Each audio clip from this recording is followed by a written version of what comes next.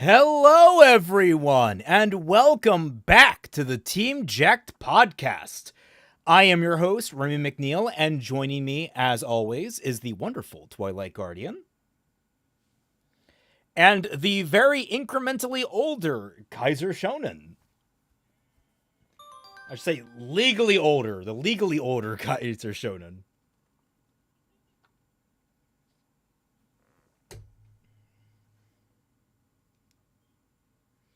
I don't mean of legal age. I mean just you are legally acknowledged to be older.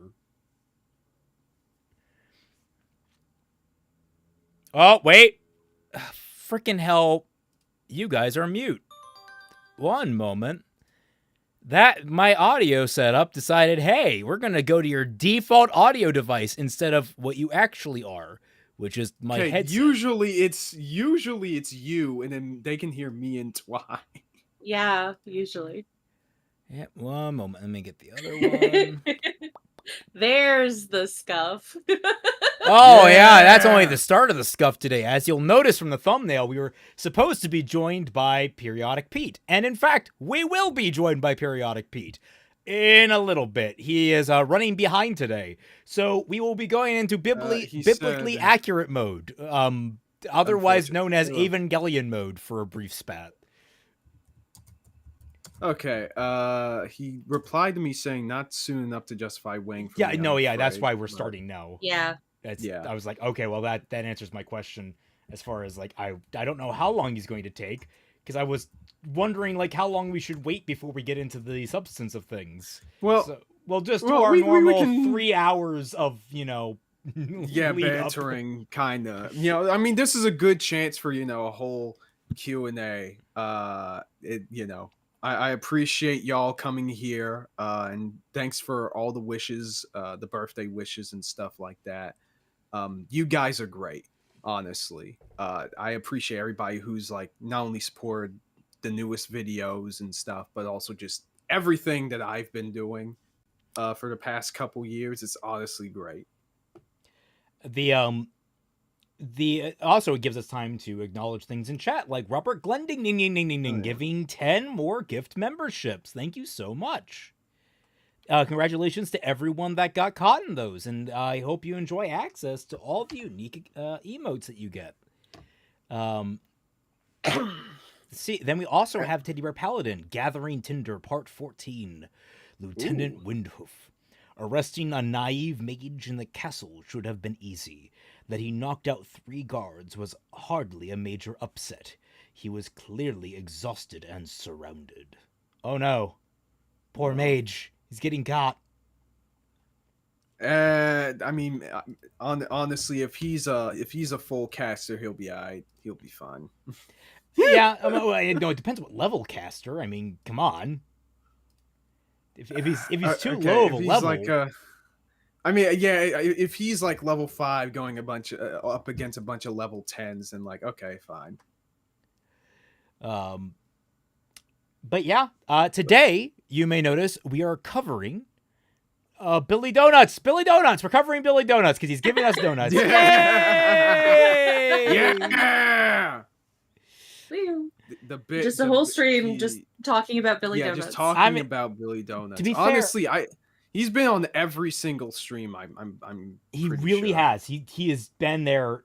I think almost since the beginning. I'm pretty sure he's been around. Literally, and this is pun completely intended. He is a day one glazer, and we love him for it. The glazed donuts. Yeah, glazed donuts. I was gonna say, I for the first time in a long while had an actual like full on donut. And it was just like just random note. I had one earlier today.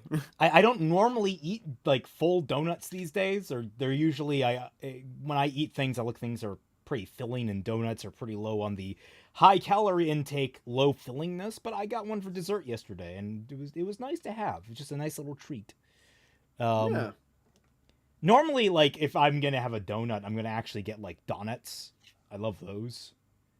Like those are nice. The mini donuts that you can get from like Hostess. Yeah. Those, I love the hell out of them, but you can just, my God, I will destroy my calorie count on them. Yeah. There was there was like one day where my family wasn't going to be in town, um, and like I was, I think they were out for like the week. My sister was away for the week as well, so I had the Mm. entire house to myself. This was obviously years ago, back when I was like, I want to say 20, 22, 23, and I just bought 2 bags of donuts, and that is literally all I ate throughout the day.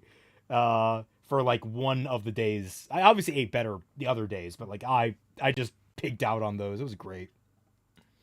Sky Oh, we Slasher got says happy Sky Slasher. birthday. Thank you so much. I really appreciate it. And everybody else who's been giving birthday wishes. Oh, Hikaru for £5. Hello, chat. A Lort stream and shiny Wochien event. Good times. That is to say, I expect cringe and potentially high BP while Lorch misses the point. Kinda, yeah. Someone suggests I Uh, should read D&D horror stories. I'm gonna look a few up while we wait for what's his face. oh yeah, I guess I can. This is a good time for me to give some background here because I've every so often I watch different D&D horror stories YouTubers, Crispy Tavern and Den of the Drake mainly. Um, Crispy Tavern is who we're gonna be discussing today because unfortunately, ladies and gentlemen, on this day of days, C Diddy has broken containment Oh no. She to has the hit point. a new fandom has been struck. Yes. Lily has hit the D&D god. So Celestial Warlock guy, I didn't catch that. Member for 3 months. That means you're awesome. awesome. Happy Assembly Day, Kaiser, and that means you've Thank entered. you so much. You're now Sparrow. You're still Sparrow Second Talon, I want to say, or you're Sparrow Second Talon. I don't know how long exactly it takes until you get to the next rank. It does get progressively longer. Right, I imagine. But you were going to explain. Sorry, I didn't mean to interrupt there. Yeah, no problem. So, Crispy Tavern is an RPG horror stories YouTuber and talks about a lot of things related in D&D. I've been watching him for the past 2 or 3 years. He's really good. He's very informative. Can be a little bit cringe sometimes, but he tends to be pretty informative, especially since he's been into playing the game and DMing for people for, I want to say, from what I remember what he says, like 5 years, 10 years, something like that. So I was surprised. Imagine my shock when I found out that even he knew about Lily. Silver-haired freak 25 says happy birthday, Kaiser, and shout out to Twy and her Millennium Mon. Excellent taste. Yeah. Hey, okay, that was before she actually got to say which one it was. So nice eye, dog. Yeah. Nameless says, maybe I'm repressing it, but why do we call Lily Lorch on occasions? I think it's like I think that's a Psy thing. I forgot the exact reason. Oh. Well, it's because it's a combination of Lily and Orchard. It's L for Lily and then Orch as in orchard. Right. Lorch. Yeah. Okay. Yay, more Lily slander. Look, it's not slander if it's right. Correct. Also, I'm gonna start coming to call her Peetbog from now on. I think that's considering her original last name was Pete. I think Peetbog is she probably smells like one. That's what I'm betting. Oh my god. And if you've ever experienced the Peetbogs of Ireland, I'll tell you, they ain't pleasant. Yeah, that's some bayou right there. Let me see if I can find some good. I'm trying to find some good short horror stories that I can just quickly throw up and talk about. Oh yeah. He's made a lot of those over the years. He tends to be, and a lot of these just tend to be really funny and ridiculous. I have these like in the background while just doing other stuff sometimes, and they're always really enjoyable to watch, because it's sometimes it's just really funny to just see what the worst of the worst has to offer when it comes to just any platform, but especially D&D. Let's see. Okay. Because DM, this is the top one on D&D horror stories, the Reddit r/. DM went mask off. This literally just happened an hour ago. For background, it's hard for me to commit to a time when most games are run, so PvP is the way I'm usually able to play. I don't know what PvP is. I guess digitally. Someone advertises a PvP game in an interesting modern day setting. I reach out to the DM and he quickly gets a group together. All 4 of us like playing together. We have fun characters and we want to do together well together as a time. Fast forward to tonight. I make a self-deprecating joke about my own character. The DM then makes his own joke at her expense. I comment that I laughed, but I would rather he not make these jokes. Then he said he jokes. That's what he does. Racist jokes, women jokes, Jew jokes, gay jokes, all the jokes. He hates everyone equally. We all try uncomfortably laughing it off until he starts going off on not being able to offend people anymore and how you should be able to be proud to be white. Yep, all 4 players left real quickly. Yeah. Like, I am all for, like, people being able to make the jokes that they want, but it's all about audience. You gotta get real comfortable people before you're making jokes like that. Exactly. Right? You like, I love making chat. Y'all understand. I love making Chris Brown jokes. But I'm not gonna pull it out on just a random person I just met. You love making Chris Brown jokes, but people keep beating you to the punch.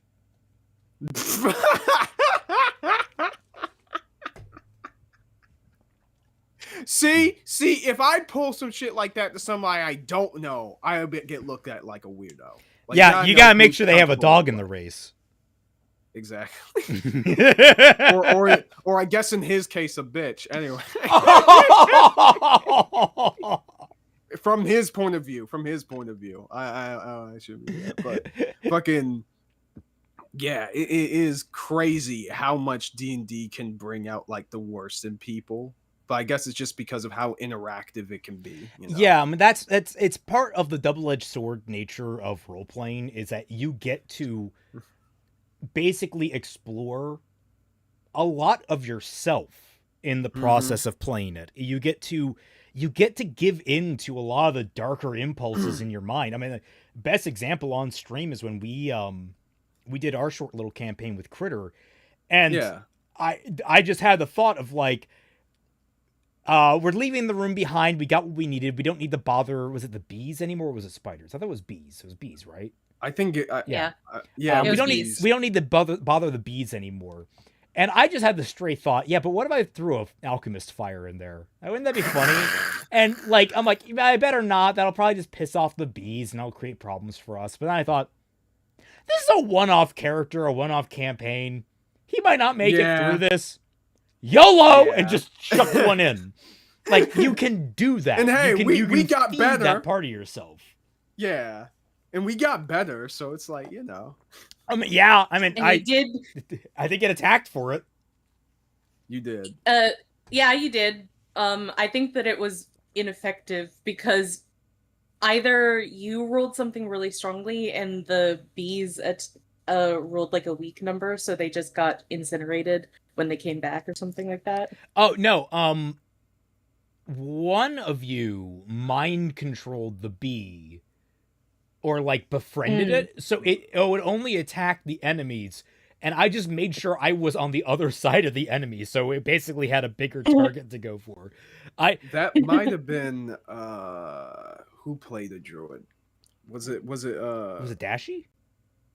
That might have been Dashi.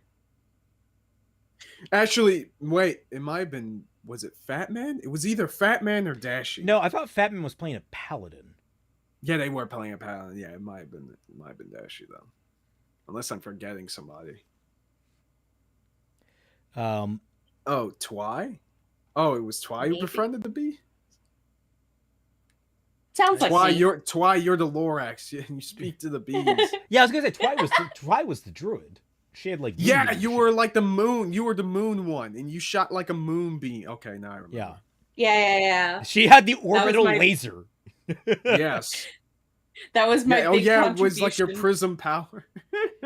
Have you ever played a warlock? Everyone plays a warlock. Everyone double dips into warlock. 'cause Actually, I Hexblade. never actually played a warlock before.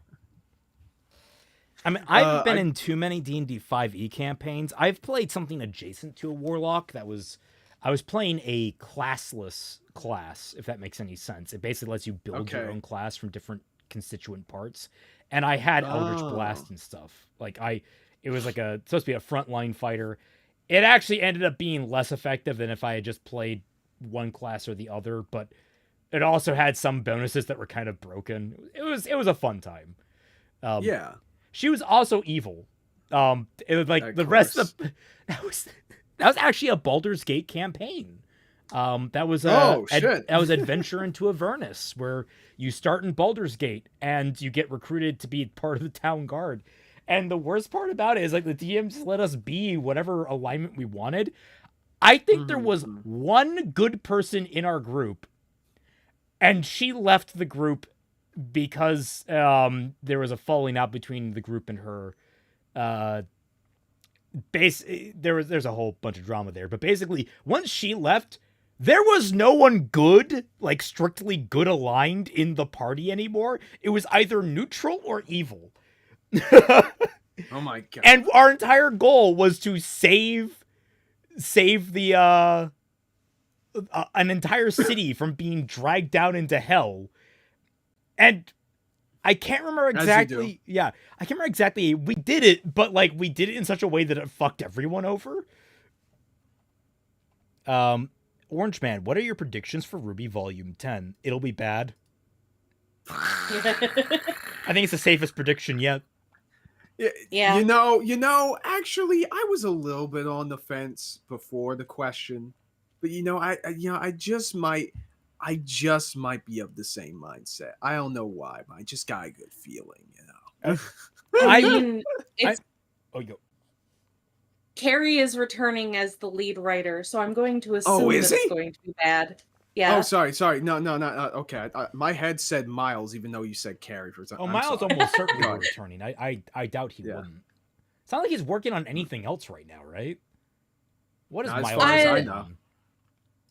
I wouldn't want to make the assumption just because we don't know for sure, but we do have like solid confirmation that Carrie is returning at least. So Let's see. and he's been the consistent one. Miles worked on a game called Slave Zero X. Oh yeah, I played that game. He was like a contributing writer for it. And then he it also bad. was a lead writer for the game Kill It With Fire 2 in 2024. And his credits have nothing for 2015 yet. So, but then again, we discovered that IMDb is not necessarily a reliable source. Isn't that right, June? 2015? Sorry, 2025.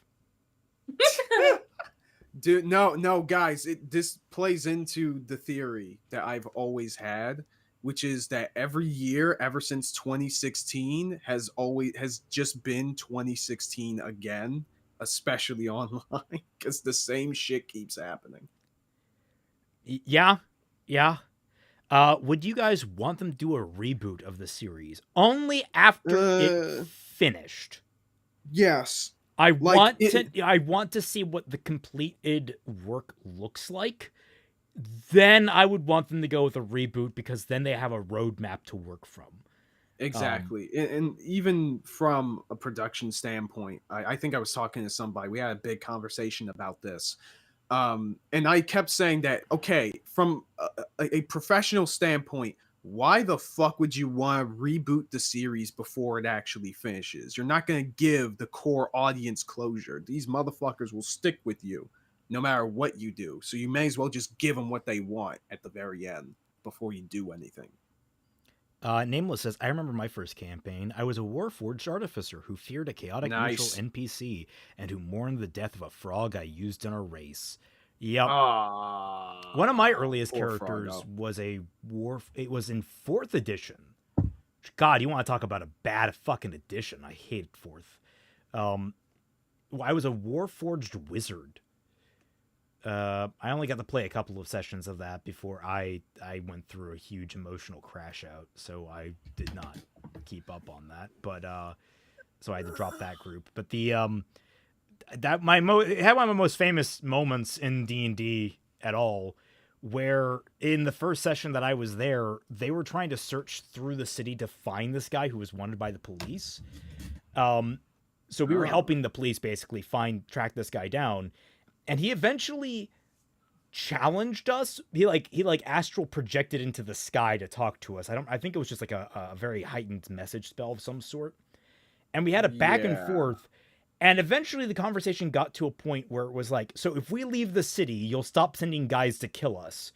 And he replied, because he had been saying this entire time that he wasn't even in town. He said, so you will leave the city. And I immediately just picked up. I'm like, so you are in the city. And he just froze. The DM froze. He didn't expect someone to be like, oh, you just psychologically your way into figuring out the villain is actually still in the city and he's trying to get you to leave. Yep. It was a really, really well-delivered moment on my part. I'm very proud of it. I wish I had that in recording. All right. Teddy Bear Paladin, Gathering Tinder, God. Part 15. Sweet. Captain Sunchaser. 3 downed guards and the kid was exhausted. Disappointing. I decided to make the fight a little more fair, starting with my mouthy lieutenant. You gonna kill your own lieutenant? Yeah, I was about to say, what? Celtic, I mean, if Viz technically owns it, that would mean that there is at least a little input on the writing, right? I don't know. I mean, it depends on like the terms that they have behind the scenes. Remember, Viz isn't a production company. They're a translation company. This is like one of the few they're a IPs distributor. They own. Exactly. So it's going to be very strange to see how this plays out. They're going to have to they're going to have to license some sort of animation company. Yeah. Kaiser, which Baldur's Gate character do you go over? I have not played the game yet. Pete bought me freaking Baldur's Gate 3 last year. Ironically, no, it wasn't for my birthday, it was for Christmas. And I haven't had the chance to play it yet. I hear good things about it, which, by the way, leads us straight into this, because when it comes to the C Diddy story, her and Baldur's Gate are intertwined with one another. Okay, they're part of the same whole, apparently. Because I believe one of her earliest accounts names or whatever she's had online was Ball Spawn, like BHALL. Yeah, Ball. It's BAHL. Ball, who is actually in the campaign I was just talking about that descended into Avernus. That was the god that my character worshipped, was Ball, the god of murder. Oh, yeah. Oh, well, since you have the R on screen, I'm just seeing it in the chat now. This was made by someone named a fan of mine named Emmy, who is from Manga Commons community and server. I don't know if she's in chat, but I really appreciate the art, Emmy. Thank you so much. It's super really cute. Precious. Yeah, it's really cute. I don't know if you have a Twitter, but if you want to give that to me or DM that to me, that'd be sweet, and I can throw that around, because artists deserve a lot more respect. Hikaru, still remember some of my first D&D game. Our quest was simple: go save the landlord's daughter in turn for beer. Solid start. Izanagi, isn't there some nonsense regarding Lily and Baldur's Gate in some gross mod? Yeah. Okay, so I didn't want to. I was gonna read. Yeah, that we might get into that. That might be in this video. I don't know. Is it? Not from what I remember. Okay, we'll touch on that shortly then. Mr. Knight, seems like every time I check you guys after a side stream, you're covering something related to Lily. Lol. Also, happy birthday, Kaiser. Thank you so much. And yeah, I don't think Sai has covered this video just yet, but it's very interesting how she is making the rounds slowly, I guess, to subsections of the internet. So the mod, right? I'm looking at chat, and yeah, that adds up. Yeah, the incest mod. I don't kink shame, but it's just like with It's Lily. every single time. Like I don't even mind if that's someone's kink and they just religiously go to it. All right, like it's the fact of what Lily has done allegedly. Yep. That like makes it worse. Like if someone keeps it in the realm of the mind, I'm typically okay with it. There's a lot of weird fucking fetishes out there. Theater of the mind is perfectly healthy and fine as long as you don't let it come out into the real world. Lily, let the voices win. Allegedly. Yeah. I have to keep saying that. You want to be safe. So that's where it becomes uncomfortable because you remember, oh yeah, this lady has done some horrible things. Yeah, allegedly. And just like no, not allegedly. We know she's done horrible things. Yeah, we know she's a bitch at the very least. And so, there's that. But like, yeah, she's so fixated on sibling relationships in games, and specifically on this one character who is related to your player character in like Baldur's Gate 2, I believe, and she modded that. So that was a whole thing. Also, she says I think she had a whole video about it. Relationships are supposed to be the norm. What? Oh, wait. Oh my god. I think she said something like that. I forgot her exact wording. I vaguely remember something like that, but I can't remember for the life of me. Twy, do you have any knowledge of that?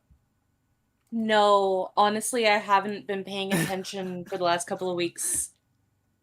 I can't date my sister. It's a 0 out of 10 game. Lily, probably. God, this just reminds me. Have you guys heard? I don't know if I've mentioned this to you, Twy. Have you guys heard about that new anime that came out that's basically just a hentai? What? So there's a new mainstream ecchi anime that just came out. Like it's like part of the summer season. It's not a dedicated hentai. It is just almost the entire premise is that on this island, like sex and copulation are entirely encouraged within the populace, and the main character, I guess if I understand this right, is against it. So he like develops an entire team of people to be like the anti-goon squad. The anti-goon squad. It's like an anti-goon squad. Is that what this is? But like, and this is not a hentai. It's not a hentai. Real? It's a mainstream ecchi anime. And it's like I've seen the opening to it, and I've seen one scene from it. It is fucking cracked. Like it is legitimately just one dick shot away from being a hentai. I don't know how to describe it any better than that. Holy shit, man. The Purity Squad? Is that what it's called? Does anyone have a name for this? Yeah, I'm like, I cannot believe that's real. I have to read the description or some shit like that. That is insane. If I remember, she believes something like when you marry someone, you become part of the family, making their siblings your siblings, making your spouse your sibling as well. That is not how that works. As transitive property does not apply in that way, Lily. If that's what she said, but even more ecchi than high school. Okay, when one of the first scenes of your anime is a fucking orgy after school ends, like it is straight up an orgy in the classroom. The class president is explaining shit to the main character, and she gets taken from behind. I cannot believe it's a mainstream anime. What the fuck? So my friend sent it to me. It's like, I cannot believe this is real. And I'm like, why is this real? Yeah, what the hell? Like, man? I just make it a hentai. Just make it a hentai. But apparently hentai production companies turned it down because it had too much plot. That's allegedly the reason why. I'm just like, what is happening?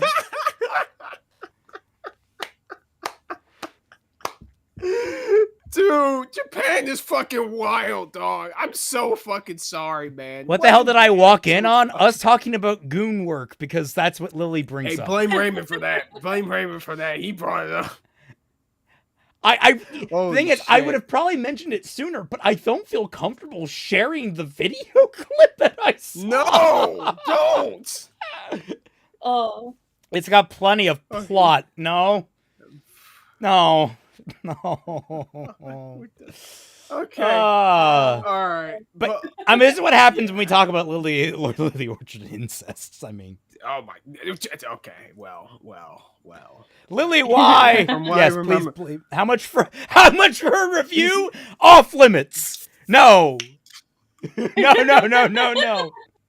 Please no. Look, I will do you guys a solid, taint my soul, and I will look up the name of this fucking thing. Oh my god. Izanagi, I think Lily also claims sibling butting heads thing is not supposed to be true. Wait. And that it should be affectionate. Oh, she made a video about that. You're right. Yeah. Tell that to Courtney. She apparently hates your guts. You guys, the most infamous genre of anime, the I can't believe it isn't hentai anime. Honestly. Let's see. Sparty, Nukitashi, the animation gets superb animation, but the Fist of the North Star remake, a well-regarded anime, gets trash animation unbelievable. Is that what it's called? Nukitashi? Nukitashi the I animation? believe so. Oh my god, I just looked up on the thing. Yeah, it's the actual name of it. So it has good anime. Oh my god. I should also mention, it's really well animated. Like the opening, if you watch the OP, it's like there's a sequence of 3 girls giving like a phantom blowjob to a silhouetted dick, and it's really uncomfortably well animated. Nameless. How many of you all know Old Man Henderson? Old Man Henderson is actually on a list for a stream all on its own. At some point, I want to do a stream of covering Old Man Henderson because he's a fun fucking story. Okay. And probably a great excuse to transition away from Nukitashi and talking about the actual video we're covering. Yeah, actually, but with the whole siblings butting heads thing, I think she made a whole video about that because she was trying to make the argument that like the trope of siblings butting heads with each other is overused in Western animation, but like no. It's either they're super affectionate or they're not. They're almost equal amounts of those examples in animation all the fucking time. So it's just another case of fucking Lily just shadowboxing a problem that doesn't exist. Yeah. So there's that. Speaking of which, let's get digging right into this because it's so funny. Okay, well, go for it. Okay, I guess I'll be hosting this time. Yeah.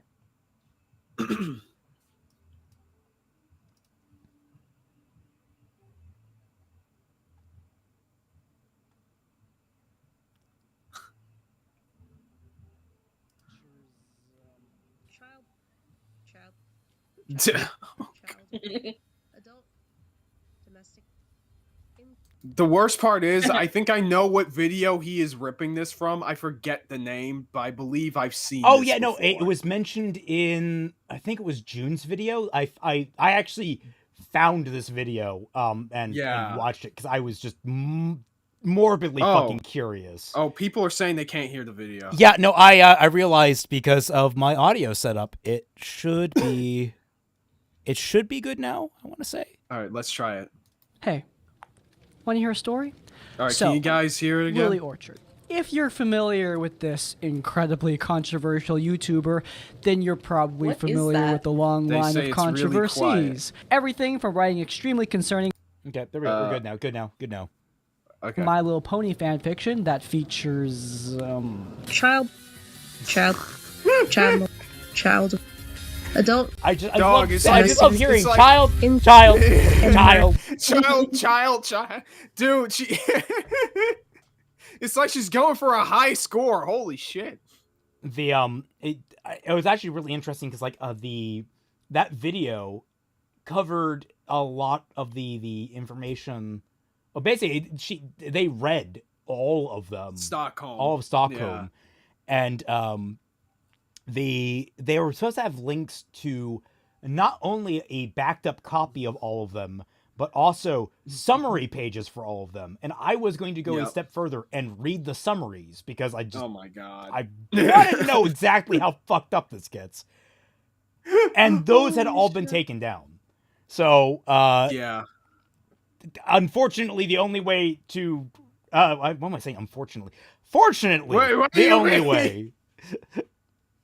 Yeah. The only way to actually experience that is just, I guess, watching this video or going through parts of June's video, I guess. EDP and Lily team up. Yeah. Lily, the crossover we didn't ask for. Lily 445. Oh, no. Get cupcakes. Makes sense. Cupcakes and pony. I mean, yeah, the guy showed up thinking he was getting cupcakes. He didn't realize it was the My Little Pony version. Yeah. See this Brony fan? These are the people we should have been after the whole time. Anyway, child, adult, domestic, and murder. Yeah, ranging from that to some very serious real-life accusations made by Lily Orchard's own sister. Accusations that are so heinous that I can't even talk about them this early in the video, or else this entire thing is going to get taken down per YouTube's content policy. Yeah. They are that bad. There are plenty of pieces on Lily Orchard's many alleged crimes already published on the platform, and I recommend you check some of those out, but that's not what we're here for. Many people have already talked about Lily Orchard being a monster. I'm going to talk about Lily Orchard being a moron. You see? Hey, just like the rest of us. Hey, Here to we be go. fair, plenty of people have covered her being a moron before, all right? Yeah, I was about to say, I feel like there were more of that coming out before all the big allegations happened. Like, my video is all about her being a moron. I barely even touched on her controversies. Yeah, me too. I do. It was so funny when me and Pete made our first video on her. It was right before all the big stuff about her and Courtney came out. So in the follow-up, part 2 of that video on Pete's channel, he literally said, yeah, we're not going to touch any of this. Oh God, HJ Fies just reminded me that they announced a live action pony movie. I'm just, oh fuck.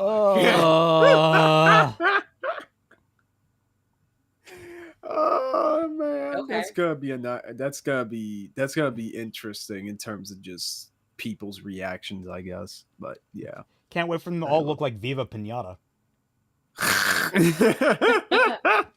I forgot about that shit. See, Lily Orchard is a YouTuber. What does she cover? Well, she covers media analysis. And she is, like CinemaSins before her, really, really terrible at it. Lily Orchard cannot even properly interpret the most simple of children's media. Yeah, like the idea of, people with unchecked mental disorders doing something wrong that affects people negatively. She apparently doesn't like that part. But, I can't believe I'm about to say this, but I feel like equating Lily and CinemaSins is just like, yeah, that's wild. Unfair. Like, okay, look, I really hate Jeremy for his writing and pretentiousness, but like, his media takes are nowhere near this bad. He ain't Lily, and he occasionally hits a nail on the head. Lily has, I think, hit exactly 2 or 3 in the time that we've covered her. CinemaSins is a better track record per video, easily. Yeah, she I mean, how bad can you get when you make a video about media literacy and prove that you don't know shit about media literacy, Shark Jumping Walrus, member for 3 months. Congratulations. Hey, congrats, buddy. Thank you so much. From Steven Universe era, she will gleefully misunderstand characters and basic plot lines because either she's an idiot or she has a weird one-sided vendetta with the creator. Someone calls Sugar a fascist because of what they saw in Steven Universe, then that is a rod she created for her own damn back. Oh my god, what's the left-wing version of a pick-me? Because it's Lily Orchard.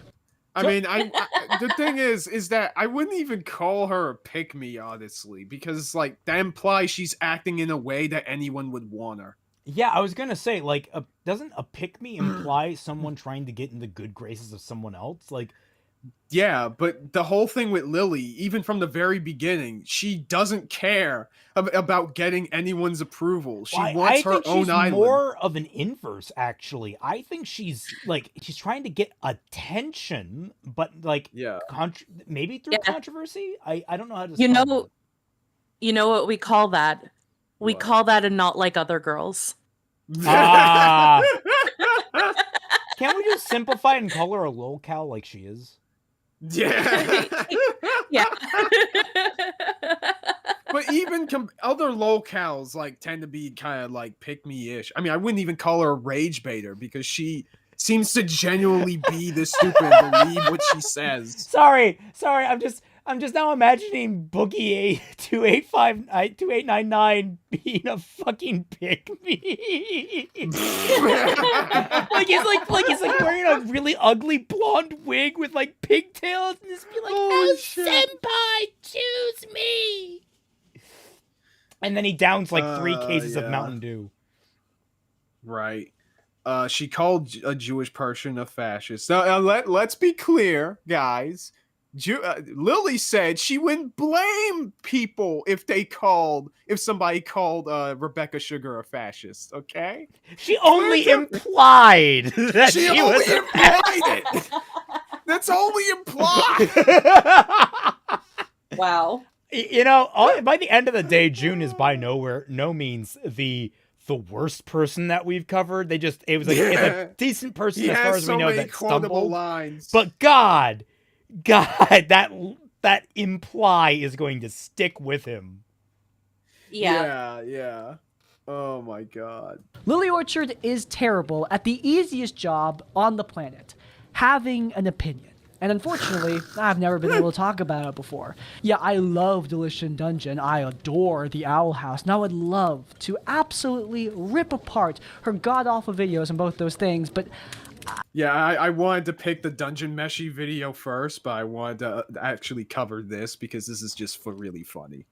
I don't cover cartoons for a living. I cover Dungeons and Dragons.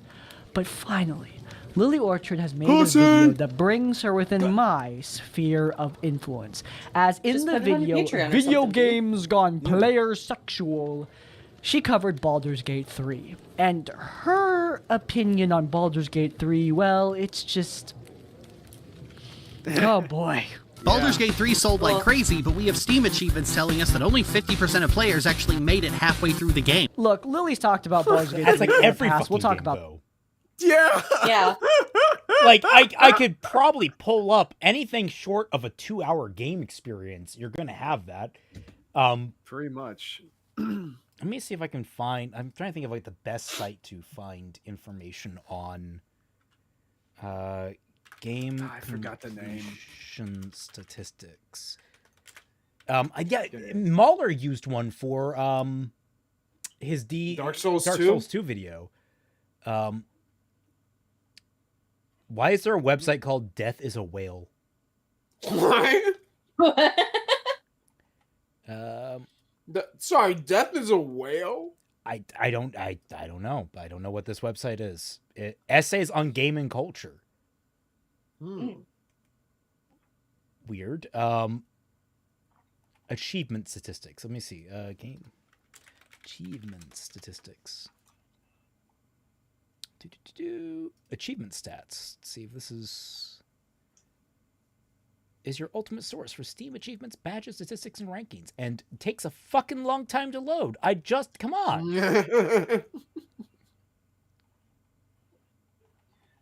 Damn. Still the loading. scuff continues, chat. Hey, this ain't on me. This is Google. Gathering Tinder, Part 16. Lieutenant Windhoof. I learned an invaluable lesson that day as my captain's hoof collided with my head. Captain Sunchaser was an asshole and threw a mean right hoof, and the site crashed. Great. Oh. Yep, all right. Well, I guess I'm not loading those up. But take it from me, from my anecdotal point of view, most people get maybe about a third into most games, unless they get super invested in it. It's unfortunate truth when a game is longer than a certain amount, people will end up dropping it. Especially in case of Baldur's Gate 3, which has so many different like plot lines and different endings. A lot of people will actually drop their first their playthrough and start a new one because they want to make different choices. Like that'll happen a lot. It's a classic bane of a lot of different things. So there's that. That a bit, but this most recent video, it is just. Oh, sorry. Oh, I was just gonna ask, are you still eating your quesadilla? Yeah. I didn't get a chance to finish it because I had to finagle some things before stream happened. So I hope you're not hearing too many eating noises. I'm sorry. Now I'm like, because I was talking about how I jokingly mispronounced quesadilla as quesadilla. Now I'm like, I want a quesadillo, and it's like it's like a quesadilla. It's a quesadilla, but it's shaped like an armadillo. like I love how you pronounced it the same. Remember how I was pronouncing the quesadillo? It's a quesadillo.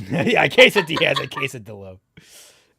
But I can you imagine that? It's like a hard shell taco that folds in on itself. It's like a soft. I kind of want to make that now in like an animated series. It'd be like it's some kind of fantasy food. Dog, CBF would cringe at us so hard right now. Why? It sounds delicious. It's like a taco bowl, but a quesadilla. True. It's an embarrassing example of somebody who barely knows what they're talking about, and I have to tear it apart for the good of my soul, guys, okay? My therapist... Oh, yeah, Lily came into your wheelhouse, Crispy, I understand. Okay, my therapist said I should do it, so, you gotta listen to her. So without further ado, we're gonna be covering Lily Orchard's takes on Baldur's Gate 3, why they're awful, how she doesn't understand BG3 or video game romances, and how this sort of misinformation spreads so far so fast, even if Lily Orchard herself doesn't exactly have the biggest viewership these days. Well, without further ado, guys, what the hell happened? And claims she knows. Oh, shit. My bad. I thought the intro was longer. I thought it was stronger. I thought it was. Before we get started, Lily Orchard has rebranded her channel to CD Call and claims she no longer goes under the name Lily Orchard and asks that people call her CD. I just call. I thought it was Cal. Fuck. Why you're the resident I just call her Lily C expert. Diddy anyway. Yeah. I just call her C Diddy anyway, so it don't even matter. Call her Lily because CD's a dumb name. I'm really sorry. But the point is that Lily Orchard did not just rebrand her channel because her name was apparently changed in real life. She rebranded her channel because of all the controversies that she's under, especially the allegations from, need I remind you, her own sister. She says this herself. But while that is the case, I will not tolerate any... I will just... I find that so baffling how transparent she was on that. It's like, yeah, my old name has a lot of fucking baggage. I'm just going to change it. And it's like, we all... nothing else but has you changed. made an Everyone announcement. still knows who you fucking are. Yeah, you still act the same. You still have the same writing style, the same voice and everything. It's the same fucking channel. Even your old videos are the same, and you call yourself Lily. What is the point in changing your name and announcing it to everybody? It was a really weird choice when I really thought about it. I'm like, that's just pointless? Yeah. So, guys, are y'all still calling Lily a rage baiter? When she's genuinely this fucking dumb? Like, you didn't even change your channel. Your channel's the same link. Everyone's still linking right to CD Cal. What are they going to do? It's like, oh, yeah, Lily Orchard up to her shenanigans again. Oh, I'll click this link. Who's this CD Cal person? Oh, wow, that must have the wrong link. I must discredit this person that posted the wrong link. No! Everyone's going to take one look at it and be like, oh, Lily changed her fucking name, I guess. Nah, listen, she thinks that everybody else's is a little object permanence as she does. That's why she did it. When dead naming Lily / CD or misgendering her, okay? We're talking about a person with 0 class. Let's try to show some class ourselves. Okay, video games gone player sexual. What is Lily trying to say in this video? Well, her point is that the player sexual... What the fuck? Was that a cougar? Duh. What was your choice of, like, I heard, like, listen, if I scroll back, listen. Class. Let's try to show some class ourselves. Okay, video games gone player sexual. What is Lily? What I is think that? It was a record scratch. I think it was a record scratch. That's not a record scratch. Doesn't like poise as if it's going to maul me. A record scratch didn't cut yo fucking corner. Freaking. Oh god damn it. Okay, the joke fell flat. I was gonna say Katie. Oh, Bauer. Katie Bauer from 24 in the Woods in season 2. I felt I was gonna do that joke and it just I fumbled it. It died in a little bit. Trying to say in this video. Well, her point is that the player sexual philosophy that some game designers have taken, it's bad. If you're unaware, this is the idea that NPC romances should be into the player character regardless of gender. They're essentially doing away with any sort of preset sexualities for their romanceable characters. Whereas games like Cyberpunk 2077 or Dragon Age Inquisition will have gender preferences for each of the romanceable characters. Lily clearly has a preference when it comes to video game romances. She wants characters to have a more defined sexuality, and she argues that this is a big reason why these older romances have depth and why newer romances lack depth, because of the lack of these defined lines. Characters will no longer say no to the player, and that means that these romancers are now more shallow. They only exist to make the player's pee-pee hard. They only exist to appeal to the horny masses. These characters lack any semblance of depth. The romances are too easy. They lack any sort of deeper intellectual storytelling. Video games as an art, they're dead now.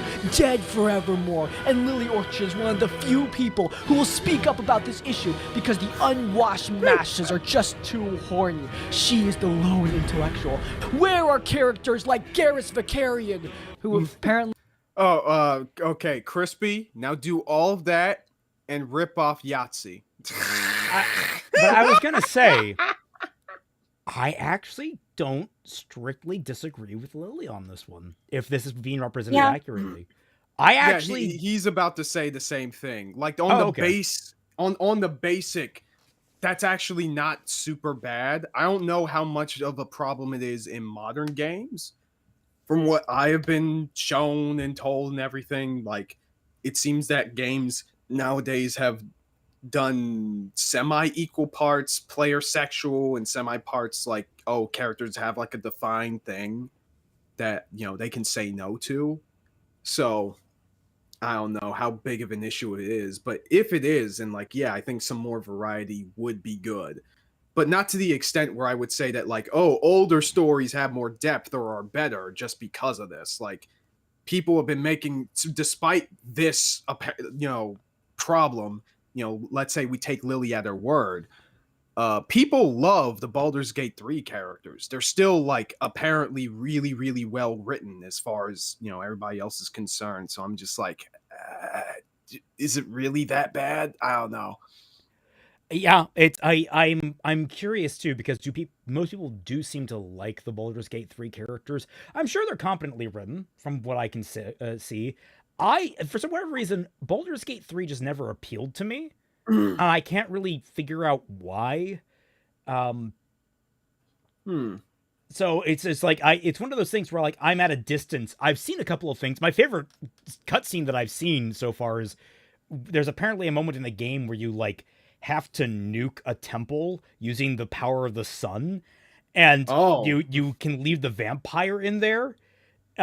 He gets like, and then you resurrect him, and you have this entire argument. He's like, "What the hell was that?" You're just like, Well, I thought you were resistant to the powers of the sun. Ah, yes. Well, you see, I think there's a small there's a small leeway gap between a light summer's day and the full concentrated power of the sun. You're just like, okay, well, next time I'll let you know. He's like, no, no, no.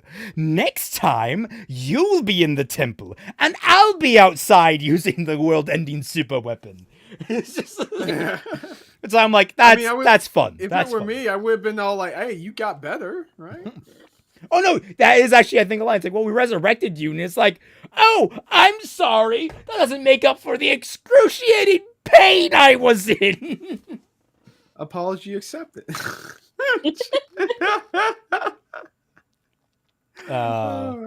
He was only good in Mass Effect because he would only have sex with women and no other reason. But where are characters like Gareth Vicari and Commander Shepard? These more deeper romances, they're lost to time forevermore. And Baldur's Gate 3, it is a symbol of this loss. Player sexual companions is one of those points where games as art actively comes into conflict with the notion of games as toys for play. It is inherently restricting and often leads to characters being weaker and less nuanced as a result of them all needing to be sexually appealing. Yeah, nothing new for Lily Orchard if you've seen any of her videos, but this is not something I actually entirely disagree with. I do think that some of her all of us are in conclusions agreement. are valid, good. but the way she goes about coming to those conclusions, it's not great. But before we get to any valid fair. things she says, I think we need to talk about all the lies that Lily Orchard / CD Call, as she's renamed her channel now, all the lies that she tells throughout her video, because guys, there's a ton of them. A minute. The Orange Man. I like my current character, a paladin frog named Blue. He slaughtered heretics in the name of his goddess. My group finds me disturbing. A good way. That's. Are you cool. sure about that? I guess. No, Amos. Not $166 down. He didn't say what it was for. Aha! I got you. Nah, okay, it's fine. Oh, Hey, shit. making fun of Lily is all well and good, but you know what's even better? Today's sponsor! Today's video is sponsored by Oh, no. Heartspell Horizon Academy. Look, I know Is this I'm a Arrow dating Ace, sim? but come on. I can fall for an I adorable guess. romance too, and this one's caught my eye. For starters, the characters that you're romancing, I mean, they are just simply gorgeous. Their designs Let me take a look at them, actually. What is I find it kind of weird that a lot of us have to specify, like, yeah, even though that we're Arrow or we're Arrow Ace or we're Ace or whatever, like, we still enjoy romance. It's like, no fucking duh. I guess.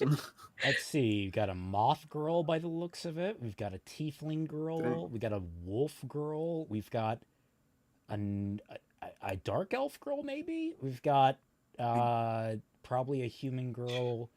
Then we've got a normal elf girl, or like a high elf girl, maybe. And then we've got maybe a. I'm trying Some kind of like weird dark elf guy, some with like horns or something. Yeah, I was going to get to the guys I don't know next. what It was they- like the. okay. I think is that like a siren or something like that? Some kind of fish girl. Yeah, I was about to say some kind of thing. An like Undine. that. That's the word I'm looking for. An Undine. Yeah, Undine. Yeah. And then for the guys, we've got. Well, we've got a dark elf dude who's a nerd. I actually don't know. The guy in the back could be like a Dragon. Yeah, like a dragonborn, like a half dragon. He could be in Pathfinder they were called, I think they're mongrels, I want to say, which are like they've got random mutations and such going on. But I don't know what. So kind he's of the lore it's edgy called. boy. He looks Yeah, edgy. yeah. The horn guy might be like not an orc. I think they might be brothers, maybe. They could be brothers. I don't know if look it like has a horn or if that's like an ornamental jewel of some sort. But yeah, anyways, skip.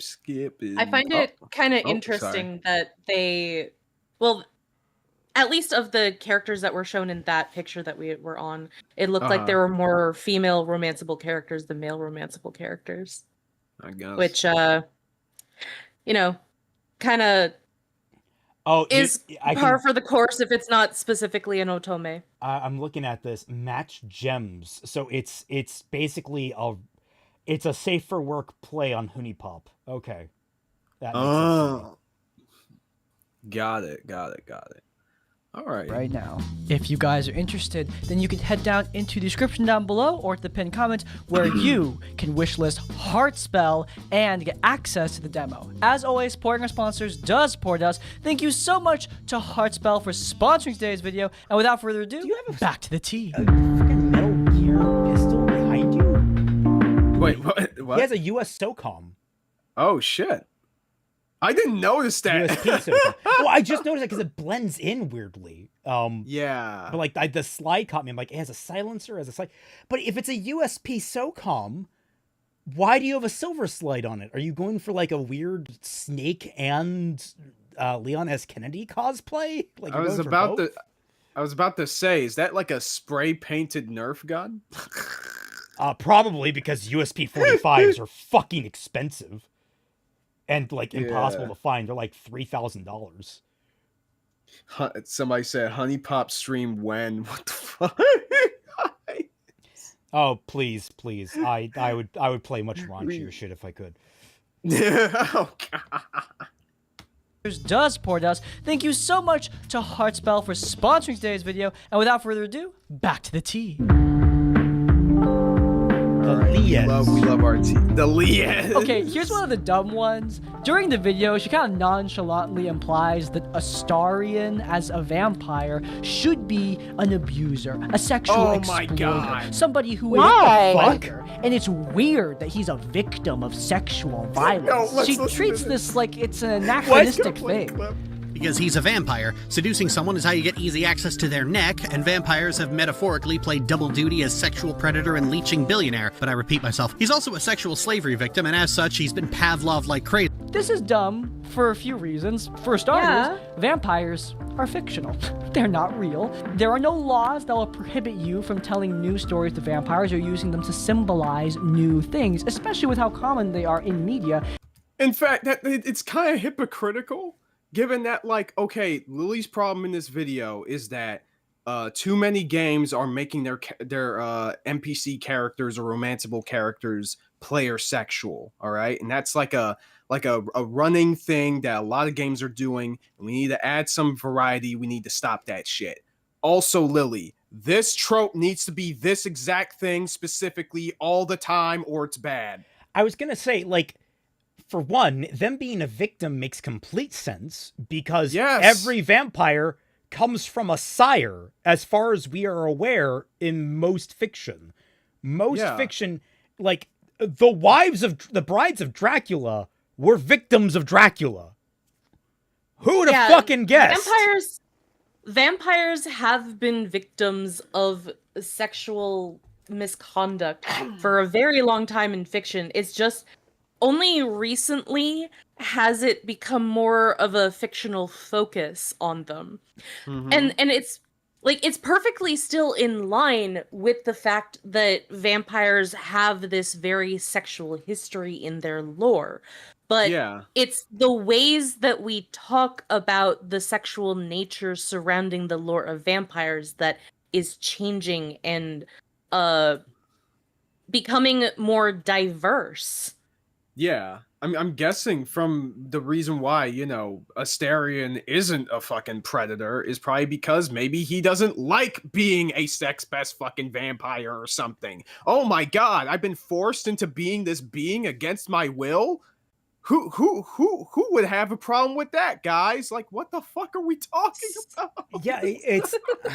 And, like, that's actually, there's an interesting dichotomy there in that, like, okay, sure, but prejudice could make it so that it's risky for you to actually go forward with a romance with someone you know is a vampire. There's a good example of this in Mass Effect 2, where if you... Oh, what was her name? A vampire? Well, no. What the fuck? Well, no, there's a... Oh, I am blanking on everything lore-wise. Asari. There's an Asari character who is the daughter of the Justicar you recruit. And you have the choice at one point in her storyline campaign between choosing either the mother or the daughter to survive. And if you want to go renegade, you choose the daughter to survive. The reason why the daughter's a bad choice is that's that what they're saying. she is a vampire. She's effectively an emotional vampire. She takes all the like just compulsively. She can't control it. And the hilarious thing about it is if you try to initiate a romance route with her, like you can with her mother, if you try to actually you can't with her mother. I forgot about that. You can't until the third game. If you try to initiate a romance with her, you die. You get a game over. You have sex and die because she just can't control it. She compulsively kills the people she sleeps with. It's a thing that she can't stop. And whether or not she did it intentionally to you is a big fucking question mark. And it's a really interesting, complicated situation. I kind of dig it. I never choose her, so I had to learn about it after a couple of playthroughs. But all the same, that's an interesting story. Yeah, sounds like. And it's the idea that she was a victim was a huge element of whether or not you choose her over her mother, who might have been an overbearing, overprotective, or even demanding element in her life. You could see her being an abusive, like it's a situation where once you know the truth of it, it's very gray on who's really the good guy in the circumstance. Yes. Although I have to admit, she is she's much more at peace with her her circumstances than like you think that she's turning over a new leaf, and whether or not she's changed once she joins you is a big question mark. And I would probably hazard on saying she hasn't, and she's just going to go kill more people. Maybe. Let's see. Teddy Bear Paladin says, Gathering Tinder Part 17. Ari the Fourth, I was born between relieved and horrified when Captain Sunchaser started knocking out the guards. The savage grin he flashed to the dorky mage flipped me firmly to horrified. Oh my god, what the fuck, dude? He turned Sunchaser into a fucking demon. Holy shit. Hikaru, apparently vampires or vampires have to count things. Got a vampire chasing you? Throw a bag of rice down and have them count each grain of rice. Yes. This also applies to leprechauns. What? Yes, leprechauns also. Well, I guess that kind of makes sense. Because there is a reason for it. I can't remember. Like, there's like actually even deeper lore to that part of their lore. But yeah, this take from Lily about like fantasy vampires and werewolves having to be a thing. This isn't the first time she said this. I remember very distinctly she said this in like another video, and it's just as stupid now as it is back then. Yep.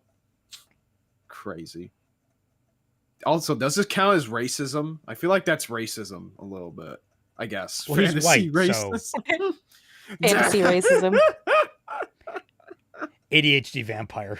Kaiser, have you watched Batman vs. Dracula? That was a great movie. I love that movie.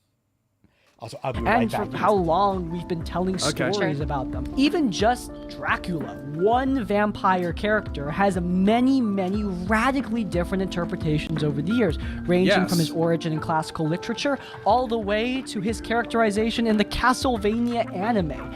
Every single interpretation is different, but authors do their own thing with these characters and these archetypes. Vampires can be used to represent queerness. They can be used to represent grief, or oh man, Lily hates that too.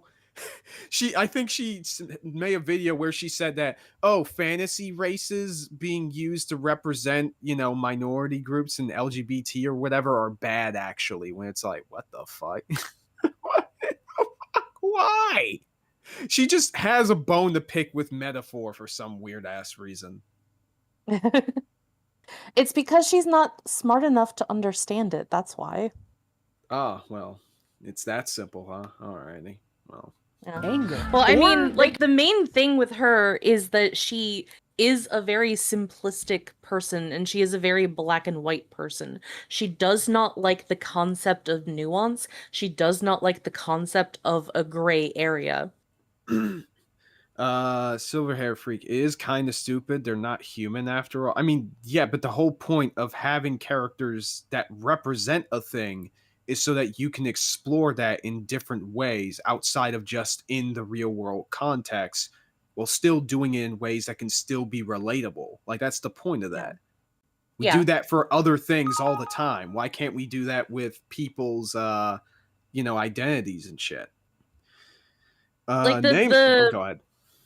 The thing with a lot of these characters is that even if they are like fictional creatures or inanimate objects that have sentience and stuff like that, they are still meant to be represented at the end of the day as human.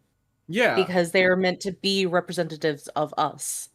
Yeah, as long as you're still like, treating them with respect and like focusing on them in a way that makes the story better, who gives a shit? Nameless for $2. Lily would really hate Metaphor ReFantasio. I saw a whole walkthrough of that game. That game's story is actually pretty damn good. I know nothing. Shame, it's a great game. Yeah, dude. I was gonna say, because I'm just so Ava pilled right now. God, can you imagine Lily watching Evangelion? She would freaking cry in the corner. Oh my God. I would pay to be in the fucking room with her for that. And I would never pay to be in a room with, I would never be in a room with Lily without that being the truth. Yugox, to be fair, extra credits had pretty stupid takes on orcs definitely representing black people directly. Oh, no, don't. That's on the list. That is on the list to cover. That's a classic brain rot video. Classic brain rot. Oh my fucking God. It's so terrible. Can be used to represent rich predators. They can be used to represent many things. Lily acting like there's some hard rule that prevents Astarion from being a victim is ridiculous. Nah, it's in the Bible. It's just... Sorry. Oh my God, it's so bad. We'll talk more about her personal hatred towards Astarion later, but just know that... Oh my God, she made this... Mr. Knight says, Lily murdered a bunch of innocent infected by werewolves in DA because they were human, so she saw them as part of the system that enslaved elves. Wait, what? It's like, oh, thank God, you killed all of the werewolves and saved our village. They were werewolves? Yeah, what? Ed Savinsky, has she ever seen The Little Vampire? It came out in the 2000s. We were the age range to have seen it. I probably not. No, I don't think I've seen that. I actually have something opened on the side. Should I watch Evangelion for the first time right now? No, give it its due time. Yeah, give it its due time. If you gotta be in a particular mood in order to get into that series. Well, Anthony did offer her $200 to watch Ava. Wait, didn't he only offered like $75 to talk to her on stream about like Pokemon or whatever? I thought that was the only thing. I would love, I think she would have an aneurysm when she gets to the racing. Dude, it revolutionary girl Utena made her lose her shit. Oh my fucking God. This would absolutely make her if she were to watch our recommendation of Evangelion, Eureka 7, and then Rebuilds, it would just, she would, I don't know, would that cure her or make her worse? No, that would absolutely make her worse. Yeah. I think that she would have a breakdown, to be honest with you. I don't know if she could handle it. Oh my God, Lily Orchard doing instrumentality. Dude, Jesus Christ. I don't want any of that near me. Fuck, near my freaking brain. Jesus. But dude, imagine her being all like, oh, the series was fun and cheerful in the first half, but it got so dark and brooding and bad in the second. That's exactly what she would fucking say. I don't think she would, because quite frankly, it doesn't get cheerful until Asuka shows up. And even then, that lasts all of what, 6 episodes? Dude, she would love Asuka as a character, but hate the fact of what ends up happening to her. Oh no! I think she would hate Asuka. No, yeah, I think that she would hate Asuka because she does not like strongly personalitied female characters, especially not ones that are kind of violent. She's kind of half and half. It just depends. Dude, Lily takes her so bad. We have no idea where the wind blows. I know. I think the only thing for sure is that she would hate Asuka. The reason why is what we're up in the air about. Yeah. I feel like it would probably change because Asuka has so many facets playing around her that she would have to try and take one angle at a time, and she would hate all of them. I guess. Oh, I hate that she's strong-willed. Oh, I hate that she has mommy issues. Oh, I hate that she has self-deleting ideology. Oh, I hate that she gets, absolutely walloped in places. I hate this. I hate that she would go all over the place. Yeah, I hate that she is into a grown man or whatever. She would go in so many different directions. Again, we there's no telling what she would do. Oh my god, she would probably like. I hate that she's a character. Lily, yes. Yeah, exactly. she might like say the show villainizes her mental health or some shit like that. I don't fucking know. Anything is possible. I would say I want to see it because it would be an amazing case study in trying to understand Lily's brain. Honestly, we would be crawling inside a fucking Casper and cutting open the fucking brain plate to try and figure out what makes her work. Lily would 100% trauma dump and project onto Asuka, but the question is, would she trauma dump and project to the point of hating her or liking her? Again, it's just up in the air from just my experience with her. It's crazy. What would get me, actually, what I predict is that she will actually get the messages of what the story is trying to say. But say it's bad anyway. No, and she would get them.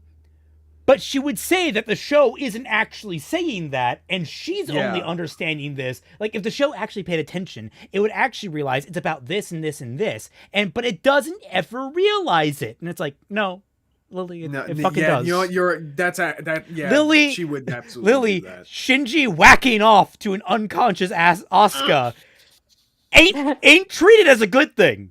It ain't treated as if it were a good thing. Everyone realizes that's supposed to be a bad thing. I was fucking drinking.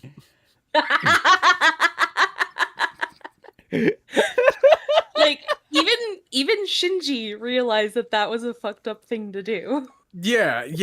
I mean, yeah, he literally says he got that post-nut clarity. Oh my god. But like, it's honestly, I think I gotten a friend into the show because he always heard about that scene, and I think I explained why that scene actually works within context, and it made him interested in watching the show more, because it's like this is the point, this is literally Shinji's lowest point, and everything just crashing down on him. How did I forget about that scene? I forgot how early that scene was. That's like one of the very first things you see in End of Halo. In the movie, yeah. Yeah. After learning about like all the things that had, like, apparently they were under strict rules. Like, the reason why Toji lives apparently is the not the producer, the TV channel. The channel said you can't kill kids. Can't kill the kids. Which is why the whole Clone Ray thing is. It's why the Clone Ray thing was a great step around. It's why Kaworu dying was a step around, because he's an angel, he's not human.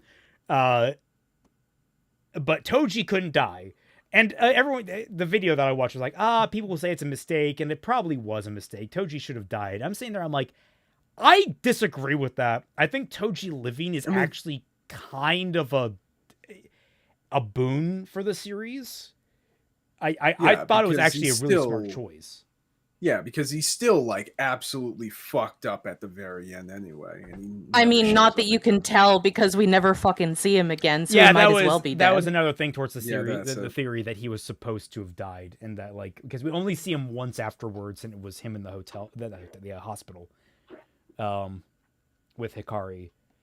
Yeah. Which we never see her again either. It was one of those things that, like, we're told apparently everyone's been evacuated, but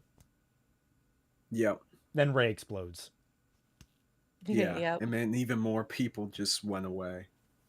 Spoilers for Ava, I guess, but go watch it. Yeah, spoilers for a 30-year-old anime at this rate? I think so. Who cares? I've never watched it until last month. So, like, anyone like I don't understand why people always specify how old the show is, as though just because it's been around for a while, that means that everyone and their mother has automatically seen it.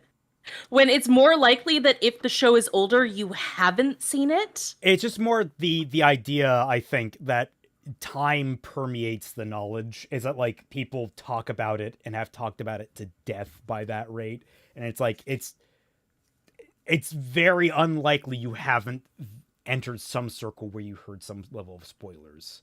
It's like How much had you heard about Eureka 7 until you met me? I knew there were surfboards. That was it. Kaiser, your screen just went black. Oh, did it? Oh, you're back. Is it? Oh, I think I think it's because my my laptop just went sleep mode briefly, I guess. Anyway. Every time I watch Neon Genesis, I watch Gurren Lagann right after it to fix my mood. I guess so. I mean, yeah, We they're sort of go ahead. We didn't actually have that much of a bad mood when we were watching it, because we found a bunch of the episodes and all of the dramatic like horrible things that were going on like ridiculously silly. Yeah. Yeah. I guess your mileage may vary. I was gonna say there's a lot of melodrama, like it which like it's good. I actually think it's pretty well written, but it can be silly. It can seem silly a lot of times. Yeah. Anyway, but it's always interesting what tricks they do in order to just have it be as good and well directed as it is. It gets worse than this. Beyond that, she also lies about the characters and their... I was going to pause it for that. Gathering Tinder, part 18. Flame Mage Morgan. Fighting a battle-lusting unicorn was not my hope for evening. It was almost fun if it wasn't certain he was trying to crush my head before the queen could lop it off. Oh, Jesus. It's getting messy. Yeah. Relevance in Baldur's Gate 3. She argues that all the characters in Baldur's Gate, they're all interchangeable. Companions listed as origin companions all have effectively the same story, so that they can be slotted in and out of cutscenes at will. Oh my god, they all have the same story. If you think Gale Decarius and Lae'zel have the exact same, identical storyline, then I really don't know what to tell you. You played the wrong frickin' game. To say that these characters are also interchangeable in cutscenes is silly. She is making sort of a valid point. It's true that you can use any character in any quest. You can take whoever you want. The game does not restrict you and force you to take certain characters with you along certain quest lines. Okay. However, if you, for example, don't take Shadowheart down to the Shadowfell with you to meet the Night Song and meet Shadowheart's destiny, she will leave the frickin' party. Astarion will be pissed at you if you fight Cazador, his vampiric master, without him. Lae'zel will demand that she go to the Githyanki stronghold with you because a big part of her story takes place in that stronghold. Right. Gale cannot talk to Mistra if Gale is not in the party. Saying that the character's presence is completely irrelevant is just a downright lie. You do need to have certain characters for certain cutscenes, and while not every character is required for their quest line, if you don't take characters on their quest line, I feel like you're definitely missing out on some really, really fun content throughout the... Which makes me think about how much she's willing to lie about Kingdom Hearts. Yeah. Yeah. Ugox, I only saw some of NGE on TV back in my teens and never picked it up because prefer fantasy over sci-fi. Plus, I remember hating what I've seen of Shinji. Trust me, Ugox, go back, give it a try. It's actually, I think someone put it like, it's secretly a fantasy story dressed up as a sci-fi. It has a lot of like, it's much more about it's much less about the technology and much more about like things beyond our comprehension, much more about like angels and shit. Also, hey Pete. Hey Pete. Hello. Hello. The orange writing idea. I saw the face of God. Fill in the rest. Try going for dread and hopeful. Redo of Healer Fund will be reached before October. That's scary. I saw the face of God. That's an interesting line start for for a story. What where? God, where would I go with it? My brain immediately went, I saw the face of God and he was a chihuahua, and I was like, why?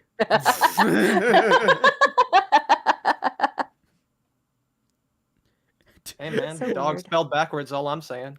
And it was Exactly. Shad's wife's face. That'd be great. I saw the it face was of God, Shad's- and I asked, Toby, what the fuck are you doing here? Get back to making Deltarune Part 5. Holy shit. I got my Rahi tuber set. I don't know if you need a second for that. Yeah, Sorry. I'll need a second. All right, biblically Hey, accurate good, time, good. everyone. Yeah, I apologize. I'm very sorry. Nah, it's fine. I listen. All right, we can't shoot your job for you, but we can pretend that we are. I can't shoot your job! But I'm trying to We think of can like... try. Not with that. I energy. saw- You can't I shoot saw your the job, but I can shoot your job for you, Mr. Pete. I saw the face of I thought- God and he shot my job. There you go. I can't shoot your job, but I can shoot you. You'll be out of your misery soon. Let's see. I saw a face of God. They were all holding. They were holding all those I love most dearly. It made me smile. Okay. I remember in the video she talked about Kingdom Hearts and said that only like 3 games were necessary to play to understand the story and others weren't. Yeah, that was stupid. Oh, No, God, that's no! stupid. Yeah, no, she actually said that. She Okay. said that because Kingdom Hearts 3 had the thing that basically summarizes all the previous games, you only just needed to play the number ones. Yeah. Look, man, That's like, an actual take. What? It's meant to catch you up if you haven't played any of the other games, but it doesn't mean that you're going to comprehend emotionally what has been going on, because the thing about Kingdom Hearts is that it heavily relies on your emotional investment in the story of the characters. You're Yes. going to technically understand what is going on, but you're not going to have any other context from that. And you could even Yeah. get that with just the first 3 games, because I played Kingdom Hearts out of order. The first game that I played was Kingdom Hearts 2. Yeah, the prologue of the game gave you all of this context for what happened in the previous 2 games. Guess what? I still didn't fully comprehend it until I played Kingdom Hearts 1 and Chain of Memories. I was about to say, literally, me and my brother, back in the day, played partway into Kingdom Hearts 1. We couldn't finish it because the game disc was scratched. Then we played Kingdom Hearts 2 together because, like, oh, these are just number tiles. We can immediately get you the second game. And then we played the first part of the game, and we had no idea what the fuck was going on. And we had no investment in regards to, like, why did Sora lose his memories? What the hell? Who the hell is this nominate chick? What the hell is all this? There's a skit like that. If anyone's ever heard of a YouTuber called Some Calling Me Johnny, he did a skit like that. That guy is Yeah. so fucking funny. At the beginning of his, it was either his Kingdom Hearts 2 review or his Chain of Memories review. He was doing like a flashback with his friend Ross, who keeps complaining about John, who's this guy? And like he keeps having to explain Chain of Memories, Ross. It was all explained in Chain of Memories. Fuck anime. No, Yeah, but like, so- okay, but it's just so stupid, because that's like the equivalent of saying, oh, I watched the opening monologue of Peter Jackson's Lord of the Rings, so I know everything about the Hobbit. There you go. It's like, but no, actually. Nah. she is actually that feckless, which this is the same chick who's all like, oh, I love Kingdom Hearts because it's so fun and it's so passionate and all this other shit, but like you're actively cutting the fun by not being willing to like play or understand the other games or get invested in Like, them. I can It's understand crazy. being like, the games do a decent enough job of getting you set up for the main story that you're going to be following in this game that you're playing. But if you But she's really asking want them to to be understand, you've got to play other games or at least get caught up on them somehow. Like, Yeah. it's like any other game. Like, God, there were people that were talking about like Halo and how they thought, oh, Halo 4 and Halo 5 introduced the idea of how AIs could introduce, like, they could form themselves in their universe that, like, depending on their own personalities, they took their own chosen form. So some of them were like aviators and such. It was I think it was Rags on EFAP recently talked about this, and I'm like, I'm sitting here as a super fan or an old super fan of Halo. I've fallen out of favor with it, it's fallen out of favor with me. But like, I'm like, no, it was introduced in the first fucking novel. This happened all the way before the first game even launched, Drags. Like, this is old lore. Fringy, you're another super fan. Correct him. It's like, no, it's like, I've read the old lore. I was there when it was written. I talked to the old Bungie webmaster. The man that wore a gorilla suit and a cowboy hat into the office. There when they were written. Yeah. That's apparently true, by the way. It's guy that wore a cowboy hat and a gorilla suit to the office. That's their old Holy webmaster shit. at Bungie. We have lost old game company culture, man. It sucks. Yeah. Yeah. Baldur's Gate 3 offers you the choice of not caring about the story, of taking whoever you want. Oh, sorry, Pete. Have you been able to understand what's happening in the video so far? I'm sorry. I have not been paying attention because I've been too busy. I won't go like too Okay. into it, but no, I've not been watching the video up until now. I How just dare you. figured So yeah, how fucking dare you? But joke it. All right, quickly I'm going catch in you- raw. The Orange Yeah. Man for $5. It was silence among the stars, complete emptiness. I felt terrified. Reaching out in plea, I felt his face. Warm and comfort. I know why he is God. That's very pretty. Yeah. Hmm. But And then you anyway, start Lily's- instrumentality, which you probably shouldn't have touched his face, man. Thank you for that. Yeah, probably not. But yeah, Lily's just being really stupid about Baldur's Gate 3. She said all the characters in the game are interchangeable, apparently, and their stories are interchangeable.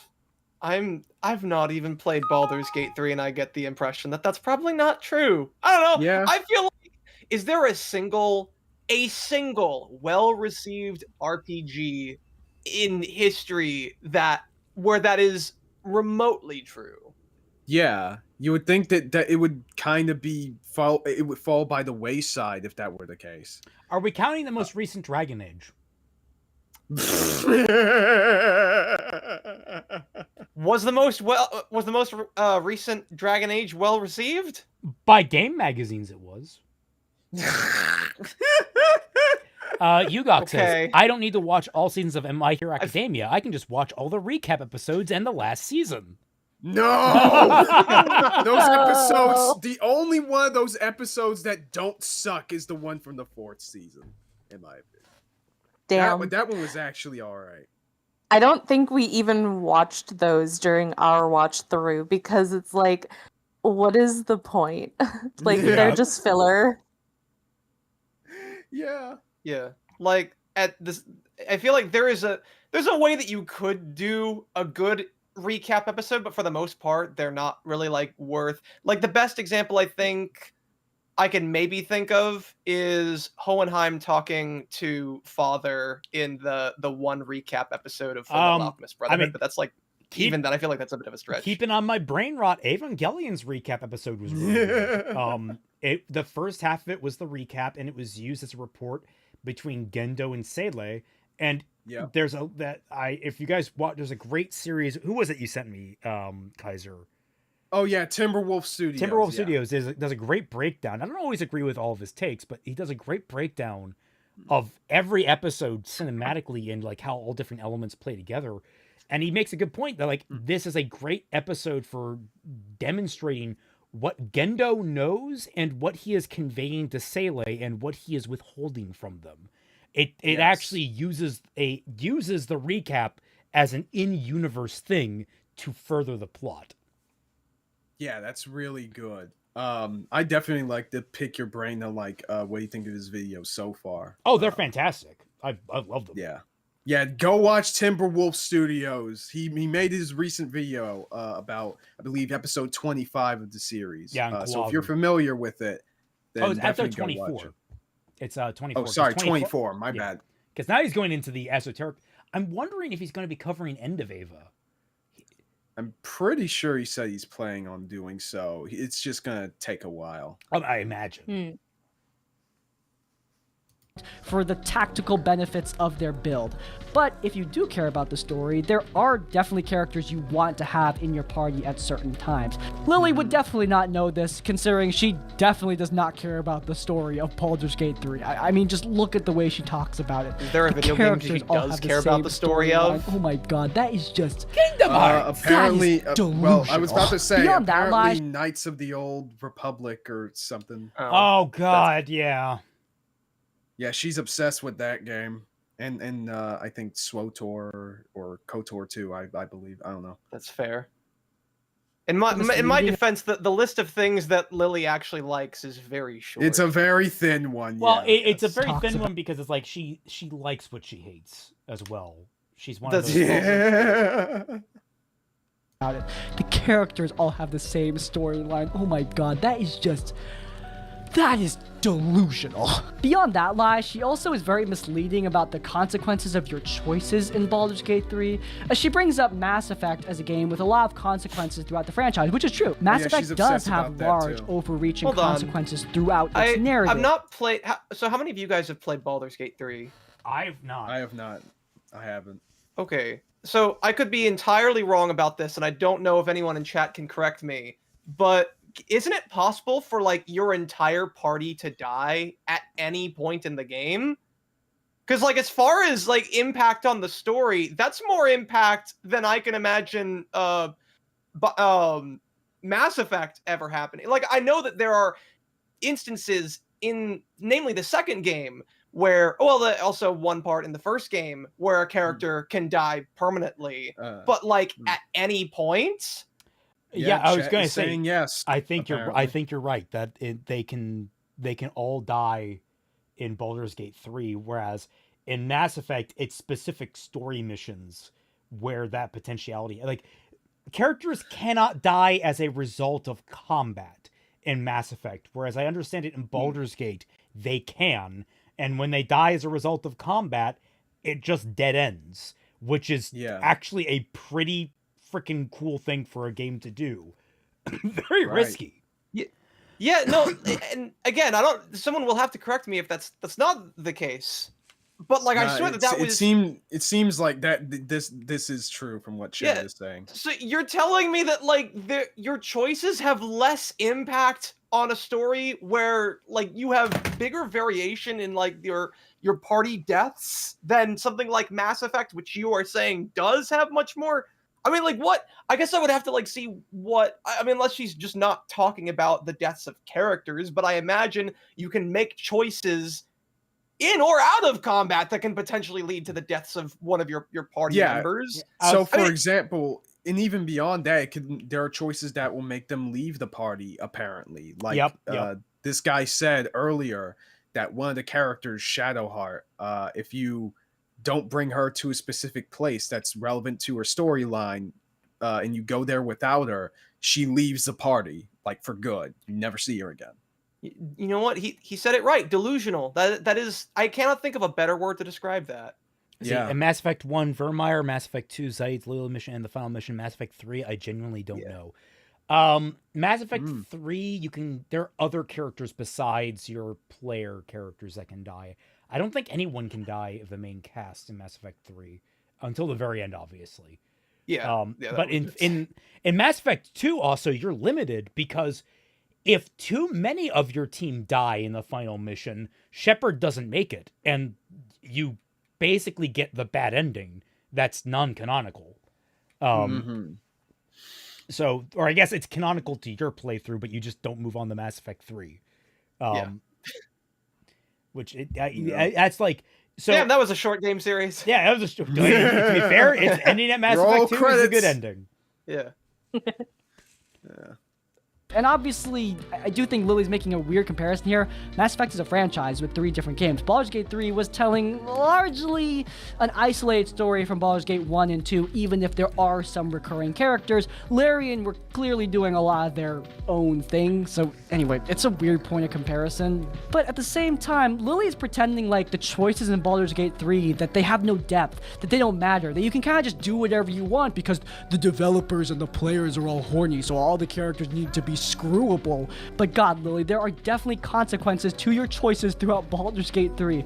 There are great videos that go over the BG3 point system, how certain actions will push certain characters to make decisions by default. Shadowheart in the Shadowfell, for example. We brought this up earlier, but during Act 2, you bring Shadowheart to meet an angel character named the Night Song, and her choice in that moment, it depends on what you've done with her throughout the game. She accumulates certain points that push her into making either the right choice of sparing Dame Aelin the Night Song, or making the wrong choice of stabbing her in the gut.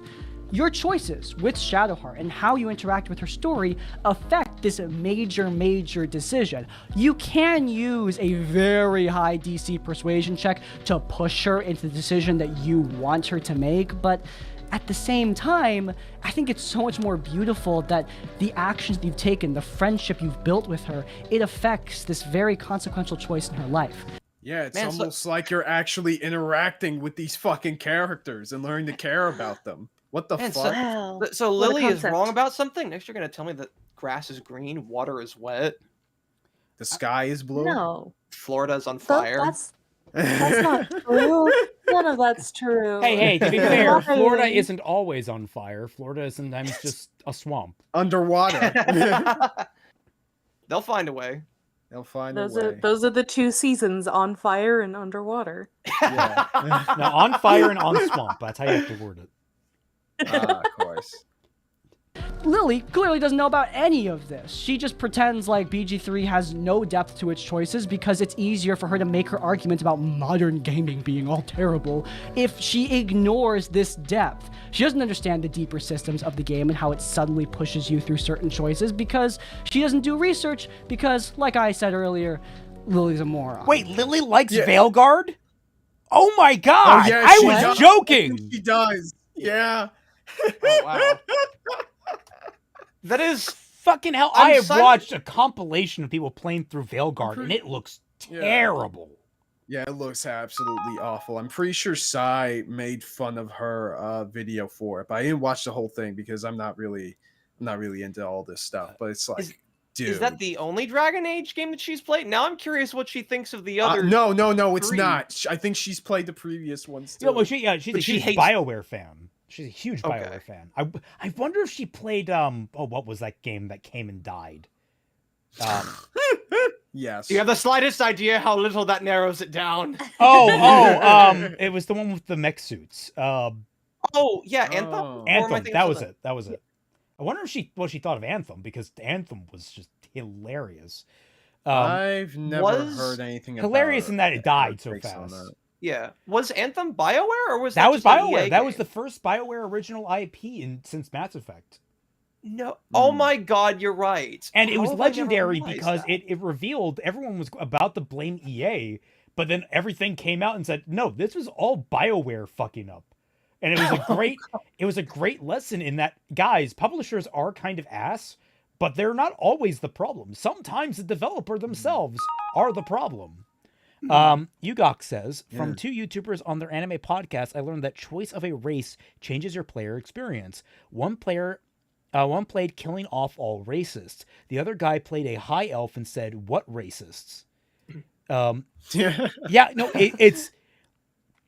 That's actually true. Like that's another thing I admire about it, is they went the extra mile, that your character choices about, like, when you you're not just a fucking lip service to that in Skyrim, where you choose a race and like people will treat you slightly differently in dialogue, but then like otherwise nothing changes. No. What do you want, milk drinker? Then immediately 1 sentence later, oh yeah, well, welcome to my inn. It's like that kind of bullshit. No, it actually treats, as I understand it, it actually treats you differently. That's if you guys want a recommendation, Pathfinder Kingmaker and Pathfinder Wrath of the Righteous, both available on Steam. Excellent games. They're very much along the lines of what I've seen from Baldur's Gate 3. They're a little bit more like a traditional isometric RPG, but like it very much accounts for a lot of that kind of stuff. Okay. Izanagi, I think she played Dragon Age to spite Sai. Either way, Lorch was an idiot. Why are you using Apparently. past tense? Yeah, why she is. I'm reminded of that scene because I rewatched Justice League Unlimited recently. Shit. Like it's that scene where the Question is confronting Luthor when he's about to like kill him to make sure Superman doesn't destroy the world, and he says, "In all things, in all reality, everything is fundamental to their existence. A is A, and no matter which reality." Lily Orchard is Lily Orchard. No. It's no matter what universe, Lily Orchard is a moron. Yeah. If you want to support Owlcat games, just go with Wrath of the Righteous, as they don't own Kingmaker anymore. Oh, they don't, do they? Oh, that's a shame. Why don't they own? I'll have to look into that now. But yeah, support Wrath of the Righteous. It is the better game ultimately because Kingmaker had a few issues that they fixed in Wrath of the Righteous. Like Kingmaker didn't have turn-based combat for a very long time, and they had to patch it in, and it's very janky. Wrath of the Righteous comes with turn-based combat right out the gate, and it's my favorite way to play it. I don't like the weird pause real-time combat that a lot of games wanted to go with in the RPG space. It feels like a weird MMO system. I think Kingmaker had a better story. Hard disagree. Wrath of the Righteous is way more interesting. Kingmaker is sorry, go for it. It's all right. Now, the big lie she says in Here her we go. video, and this drives a lot of her argument, is around romances. She's arguing that romances don't have any depth, that the characters can't say no, that they can't deny your advances, and that romances in BG3, they're easy because if they there's exist anyone to make who's an you arbiter horny. of good romance and writing, it's Lily Orchard. If there's an arbiter of anyone in consent, it's Lily Orchard. To say, dude. I wasn't sure if I wanted to. I was but no, I was you, gonna. You did it for me. I was gonna rip that Band-Aid off if you were. Holy shit. Oh, man. And for no other reason. And the game makes it so that the only way to lock off their romance is to kill them or side against the Druid Enclave in the first act. If you're a Dark Urge, you could permanently lock off your romance with Minthara by resisting Baal's influence, because Minthara chases power to her own detriment. But players cried about the very idea of consequences, so it was removed. That's it. Kill them, become a straight-up villain, or take a decision the party's resident dumbfuck disagrees with before a patch taking it out. Bro, calling Minthara dumb is crazy. She's evil, but she says some of the smartest things in the game. Oh, stupid. And look, you can have the opinion that the romances are just horny and nothing else if you want to, I guess. Oh, but saying Aaron it's the Historian only wasn't way for able you to to romance Shadowheart and even accidentally caused her to leave the party because he fucked up romancing her that bad. Oh, wow. Oh.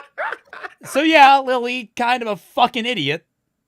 Yeah. Was he also the one who accidentally got his entire party to leave, or most of his party to leave, or am I thinking of someone else? I say Lily Orchard, the master of writing romances between traumatized lesbians who are probably siblings. That's just autobiographical. Well, Yeah. dude, it's so funny because she made another fic where it's all like, I think they're like adopted siblings get together. Oh God. Oh, yeah, I'm pretty sure that's part of whatchamacallit, Stockholm.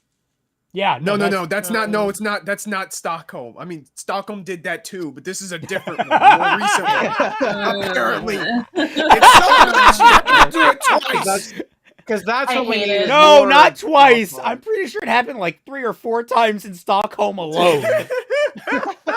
Yeah, it's a completely different fanfic where, like, I believe the first chapter was like after the two characters. It takes place the morning after. Well, the morning after, if you get what I'm saying. And the mom was all like, "Did you use protection?" Like, she's completely okay with her 2 kids doing this. Yeah. Oh, so we talked about that earlier. Kaiser, are you talking about scars? Yes, that's what it's called. I'm surprised Yeah, it wasn't spelled with a K.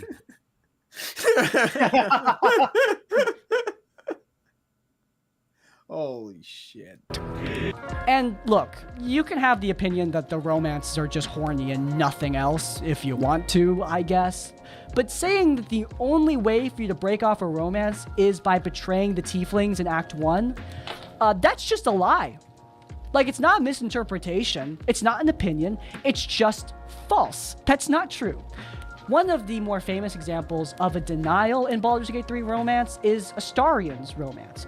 In his romance, you can have a scene where it's sort of implied you're going to do something physically intimate, but Astarion actually turns you down. He says that he does not want to do anything physical right now. He's not ready for it, likely because of the trauma that he has suffered throughout his life. And Fake vampire, 0 out of 10, would not bite again. Stop shipping siblings or draw 25. Lily draws the entire deck.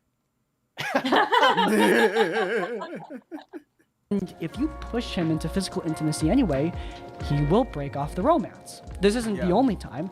During his final moments in Cazador's dungeon in Act I'd 3, be curious. if Okay, you push him... so because here's something that I like about YMS's playthroughs of like the kinds of games that he plays, especially when it's like a David Cage game, is that he will oftentimes go out of his way to try to just look make for people something. kiss. Well, no, just go out of his way to like find things to break, and this is especially in yeah. like David Cage games where he will basically try to either get the mission to like complete itself, Yeah, or he tries to fail, or try to he wants to see what'll happen if he does the thing that the game devs do not expect the player to make, because Like, he thinks that he can just get fuck focus. up all the inputs. All of them. Yeah.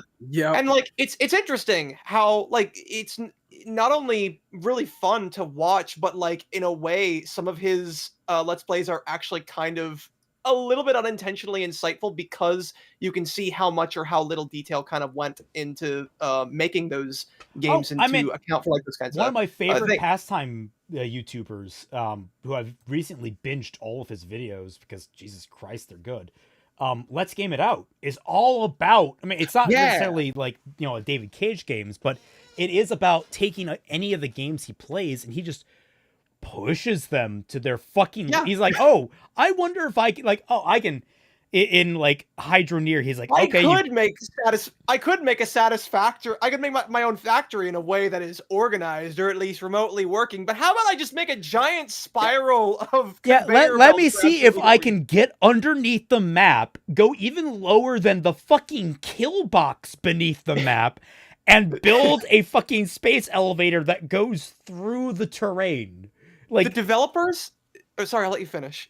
Well, I was going to say, the developers of Hydroneer actually, because he found so many good ways to, after they patched it several times in response to him, kept finding ways to steal shit from the fucking shops, actually put a plaque on near one of the shops that says, do not let this man shop here. It says, do not let, let's game it out. Arrest on site. That was it. Arrest on site. Let's game it out. And it's like, that's in the so game. fucking funny. And they're not the only devs. They're not the only devs that watch his content, because the Satisfactory devs, I also know, watch his content, and I know that because they actually have taken snapshots from his playthrough, and it's on the Steam page for Satisfactory. Like, you can see the spiral of conveyor belts when you go to the Satisfactory page. But like, so the point I was making is that a lot of times, especially when you're talking about like whether or not you have freedom of choice or a lack of choice in games that have choices and options for you to make, whether or not you can really, say that these choices are an illusion or not, kind of requires not only multiple playthroughs, but maybe even testing a game to that extent. And something tells me that, like, Lily hasn't done that. I don't think she has actually bothered to try to see if she can make a character unromanceable besides becoming evil, she probably falls into the same trap a lot of us do when we play a game, where it's like, I'm going to play it this way, and then, like, halfway through you realize, I'm just playing it the exact same way I did last time because I'm... exactly. No, and that's the reason. Lily is just a deeply incurious person.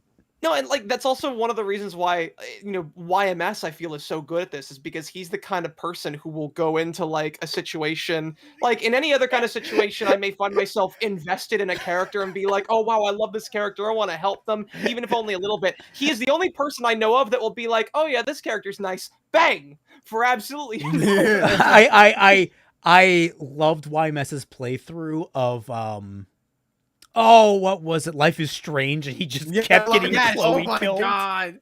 Yes. He hates Chloe that much. That's justified because she sucks. Chet Manley 93 says, yes, David, game overs are the fault of the game designers, Cage. I actually here's the thing, I actually don't disagree with that. I actually really like his approach where there is no game over, the plot just keeps continuing. Like, I like that idea, as like, because his games have different viewpoints and that sort of thing. So until all the main characters are dead, the game doesn't really end. You just keep going to these different storylines. And then at the end, the story technically progresses without them. You just see a really bad ending. I like that idea. It's just very intensive. It's just him not putting... It's him being unrealistic, which is... He's overambitious as a designer. Yeah. The problem is when he doesn't want to address the kind of situations that a player might be in where like the story cannot possibly continue. Like, because I think it's cool if you want to have a game that is so wide and diverse that you can continue playing even after like so many of your party members have died, so much stuff has been completely fucked up because of your actions, and everything is hell, but your character is still alive, so therefore you can keep playing. But like once it comes to a point where if you are avoiding any reason to give like just a bad ending of some kind because the player is specifically looking for that, then that's when you get into like the realm of, well, now that's the game is kind of playing for the player. Hold that thought, because we have another Teddy Bear Paladin, Gathering Tinder Part 19. Ari the Fourth, saving the dorky idiot was proving difficult. As I asked the scepter for help, it said it would deliver reprieve. In a panic, I clunked the captain's head. It said, prophecy fulfilled.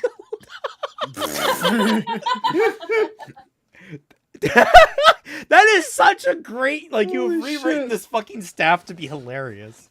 Yes. I was going to say, That's though, awesome. one of the most versatile games I've ever played in terms of story, and this is a really scary thing because it's going to fucking out me. Corruption of Champions, if anyone's ever heard of it. It is a hentai text adventure game. From early, like I want to say it was first made in like the mid to early thousands, and it went under production. It was in production for like 10 years, and fans have picked it up and added on to it.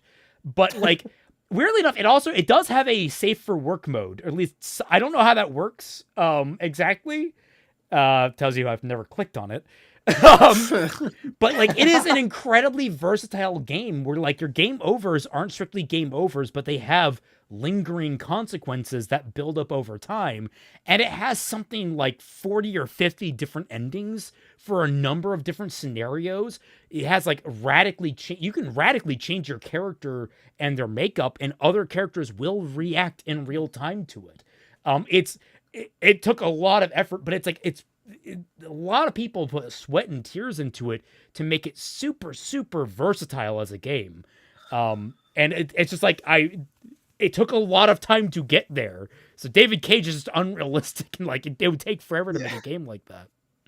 Yeah. It's always the hentai games. It is always the hentai games. It is. It really is. Him into going through with the evil ritual and then deny him the ritual's power, he will leave the party. Hell, if you let him get so far as to rise and sacrifice his brethren, he will not just leave the party, you will have to kill him, which is, it's an intense scene that I accidentally stumbled on while I was just experimenting with the dialogue in that moment, and I was impressed by the ballsiness of having you fight a party member like that and kill him off. It was a sad moment, but it was true to his character. And Astarion's not the only one. Will also break up with your character if you cheat on him with Mizora, his abusive patron. Characters also have preferences when it comes to Oh, you know for a fact Lily would pick that. Probably. Polyamory, rejecting your advances of polyamorous relationship if that's not something that they are into. Characters can also break up with you depending on approval, the most dramatic example being in the Temple of Baal. If you're playing as the Dark Urge, then characters, both romanced and not romanced, they will turn on your character if their approval is not high enough, and you will be forced to kill them off as you turn to your father Baal. This is a really stupid example, but you can also get rejected during the carnival scene where you talk about your true love with the dryad. The characters have some truly hilarious dialogue here if you are not high enough in approval. Nature is my true love. You, I merely tolerate. Look, those are just examples I can come up with Goes off off the screen, top pumps of it. my head, all combined with the I'm in no position to make any demands, but I'm gonna need you to stop shouting hentai. Why? Well, No. I think that kind of failed a little bit. Man, we've stopped talking about it. Why'd you send that now? We haven't talked about it in like 3 minutes. I yelled it once. Yeah, Now he's gonna do it more playing this because in the you bar asked. Yeah, or I'm gonna something? do it more louder. Redacted. No, it's gonna be like the beginning. Child. No, I'm going to be like that Japanese man in a tunnel yelling about sex. I want sex. And you just hear freaking what is it? A Kill La Kill music bursting in the background. Holy shit! I thought it was You Say Run that was playing in the background. There have been multiple. There's edits multiple of that versions thing. of that, yeah. Yeah. the example that Lily gave, where if you attack the Tiefling Grove, then characters will break up with you over that as well. Lily Orchard hyperfixating on a single example? Nah, that sounds fake. No. Look, at the core of Next it, year, A single I do one think example. Lily is sort of right. Like, Baldur's Gate 3 romances are pretty easy to maintain overall as long as you have common sense, but her good example is Mass Effect, and I love Mass Effect, don't get me wrong, but like, the romances in Mass Effect are not like a puzzle that I needed to look up a guide for. Like, I mean, I don't know, I made Paragon choices and I did the quest lines with the characters. It was not that complicated, that face, by man. the way. Like, maybe I'm... Yeah, the facial animations in Mass Effect ain't always there. I'm sorry, my face is tired. But no, I was gonna say, I prefer my romances to be a little more intricate than the Mass Effect ones. I found the Mass Effect ones to be pretty simple and straightforward. And That's that, why by I the heard sound of about it, the them. Baldur's Gate ones don't sound all that complicated either. It's understanding the character and like playing to what they want. And that's sort of a problem that I have with romances in games, even though I like romances in games. It's like I'm kind of on a double-edged sword here. It's that it feels less like I'm playing a character and these are two characters that get along in romance, and more like I am playing a game. Like I'm trying to pushing the right achieve a buttons. result, as Yeah. opposed to two characters naturally coming together. But I also realize as a player, I am the person that is trying to make that happen. Like it's all this really confused emotion, this confused feeling about the nature of player agency and character agency and all that stuff that go into a game. And I don't quite know how to feel about it ultimately. I just know that Lily's being really stupid about it right now. I mean, yeah, because like the stupidest aspects, the dumbest of her critiques are the ones that sometimes have some kind of nugget of truth, right?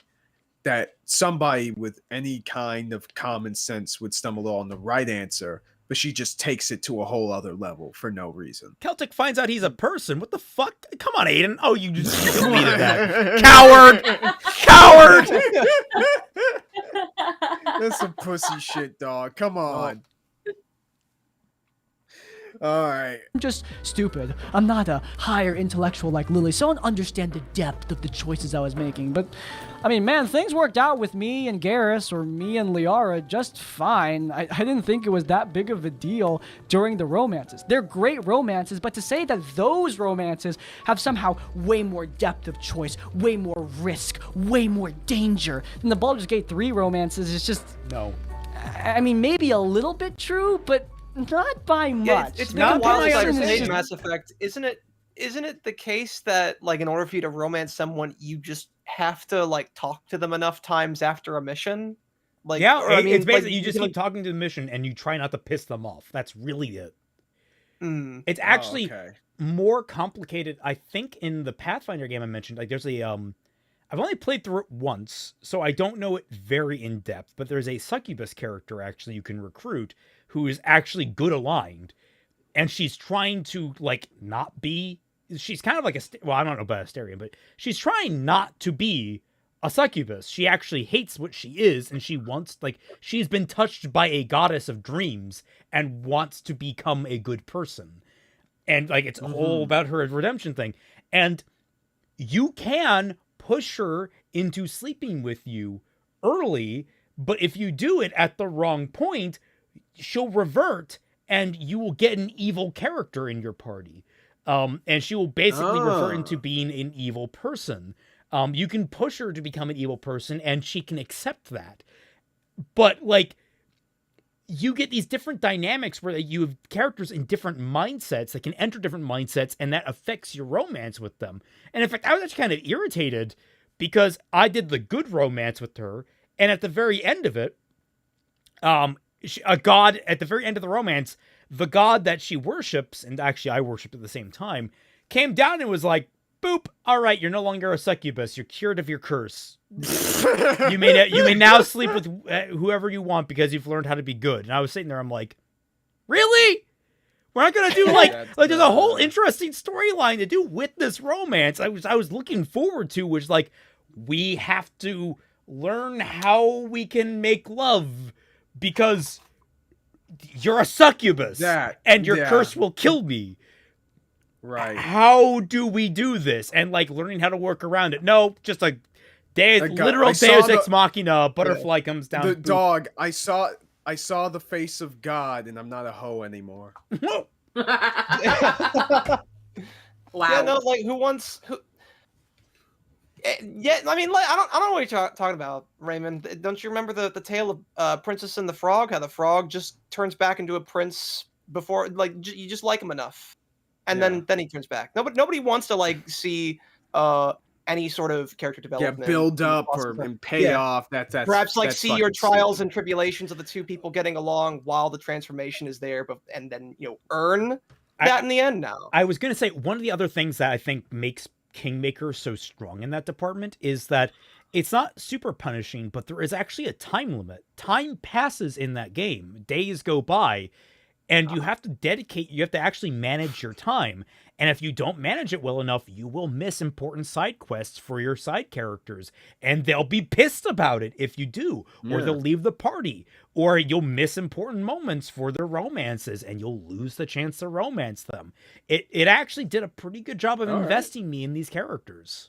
huh. Sounds like a dope game. I don't know. Yeah, I don't know about the It's always the characters hentai game. leaving the Type party Moon part. enters the chat. Oh my god. Isn't Persona kind of like that? Again, I don't know about the characters leaving the party thing. But I don't isn't remember. that also on like a time limit? Sort of, but like it's not like as though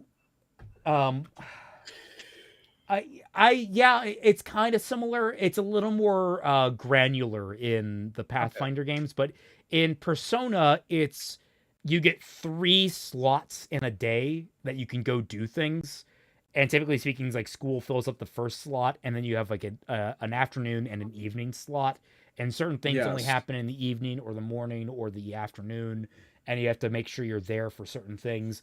It's like you got to just kind of pick and choose what you're going to do today, as opposed to really managing your time. Because like one thing that happens in Kingmaker and in Wrath of the Righteous is you have travel time.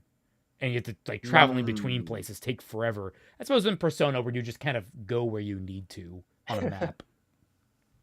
Got Cat car away.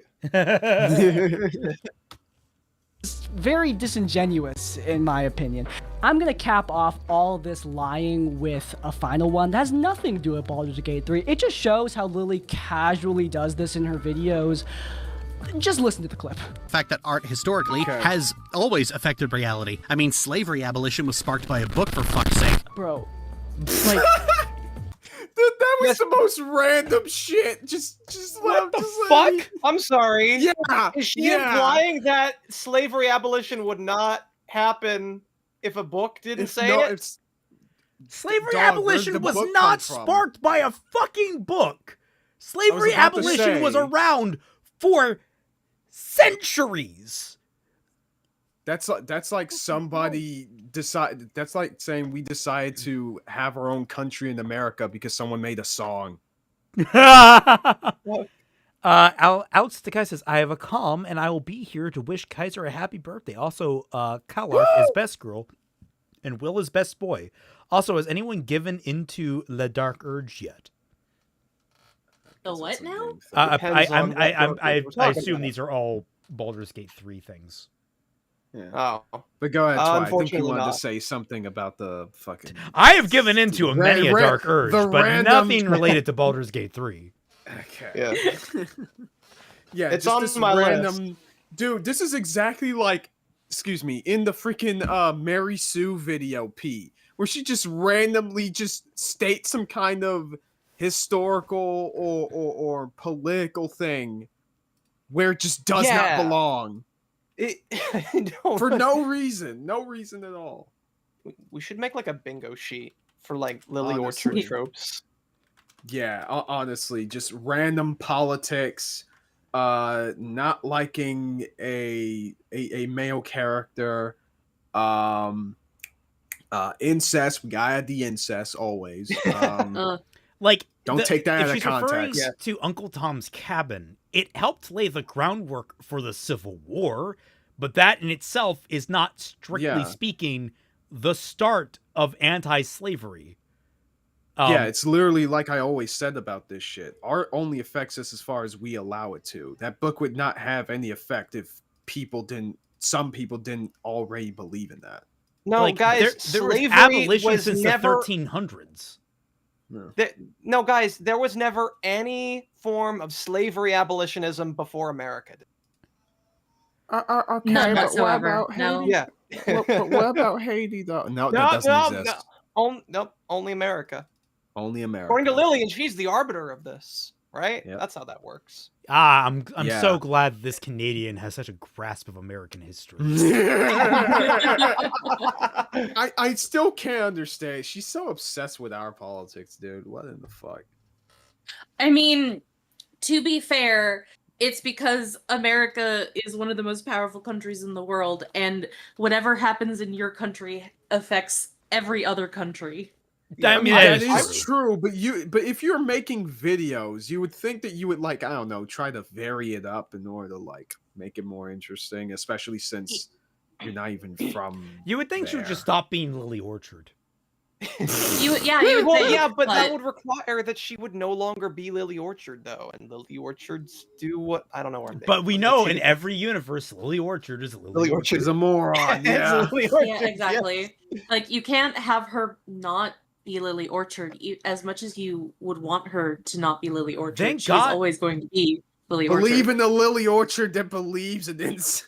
Thank God that Lily Orchard, there isn't a universe where Lily Orchard is fused together with Movie Bob. That would be just terrifying. God, Dude, they're a super villain, straight up. That version's a super villain. I don't know why, but I imagine there's it's like Movie Bob in like a flying, a Dr. Eggman flying like ship thing, but it has like tentacles it's, coming out the bottom. What were those like little candy eggs that have like nougat in them? Cadbury I know eggs? what you're talking about. I think so. Yeah, he's flying a giant Dr. Eggman Cadbury egg. Oh no, you know what they would be? It would be a Glorft from fucking Megas XLR. What are the Oh shit! Oh no! Yugot Oh, says that's in France my was head literally the now. first country to outlaw slavery, mainland, not the colonies, but still long before the Brits or the USA. Yeah, Okay, but they're French, so it doesn't count. yeah. Never counts. The context in which she said, like, she did not even need to say that, but I'm just gonna. Yeah, that's pretty funny, Crispy, when she does Why that. she didn't need to say that? You just defined her entire channel. Yeah, for real. you have the slightest Like, it idea makes- how little that narrows it down. But it's even worse. Like she just randomly throws in politics where it does not belong in the discussion. Reality. I mean, slavery abolition was That's on the sparked by a bingo book, for sheet. fuck's sake. Bro, Throws politics in Like- where it doesn't belong. the context in which she said, like, she did not even need to say that, but I'm just gonna explain that she's wrong. I'm assuming United States movement to abolish slavery was pushed forward by the publishing of Uncle Tom's Cabin, which is no doubt the book she's talking about. Uncle Tom's Cabin was credited by Abraham Lincoln himself as being very important to the civil rights movement. He even said, this is the book that started this whole class, or something along those lines. But look, Abraham Lincoln, great man, incredible man, but not every single word he said ever in his life was 100% factually true. Uncle Tom's Cabin played an important role in the emancipation of slaves, but it was not the entire movement. To boil down all of American abolition to just one book is a childish point of view on abolition, especially since America is not the only country with slaves, and in the grand scheme of, the world, America, the United States, abolished slavery long after many other nations did it. But we were the best to do it, goddammit, and that's where it counts. What is this? What is this false history doing on the internet?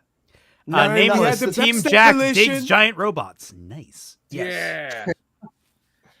Especially after Ava. I was gone for like 10 minutes. How did we get from Lily to slavery? You've answered your own question. Yeah, it's Lily. Yeah, it's Lily. But listen, we have the best slavery abolition in the history of the world.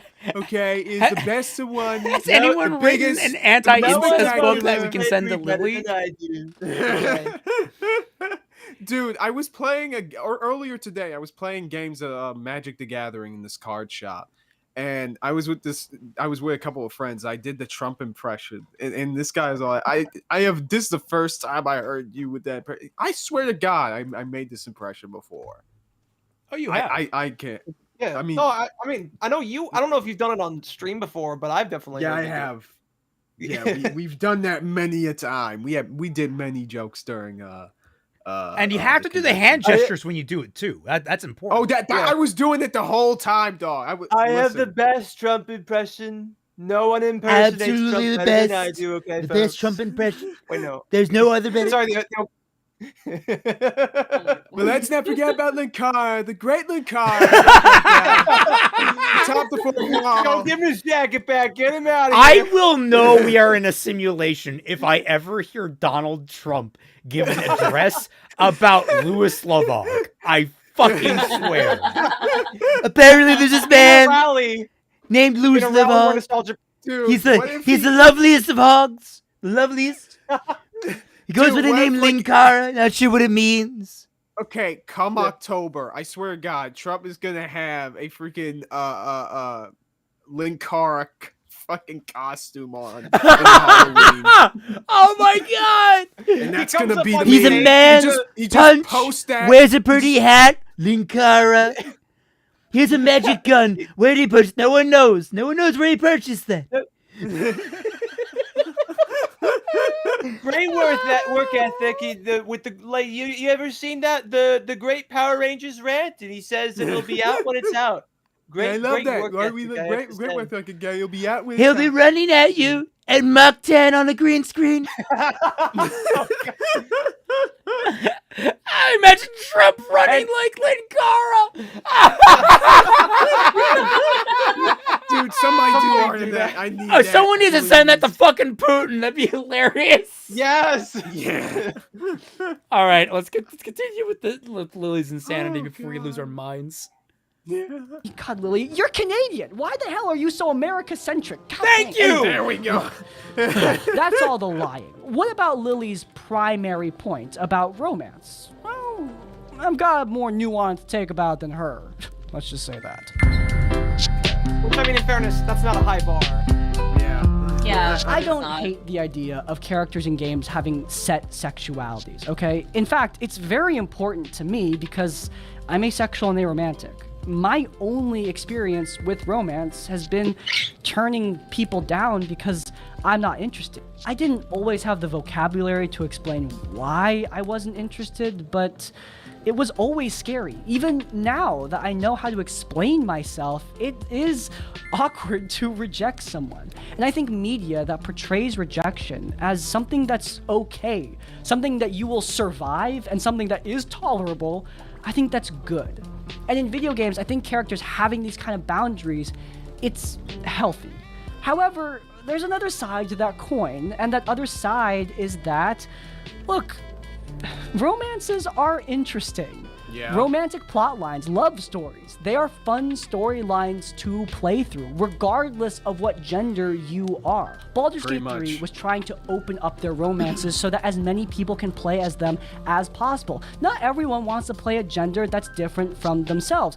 Many people have their own preferences. I almost exclusively play as women, and so if a romance is locked to male-only characters, I'm probably only going to experience it through a YouTube video. Many people are not going to want to do a whole new playthrough as a different gender just so they can experience a romance. Many folks have their In fairness, preference. another reason might also be because, like, a common reason I hear why a lot of my friends like to play as female characters rather than male characters is because in most video games there's a lot more variety in like clothing and fashion and that kind of stuff, and there's a lot more stuff that you can do just from a. And So what you're if I'm gonna saying look at is- something, it's going to be cute. Yeah. I mean, fine. whatever. But Raymond, Jesus Christ. But what you're basically saying is that we have a niche that needs to be filled of romance games where you have immense fashion options, specifically for men. No, I didn't say that that had anything to do with like romance. I just meant like that was just something. I mean, like I guess that would be something that I would like to see more of. I mean, in fairness, I've played my fair share of male characters in video games, but I can understand the sentiment. that's all Wasn't I'm there saying. that game that came out that was like an RPG, but was with like fashion? It came out on like I don't Switch, I remember. thought. Oh, maybe. Why am I blanking on Chat, it? do you got something?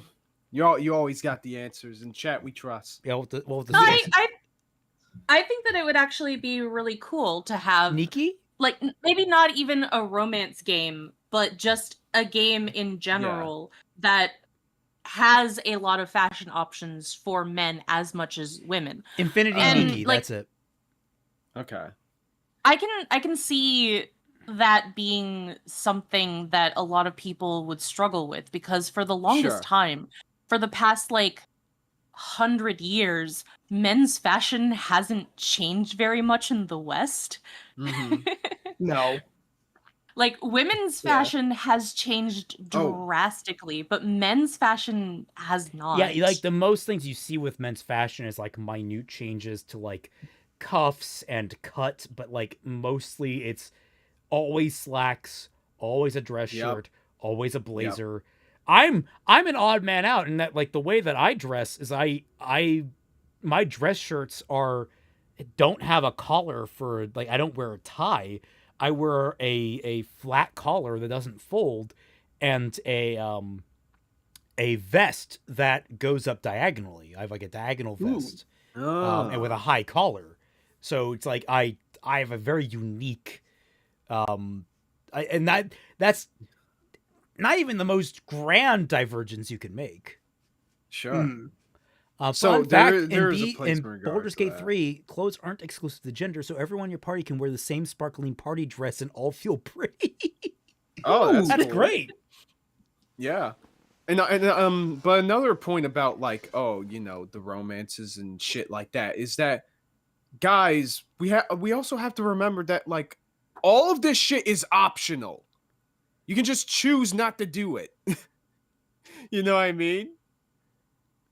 Yeah. Like if all of this shit is player sexual anyways, then like you can just choose not to romance any of these characters. if you don't but want Lily to. says you can't. You have to somehow. Oh my, yeah, dude. The game, just oh man, the game. It's forcing me to. You gotta press fuck these someone. buttons. Oh fuck. Oh my god. You gotta fuck the bear. You gotta fuck the. Shit. And Larian, they were okay with allowing their romanceable characters to be just a bunch of pansexual fantasy imps. I don't think Yeah, it's also pretty ambitious that all the characters are like potentially bi as well. Since so many of them in one game, like they're already being that ambitious anyway. It's weird how Lily isn't highlighting that at all. It'd be really fun if like maybe a character commented on it even.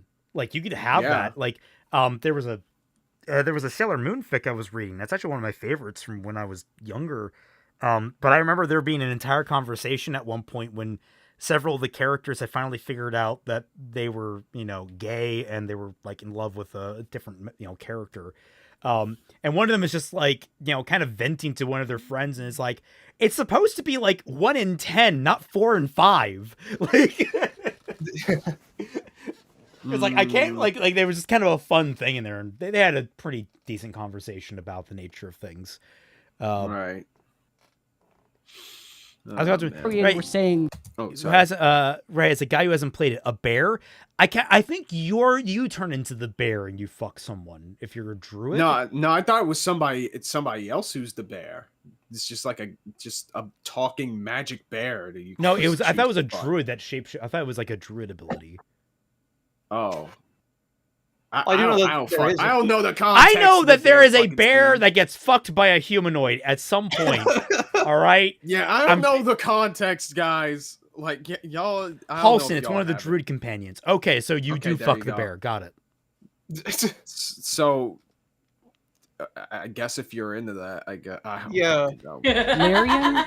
Listen, somebody is not somewhere out there in the world is not being the white woman alligator. Well, you need to understand, this was a selling point. This was actually in a closed room demo, or not demo, demonstration. It was shown to people, and it became huge news that you can fuck a bear in Baldur's Gate 3. And everyone was like, man, that's fucked up. And I'm sitting here, I'm like, that's accurate to D&D. People will fuck anything. Yes. Yeah, like... There's a reason that Dragonborns exist. Oh my god. I mean, it's kind of true. Like, we were talking about Doctor Who yesterday in VC. Where are you going with this? Oh, just 9 was saying, like, humans will romance anything that is romanceable. Okay. I thought you were about to say something. True. Marries a bear in Doctor Who. Like, I rolled seduce the Hydra. You can try. Like, no, it was like, 9 was talking to Rose because they met Jack, and Jack is like a bisexual man, and she was kind of surprised by that, and especially about like romancing a whole bunch of aliens. It's like, yeah, humans do that. Yeah. there is a human who romances his car.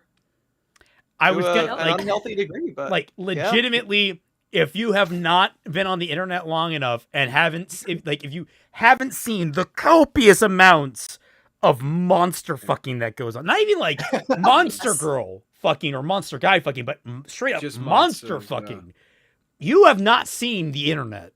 All right. Yeah. I have talked with one of my friends as we've gone through some of my otome that I've played over the years, and one of the otome, unfortunately, it doesn't exist anymore, and there's no way to play it. But it was a Wizard of Oz otome. But they changed all of the characters into hot anime boys, and we're like, cool. Yeah, that was just like I imagined. Let's romance the Scarecrow and keep him as a Scarecrow. Why do you have to make him into a human? Stop being cowards. Let us romance the Scarecrow. Okay, all right. In defense, Twi, we talked about this the other day when we were talking about hay, all right? Hay is not a pleasant thing to deal with, okay? Not with that attitude. It's not fuck. There is a difference. Not with that attitude. If there's a will, there's a way. Yeah. Orange Man, which monster would you romance and why? Can we already have this one? I think we already. We had something. We had Fuck, Marry, Kill like it. Oh yeah, God, What monster would I romance? I mean, it That's a really question. depends. It really, really depends on a whole lot of factors. Yeah, I guess it kind of depends on like character design, kind of. Yeah, because like, Do you with guys? there are dragons with fuck me eyes, and there are dragons without them. That's sort of like the word of God. Like that's the simplest way to put it. Is like Okay. yeah. Here's the monster, and I'm just assuming that monster is just kind of like a catch-all term for like not exactly like just very I don't want to say like alien, but okay. But my point is I'm grabbing all the fire resistance potions and I'm shooting my shot for the flame elemental from Skyrim. That's the monster that I'm okay. I'm That I think that's I understand. Celtic would romance a human because he's a phoenix. There we go. Fuck, they got I me. mean, yeah, exactly. Have you guys heard of Monster Prom? We've oh god, me, Fat Man, some other people. We've streamed Monster Prom a good long time ago. I think we also streamed its sequel. We never did the third one. I have it. How many are there now? 3, 4? The fourth isn't development, I'm pretty sure. Oh, okay. Here, Raymond, please open my phylogeny chart of mythical creatures to show why it's such a difficult option for me to pick just one monster. This might crash the fucking stream. Yeah. Let's not get too long. Also, I like how you specified for you to choose. Well, Right. if you guys want to choose between some of those monsters, go right ahead. I'm not going to stop you. Dude, the compendium is gonna sell like hotcakes. I could feel it. Yeah, I have been working on this thing for months over the course of a couple of years, guys. Like this is all the work that I've put into it. Like the more humanoid things are, the more I'm okay with it. I'm a little lame in that way, I guess. We'll go into the Fae then. Those are all animals. I was just scrolling around to show how huge this freaking Yeah, you can be with your kind, Raymond. Oh god. Dragons. Over there. Oh, was I on it? No. It's whatever's like red. Oh, it's on the is right. Fae. That doesn't. Oh, it does show Yes, up yes. all right. All right, there we go. Yeah. God, damn. Those are all humanoids. Lamia, yeah. I might if it's Monster Musume monsters, I'm down. But like, I don't. Very few are gonna hit me. Or like, Well, all of those have a basis in humanoid form.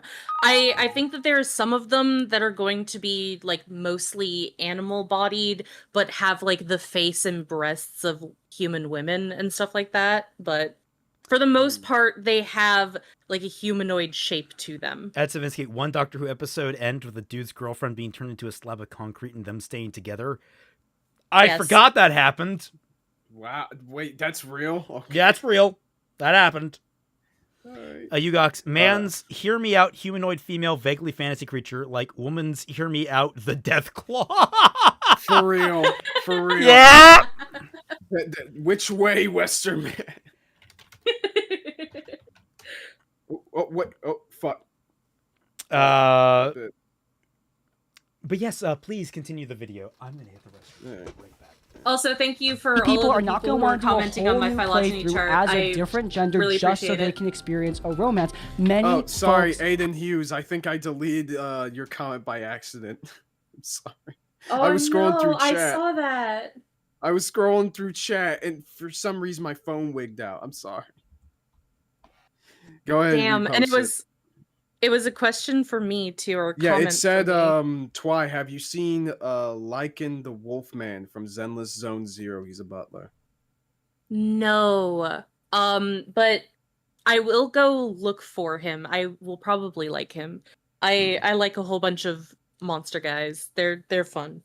I'm probably only going to experience it through a YouTube video. Many people are not going to want to do a whole new playthrough as a different gender just so they can experience a romance. Many folks have their preference. And Larry, Yeah, and some people are fucking lazy. Well, that's also true. Like, I am sorry, but I do think that on some level it is just pure laziness to be like, well, I don't want to have to start another playthrough, so why don't you just give me the option to romance all of the characters at the same time, or all of the characters so that I don't have to have another playthrough, or have to play a gender that I don't particularly care for. It's like, why do you even play the game at all? Like, I know this is a bit of an extreme thing, but it's like, if you are not enjoying the game enough to want to play it again at some point and do something different from what you've already done, then are you really enjoying the game all that much? Watch Twy call these people fake gamers. This was kind of something, because like I remembered because I have friends who have, you know, like their favorite movie or their favorite show or something like that, and they'll tell me that they've only experienced it one time, and I'm like, what? If you like it that much, why have you only just watched it the one time or something? Yeah. Like I'm kind of surprised sometimes. There are people who, despite loving a media so much, apparently have only ever experienced it just the one time, and depending on what it is, I can maybe understand, because here's the thing, depending on the video game, if all you're trying to get out of it is just the romance, and if there's not a whole lot more that you are as invested in, I can understand the sentiment of feeling like it is more of a chore just to experience the different romance, but that's a very specific example. I feel like there are lots of video games where you can go back to it for, like, hell, one of my favorite games, Redout, is a racing game, and I mean, granted, like, there are still different tracks, there are different vehicles and such, but like, it's always the same, you know, get to the end, get to the finish line first every single time. It's not like every single time, and I do a lot of the different kinds of tracks multiple times. I try to master some of the different types of tracks. You know, sometimes I don't go just to like experience the game. Sometimes I want to go completionist. I want to go achievement hunting, or sometimes I want to, you know, see how this thing does, or this thing happens, and or maybe I want to play with this kind of strategy. I'm like, you only want to play the game one time, really? I was gonna say, like, I doubt it, but it's Baldur Gates 3 on Switch. I was gonna say, like, my return more so is like, are people being lazy, or there's a lot of, and this is the unfortunate truth, when the older you get, the less time you have to dedicate to games. That's another thing. So like, I think, like, if people just don't have the time to dedicate to the game and they want to go play something else, they dedicate their time to it. But this is just the argument of why don't you just get rid of hard mode and make everything have an easy mode for us? Like, that's that argument. Make it so that you can. And like, I guess that's fair. Well, we have somebody who is like that. Like, Pete talked for a very long time, then Raymond jumped in right away. But like, sorry about we have somebody like that in the Tundra Guts.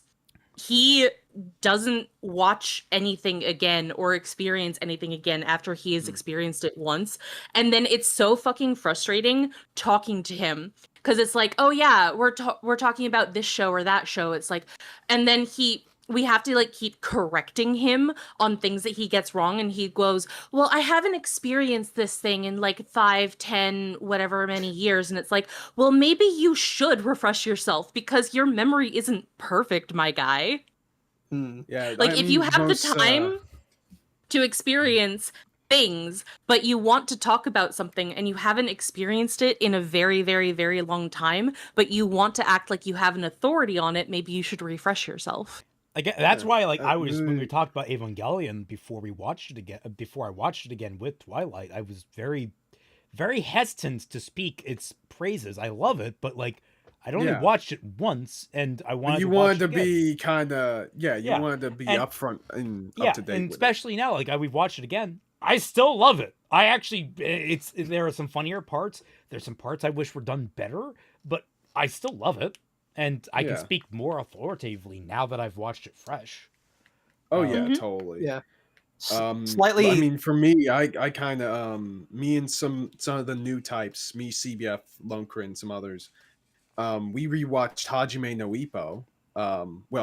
Well, we were showing CBF Hajime no Ippo for the first time, but it was a rewatch of the first season for most of us, and it's still so good.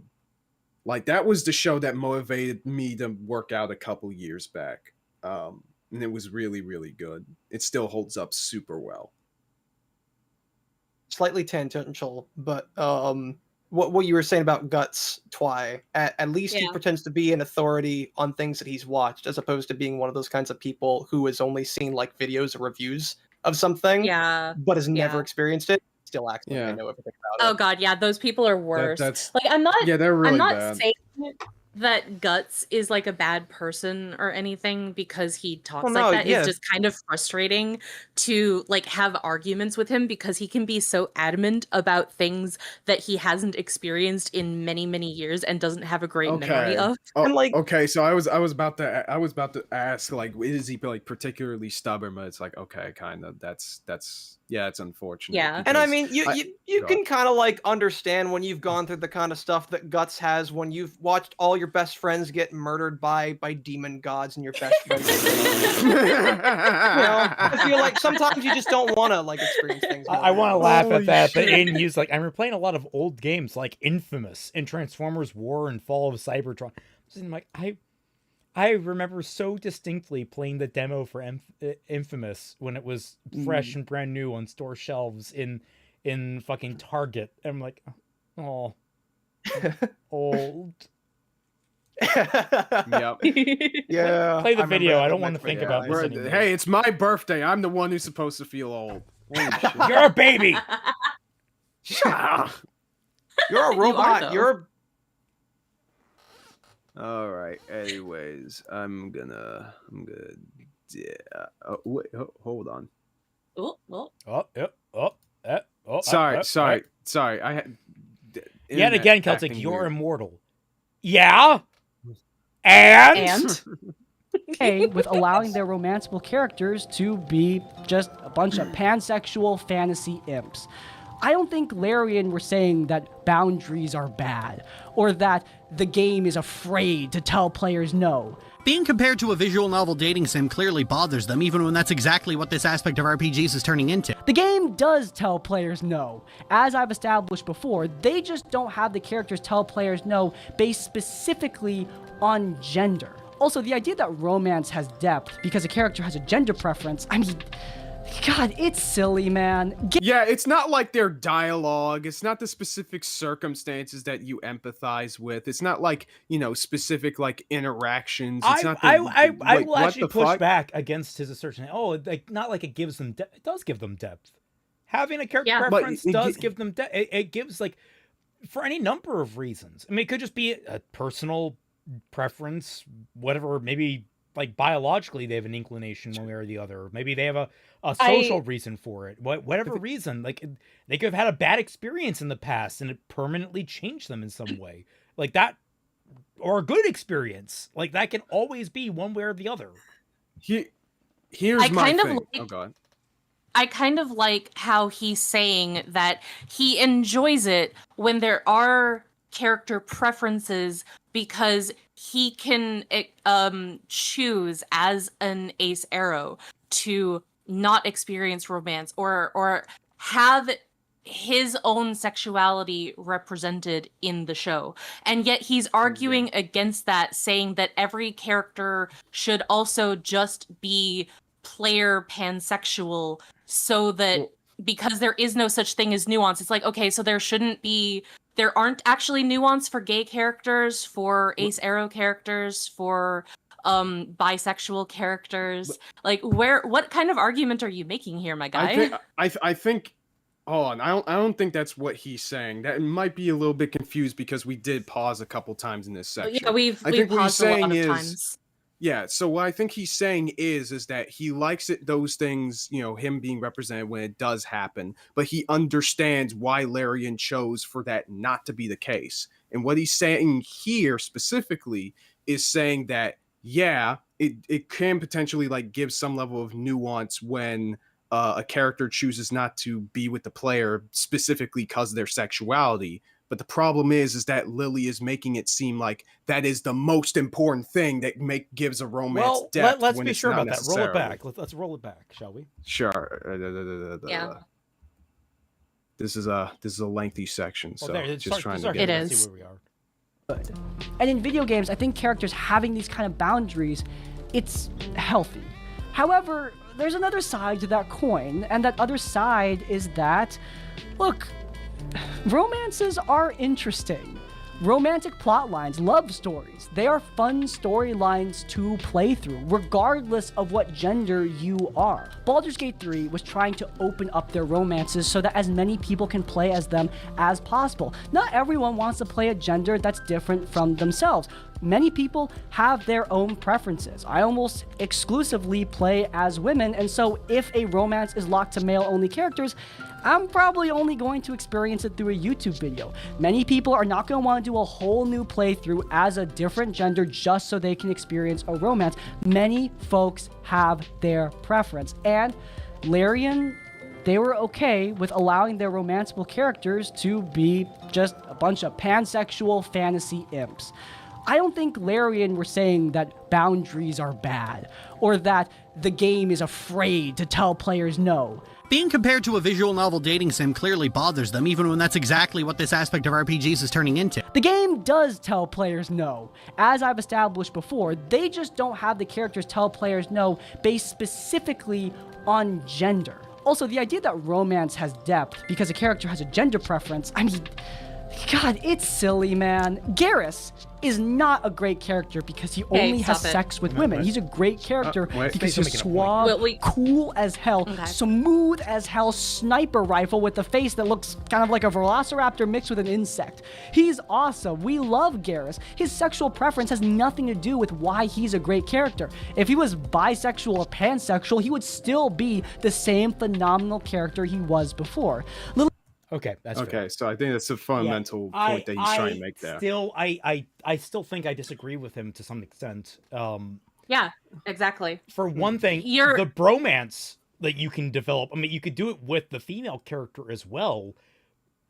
But I don't know, the fact that you can't romance Garrus is a defining thing as a guy in Mass Effect. And this guy specifically said basing a romance option off of a character's sexuality is silly. That is the direct words that came out of his mouth. Also, I need another thing that I'm finding an issue with here. Okay. Is that he says, oh, I'm not going to play through another time with a different gender to get that romance. But ignores the fact that you would have to play through another time anyway to get a different romance. Unless you're doing some weird polyamory route, which doesn't. It seems like you have to do that anyway. Like why? So you're just. I don't know. His arguments are a little mixed here. Yeah, and I have a game where like the Rune Factory series and more so the Rune Factory series, less so the Story of Seasons series, but the Rune Factory series is getting into the more polyamorous thing specifically for those people who are like, well, I don't want to have to play through the game again. Why can't I just romance all of the characters at the same time? And the last game that came out in the mainline series, Rune Factory 5, that game was so fucking stressful because you have to be in a specific location in order to get romance cutscenes. And those cutscenes can last fucking in-game days.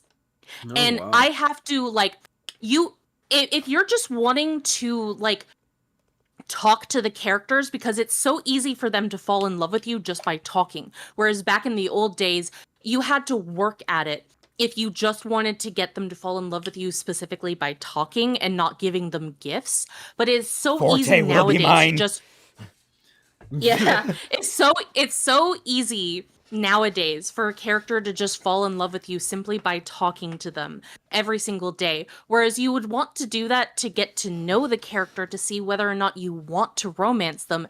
And now you're having to dodge like half of the spots in town just so that you don't have to experience all of these romance options because you're not sure whether or not you even want to go down those routes yet. Or maybe you have one specific option that you want to go down and you don't want to talk to the others yet. But now you're just having to like navigate through town in very specific ways, or you have to sit through this agonizing 3-day event where you're not even reading it because you don't want to spoil yourself for the next playthrough. It was so fucking stressful. I hated it. I wanted an option where I could turn that off if I wanted to, but they didn't allow me to. And it was even worse in English because in Japanese, the game is only like if you're a male character, you go after the female characters, and if you're playing as a female character, you go after the male characters. But in the English versions, in the Western versions, they made it so that everyone was bisexual, which made it even worse and more stressful. Well, okay, so like here's an interesting thing that like is important that I'm also realizing now about it. A lot of these kinds of games kind of ignore casual relationships as dynamic. Like it's always a focus on romances, but what I mean is like there are very few characters you can have a casual sexual encounter with that isn't romantic. And like it feels like they kind of neglect that kind of storytelling where either it could develop into romance or like maybe a character cringes against romance. Maybe they're just in like they don't like the idea of an aromantic but someone who is sexual. Like you can have that combination.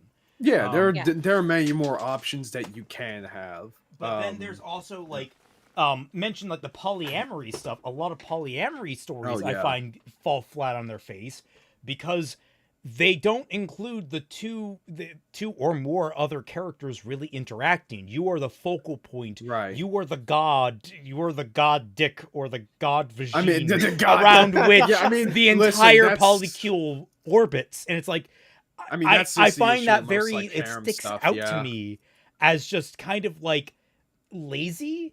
Like I would rather a bunch, like if you have a polyamorous route, it be that these characters, you have to actually sit down and talk with these characters. Like you actually have to have conversations like, okay, I'm dating both of you at the same time. Are you guys cool with that?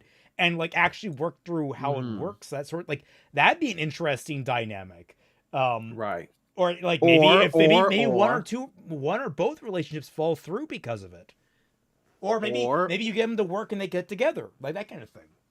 Or most importantly, you have them be siblings. I'm joking. I'm joking. All right. Also, there was another thing with Rune Factory 5 that people talked about was that there are like friendship options and friendship dialogue points with characters of the same sex with you that were just not in the American version of the game because everyone is now player sexual.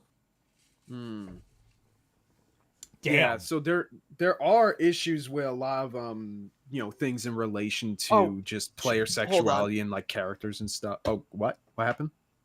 I gotta step away from it. It's work. I will be right back. Just give me like 5 minutes. Tell them they had their time. Yeah, exactly. Tell them you are the one who knocks. Anyways, but yeah, I can see where there's kind of like holes in regards to like what not harem. He's saying. Like that's kind of how it is currently treated in a lot of games. It's more you're a harem protagonist than you are part of a polycule, which I think because the idea of like in a polycule, because the idea of a polycule is like everybody's sort of into each other. There's right? There are several different connections as opposed to just multiple people connected to one. Yeah. In Rune Factory, it's definitely the harem thing where none of the characters are really into each other. They're only into you, but they acknowledge that you date like all of the other guys or girls in town. And as someone who's been I've been really into Izu Ocha Toga Fix recently. There's not enough of them by my standard, but like that's one thing that I appreciate about them is that a lot of these writers do a pretty good job of establishing, at least the best ones, they do a really good job of establishing the dynamic between all three of the characters with each other. It's not that, you know, it's dominant Izuku or dominant, you know, Toga or dominant Ochiko, though it can fall that way. It's all three of them. There's a dynamic between Ochiko and Izuku. There's a dynamic between Izuku and Toga. There's a dynamic between Toga and Ochiko. Like that, there is a triangle there that actually coheses together. Of course, Celtic. Not necessarily. Yeah. Yeah, you know what? Fuck you. I will like what I like shamelessly. Thank you very much. Look, You guys should be surprised that it's not a I pure think that's Yuri ship. It's mixed. That is molecule. true, but we may need to make another jar for this one. there is a book that is on the list for bad fan fiction night that features a polyamorous relationship that isn't actually a polyamorous relationship. It's nice. just this heterosexual relationship with a third wheel female character that is only into the other woman. Of course. It's so bad. I can't be talking about lol. I read Dobby X reader fix. Oh. Yeah. Meanwhile, I'm over here. I'm like, I read Green Tea Rescue, and the relationships in that is fucking complicated to describe.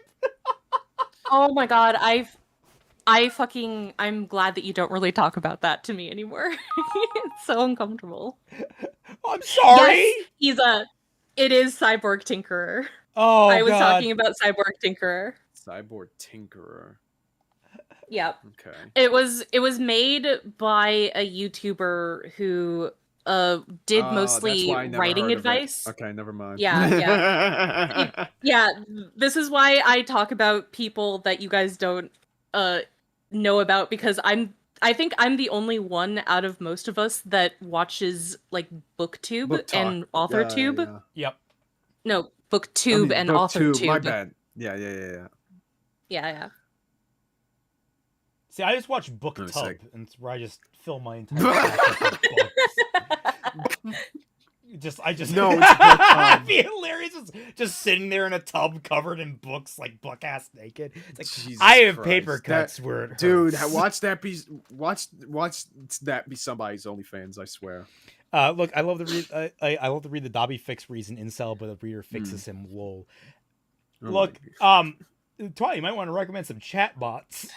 Oh my god. Yeah, actually, there were a bunch of chat bots that I had interacted with, both as Dobby and Toya, where, oh my god, they got so fucking dark. Like, my character had a mental breakdown pretty much after it, because like there's just some elements of him, like no matter what way you go with him, where he's just toxic, in not necessarily in like the malicious way, but just in the, he is so in his own head that he just sucks up all of the attention and all of like your energy into him, and it's never going to be enough. Seeing a tub full of books sounds like something you would do in an album cover. Yes, actually, that does. Yeah, honestly. Dude, watch that be somebody's like jazz. The supernatural fix give me war flashbacks now because of all the problematic twists. Oh, son, don't lie to us. Imagine. Don't lie to us. Those aren't war flashbacks. We're all fanfic readers here, man. We've all been in the trenches. All right, we recognize. We love that shit. We love that kind of shit. Incel gamer Aaron Yeager fix. You see, this man's honest. Woman, man, squid, honest person right here.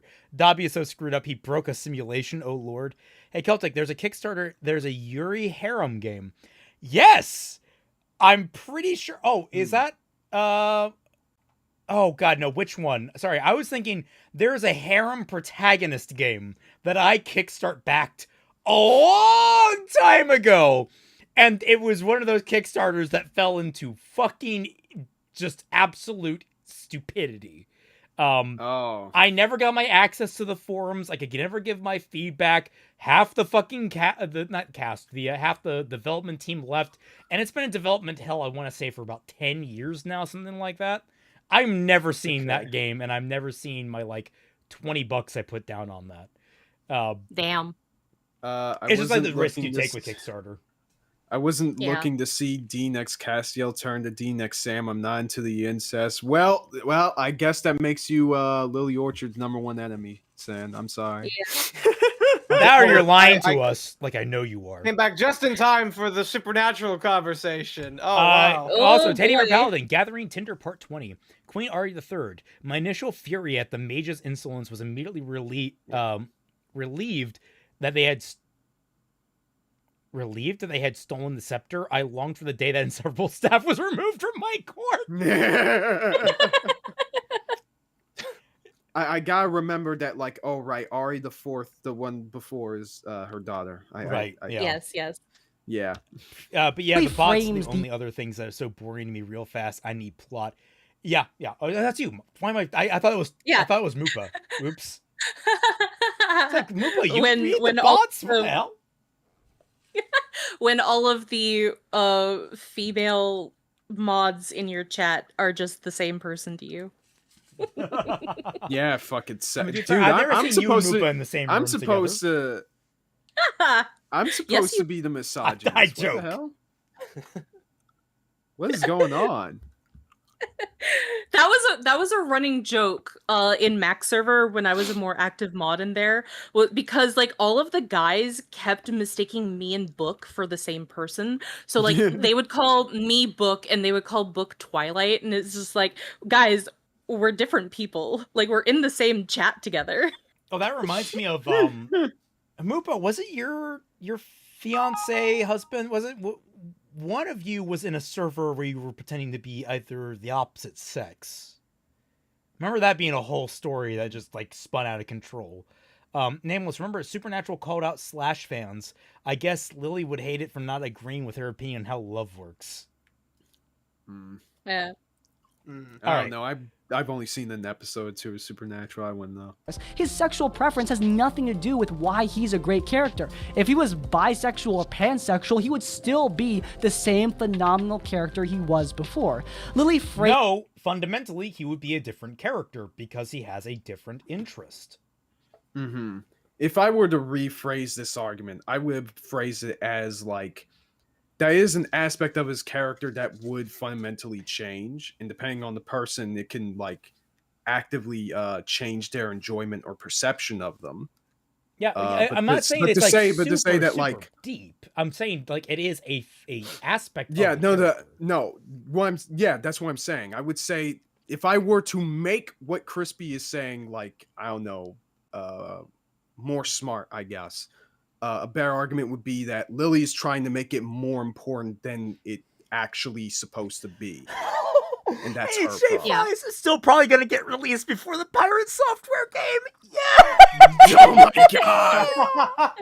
I need to look into the Pirate Software shit, dude. I've been keeping tabs on that. I have not been caught I up on thought I any of liked it. the I don't guy. know 'Cause anything. I liked some of his YouTube Guys. shorts that I came across, but my god.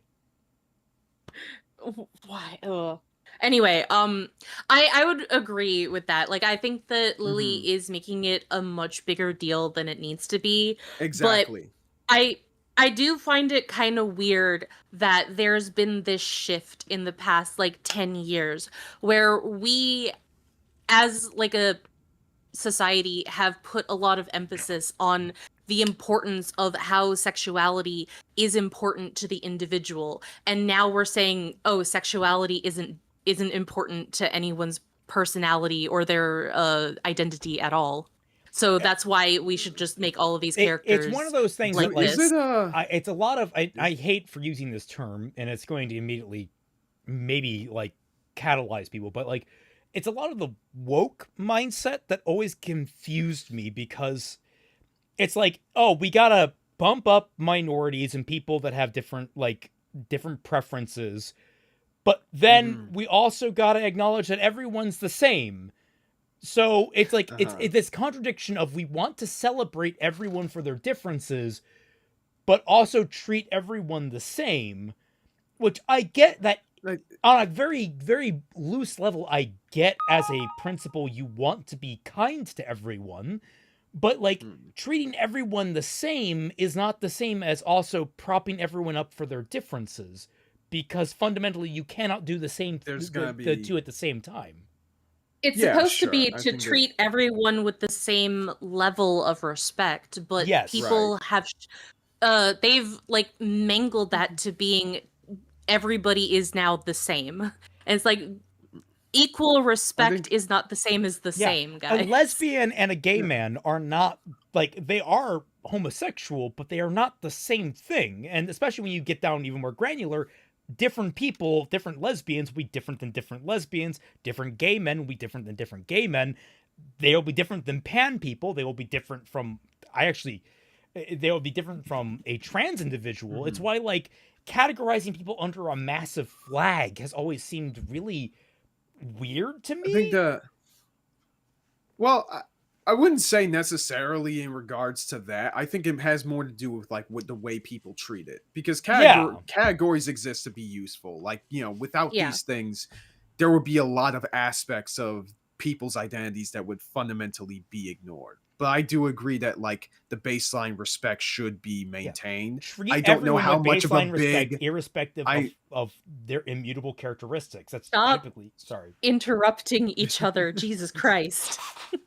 Hey, I didn't. But I was saying that I'm not sure how big it is in regards to like, I don't know, the shift to people saying, "Oh, we should ignore that." But if that is the case, then like, yeah, I'm not really into any of that. I feel like it's more in respect to this particular conversation that I see this kind of stuff the most, where it's like we want we want all these characters to be pan. Why are you complaining that they don't have a preference? And it's like, well, baseline shipping anything leads to toxic culture. But shipping everything is a new game that's coming out. Dude, but guess what? Despite how toxic shipping is, okay, we can't throw that away. But toxic power scaling, we gotta destroy that. We gotta destroy. Absolutely. My God, the heat over Deku and But I mean, it's fun. It is funny, but I'm joking. But I'm saying is that people are okay with trying to throw away one aspect of fandom conversations and not with other ones, and that kind of pisses me off. I feel like I would love to do a death battle on us, because I know it's stealing again from EFAP's book, but like they did a really good death battle series where they just like threw a bunch of different characters and they gave very good rules. The Ultimate Showdown. The Ultimate Showdown. I would love for us to do it because we have a much different reference point for what characters we would throw against each other. So I would be like, maybe we should all start like taking note of our favorite protagonist or main, you know, very important characters in different fictions.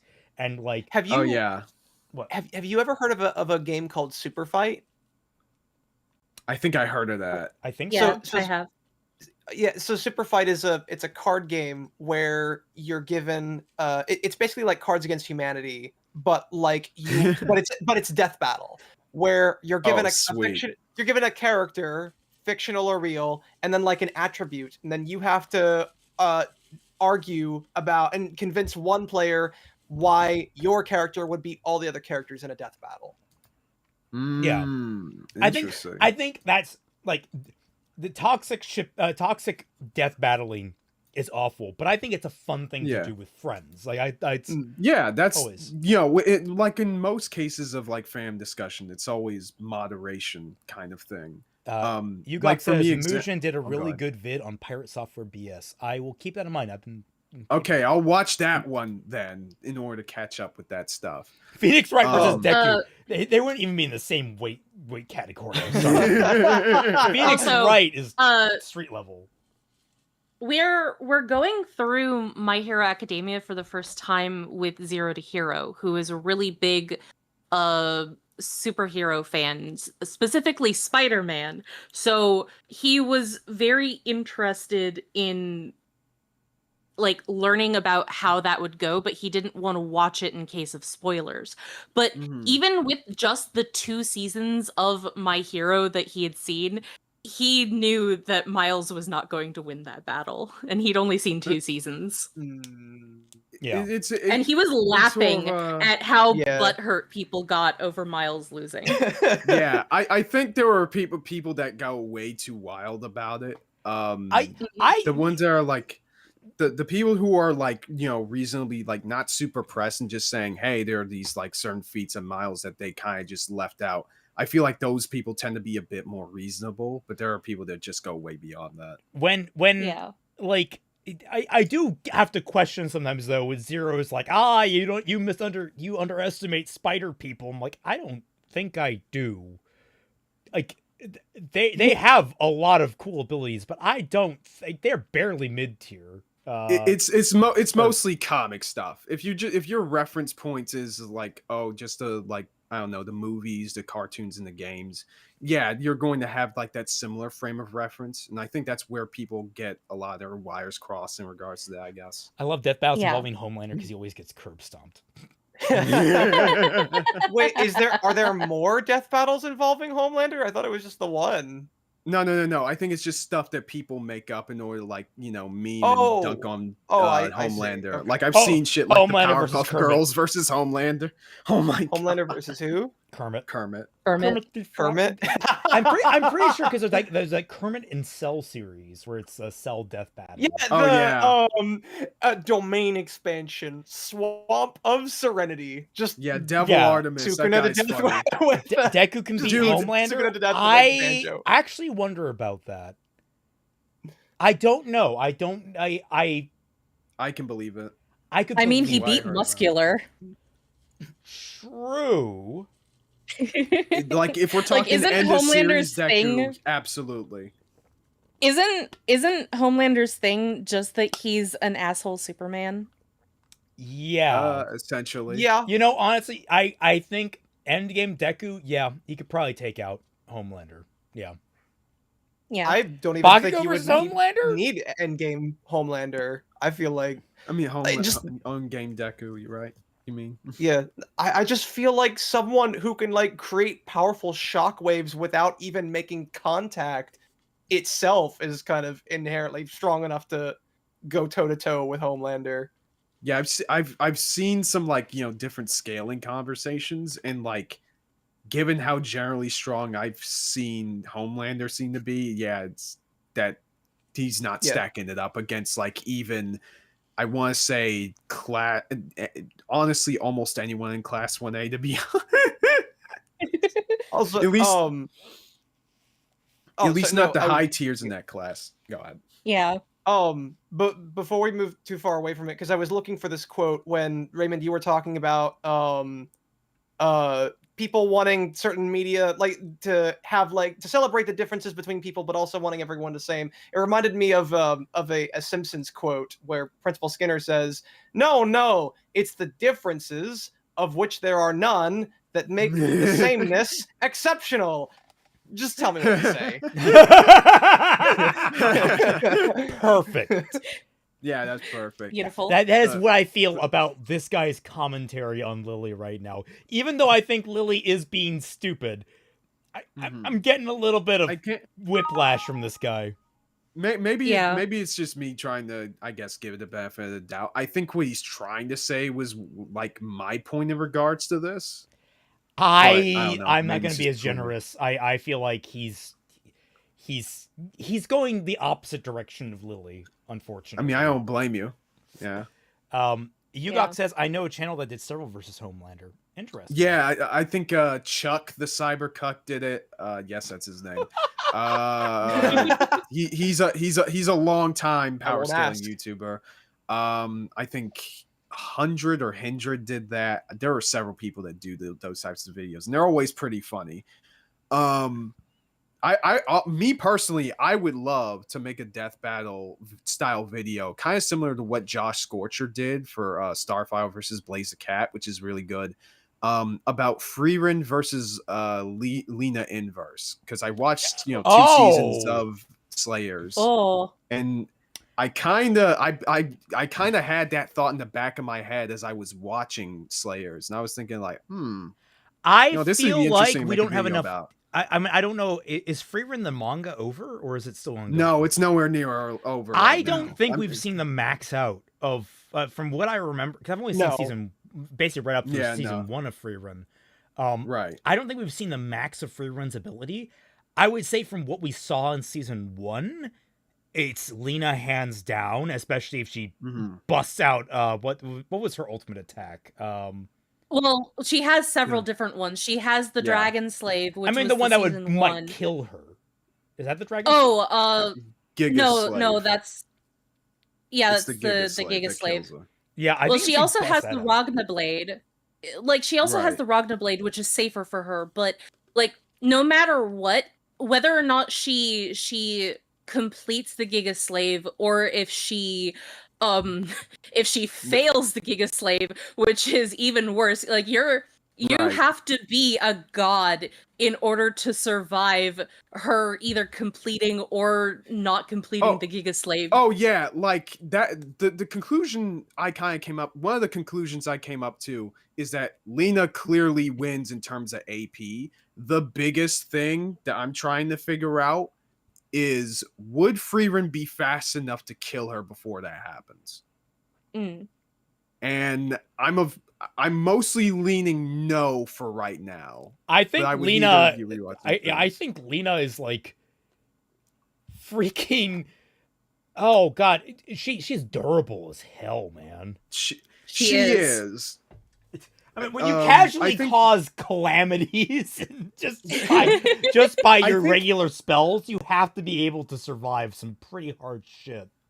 Yeah, I think another thing in like Lena's favor is that there's a bunch of spells that specifically are like soul-based attacks. I think even the Dragon Slave also like attacks the soul as well. Of course, maybe there's a chance that the magic barriers in Freerun can block some of it, but I doubt it would take on like a full brunt of it. Slayer's Try is peak. Stop watching this and watch Try. No. Keep watching this. Then after we're done, you can go and watch Slayer's Try. Absolutely. Yeah. Slayer's Try is my favorite season. I need to. I think because the second season is Try. I need to watch it. But yeah, Slayer's Try I'm enjoying is really good of it so far. I remember when I was a kid, I actually really hated it, but upon a rewatch with Raymond, I really enjoyed it. Like, I loved Philia. Philia is a great character, and I love her dynamic with Zelos. Oh, that's another thing. What about, like, Freerun against Zelos? Oh, fuck. Oh, I think. How does Freerun fight a triangle? Oh, sorry, a cone. My bad. Yeah, oh he's God. well. I mean, we all call him a triangle, but he is a cone technically. Yeah. Kinda, yeah. I mean, at that point, yeah. That's from what I've seen as Zelos. That's definitely not happening. I'm going to pretend to know the characters you guys are talking about. Okay. That's why you have to watch Slayers, Pete. Exactly. We gotta bully you into watching that, like we bullied C after watching Ippo. I'm really overdue for it. I had intended to watch it like a long time ago, and I just never got around to it. Intent means nothing. Action means everything. Anyway, it was on Netflix at one point, and I was like, I'll watch it later, and then it was no longer on Netflix. Anyway, I think that was why. This poor person has been stuck with this face like this. We got to continue. Yeah, we gotta get going. Yeah, let's get going. The art of romance through the lens of rejection. That rejection is what gives these romances depth, but I mean, does it? Cyberpunk 2077, when Pan Am rejects a female V character, it doesn't really give much more depth to the story. Like, it's just kind of an awkward moment that's over of the in 2 writing. minutes. Rejection 7, when Pan Am rejects a female V character, it doesn't really give much more depth to the story. Like, it's just kind of an awkward moment that's over in 2 minutes. I think the rejection scenes in Dragon... That's how a lot of rejections are. It's an awkward moment. Yeah. That's over in 2 minutes. But, like, if you're saying that it's not well written, it's not well written. Like, yeah, it's a different just because problem. something is not well written doesn't mean that conceptually it's bad. Or is, like, unnecessary, I guess, in this case. Dragon Age Inquisition, I think they're better. They're more extensive, there's more dialogue to them, it's more of a back and forth.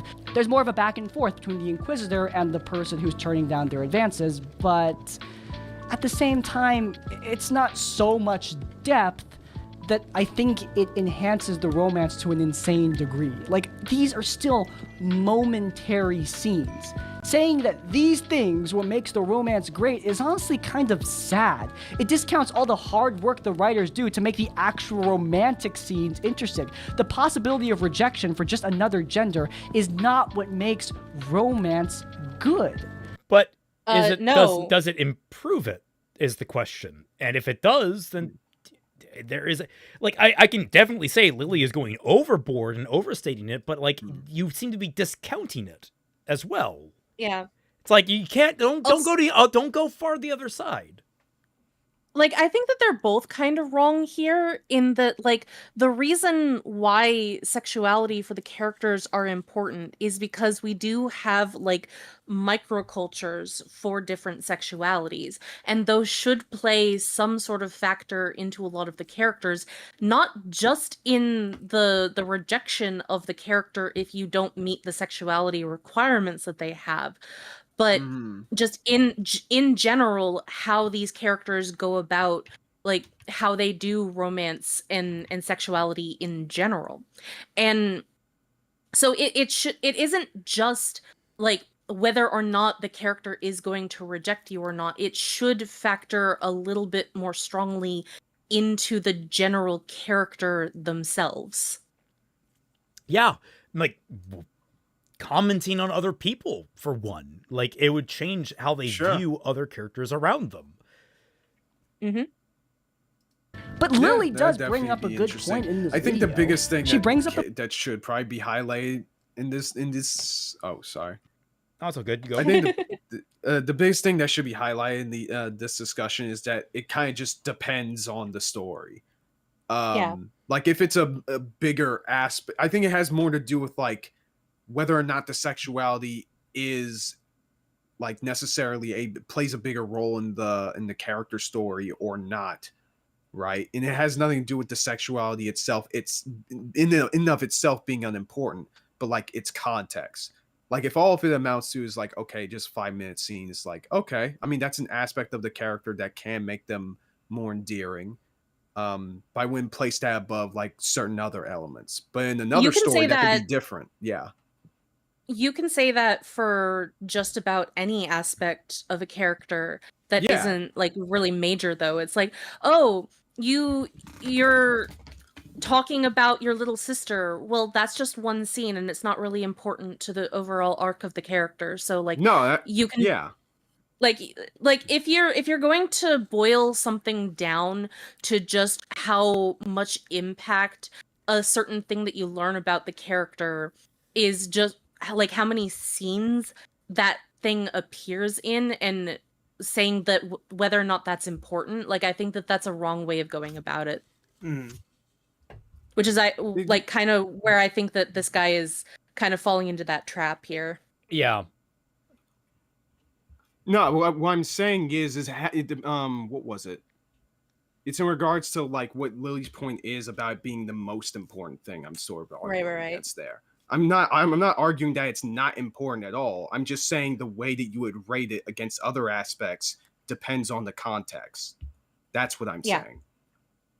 Yeah, and I was saying that, like, in a vacuum, you could do that for, like, any other aspect as well, because this scene happens, and that's just a small part of the overall thing, so you can just ignore it, sort of thing. Like, it doesn't have to just be romance. If you're going to do that, you kind of have to look at the whole thing in context. Yeah, sure. Sorry for of rejection for just another gender is not what makes romance good. But Lily does bring up a good point in this video.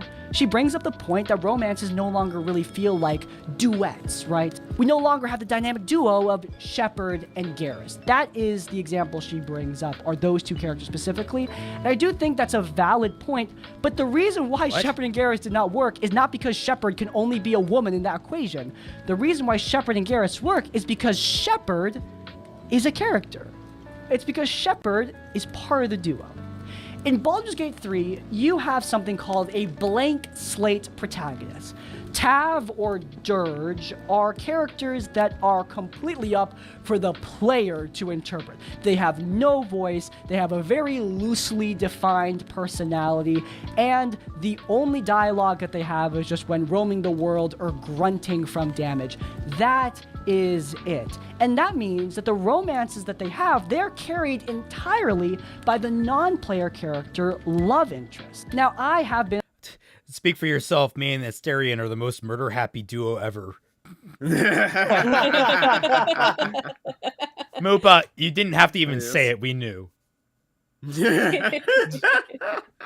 On record saying, I disagree with this choice from Larian Studios. I don't like that the protagonist is unvoiced. Yes, it does mean that I can project more of my own story onto this character, but I would have rather had a character with a more defined personality so that in scenes, I feel that chemistry a lot more. As is, we're only really getting chemistry from one character. It's not a duo anymore. But I mean, if anything, I'm gonna be for real with you guys. This kind of shows how great the romances in BG3 were. Despite having this huge anchor that the writers and the performers had to work with, the romances remained extremely compelling. Only one half of the relationship could even talk, and yet you still have people fawning over these characters. Yes, I'm sure that partially that's just because people are horny for them. But it's also because these are great characters, man. People love Shadowheart, Astarion, Gale, Karlach. These are characters that compel people. Sorry, how were we off track? We were off track, and that oh, it's not a voiced character, and that's why people were complaining. It's like, no, this doesn't have anything to do with Lily's fucking point. Yeah, like Lily's not arguing about a voiced character. I mean, she might. I don't know if maybe she does in some way, but like she's arguing about whether or not someone having a preference, which is a mechanical thing. He's trying to do a gotcha with Lily by saying, well, like her complaint is that we don't have a duo in a romance anymore, and it's really one-sided and flat and shallow. And he's like, yeah, but that's going to be how it is when you have a blank slate character. And it's like, yeah, and that's kind of the problem, because it should be at this point, even with blank slate characters, that you can have a more dynamic aspect with those characters. Yeah, and also, hear me out. Yeah, I think what if someone had a preference, like a character had a preference, but they were open to exploring new options, but it just meant that you would have a more difficult route? What if the different genders actually had a significant difference in how they had to be approached? That would be an interesting way of making that more character focused. Yeah, sure. I'm pretty sure he's saying that, oh, God. Sorry, I was just gonna talk about Rune Factory again. Like, there's a character in Rune Factory Frontier where you can't give them gifts. The only way that you can romance them is to just talk to them, because she's so rich that she can just get everything material that she wants. So why would she be happy with anything that you gift her? The only thing that she wants is your company. And there's another character in Rune Factory 4 where his romance option, the only way that you can get him as a romanceable character is to complete the plot, because his story is so centralized around the main plot of the story that you can't romance him anymore after a certain point, the moment that you get his love points up to 4. Whereas I think it's like 4 out of 10 and over. It stops at 4, and it will not advance until you complete the story. Izanagi has so a good he point is like here. The most he's the hardest character to romance in that game. Sorry, I just wanted to highlight it because it's a super chat. I've seen voiceless gotcha protagonists that are snarky like mad with personalities. Blank slate is not the gotcha he thinks it is. No, I agree. Well, I think, wait a second. Hold on. I'm not even sure if he's saying that as a gotcha. I think he's saying, yeah, he agrees that this is a problem. No, because she's not even talking about this. He's saying he is trying to diagnose her problem as though there is a problem to be had, which there isn't. But he's saying, oh, it's a problem as a voiceless protagonist. But I'm sitting here, I'm like, no, wait a minute. the Fallout protagonists actually have some pretty good dialogue. They're voiceless protagonists, but they have unique dialogue. You can see it in the text. I was about to say, like, doesn't that kind of depends on like the dialogue choices in these games, like when those be signs of personalities anyway. Fucking Fallout is hilarious because if you dump your fucking intelligence stat down to 1, your character speaks as a caveman. He literally speaks in gibberish. I love that. Yeah, and like character. Oh, that's also that reminds me of freaking Vampire the Masquerade Bloodlines. If you choose Malkavian, I think it is, which is a different. There are certain races of vampire you can choose. If you choose Malkavian, your character speaks in gibberish. They don't have a voice, but their text dialogue is like insane gibberish bullshit. And what's even better about that is if you look back on it, you're actually predicting the future because Malkavians are mad because they can see all of time and space simultaneously. So it's like your character is actually speaking a lot of bullshit mixed in with plot relevant shit that hasn't happened yet. Right. It's like I kind of feel angry now at this guy instead of Lily. Like it's one of those things that I argue with when it comes to people, like, not even, it has nothing even to do with romance options, but just like blank slate characters like Link.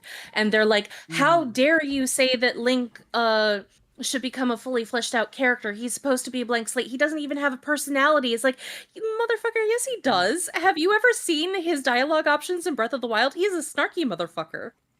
I was gonna say every and he's always been this. Well, every Link has a personality. They're all different Links. There's a reason why the fandoms can actually tell the Links apart. Like, fucking, I think my favorite is Wind Waker Link, just because he's so fucking fed up with everyone. He is so that boy just wants to take a nap in his goddamn lookout. His sister gets kidnapped. He has to deal with pirates. He has to go on this adventure. He keeps getting the shit kicked out of him. Gets shot out of a cannon.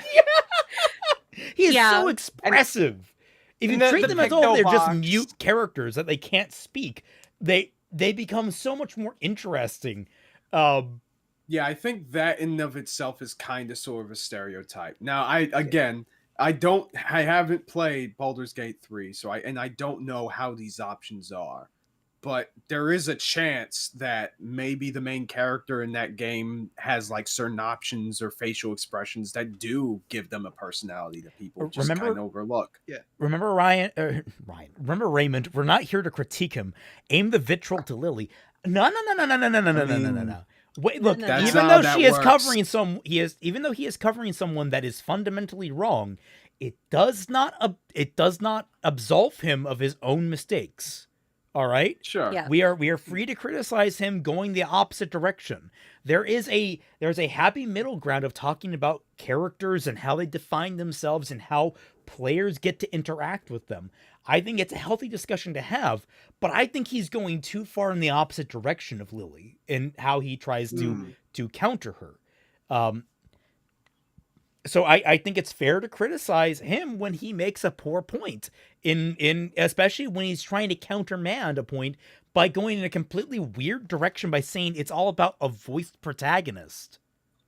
I'll also say, as someone who prefers voiced characters over silent ones, like I'm the kind of person who prefers talking Isaac Clarke over OG Dead Space 1. Amen. Isaac Clarke. But at the same time, I'm kind of a fan of Daniel from Amnesia. Like, I don't really care much that he doesn't talk except in, like, when he's reading his own diary notes. Yeah. Right. No, there is a way to do both. Well, I personally prefer one over the other. He's actually he's really interesting in that, like, what you're reading is the past him. Yes. Because it's the past Daniel. It's the past Daniel, and you're making up current Daniel as you play. And that's the cool thing about Amnesia too, is because like by the end of it, you get to decide whether or not like you deserve to perish. I don't want to. I'm sorry, in case anyone else hasn't played Amnesia. Yes, I mean it sounds interesting. Amnesia is a brilliant game, But also play Soma. I was gonna say, genuinely, like, frictional games, play their games, except for Amnesia, except for Rebirth. Afterbirth, yeah. We don't talk about Afterbirth. We call it Afterbirth. We don't It's talk. called Rebirth. Yeah, we don't talk about that. Yeah, we don't talk about Jesus Tazi and her Christ. stupid baby. Press X to coddle your stomach. I don't want to know. Anyway. Tell people good, that that's good. people adore. They're excellently performed and excellently written, all oozing charisma, even someone if hit they're not play, really or getting am I- much did I back get from the kicked player somehow? character. Oh, what? I'm not Sorry, seeing what? anything. Reload. Oh, yeah, right, maybe I just need to reload. page. Yeah, Reload! Sorry about that. Action! Wild Sorcerer has hilarious dialogue options when you're bonding with Gale. Oh, so that actually does Oh, affect so that- things. Oh, I wonder if then sex if does that- like that would be an interesting caveat to this. What if your sex does actually affect your romances and people aren't talking about it? Hey Karu, not gonna lie, I don't particularly want my Monster Hunter Hunter to be voiced in cutscenes. He's my character and his dialogue is what I decide. I saw that the new game has a voiced protagonist, and it just felt wrong to Really? me.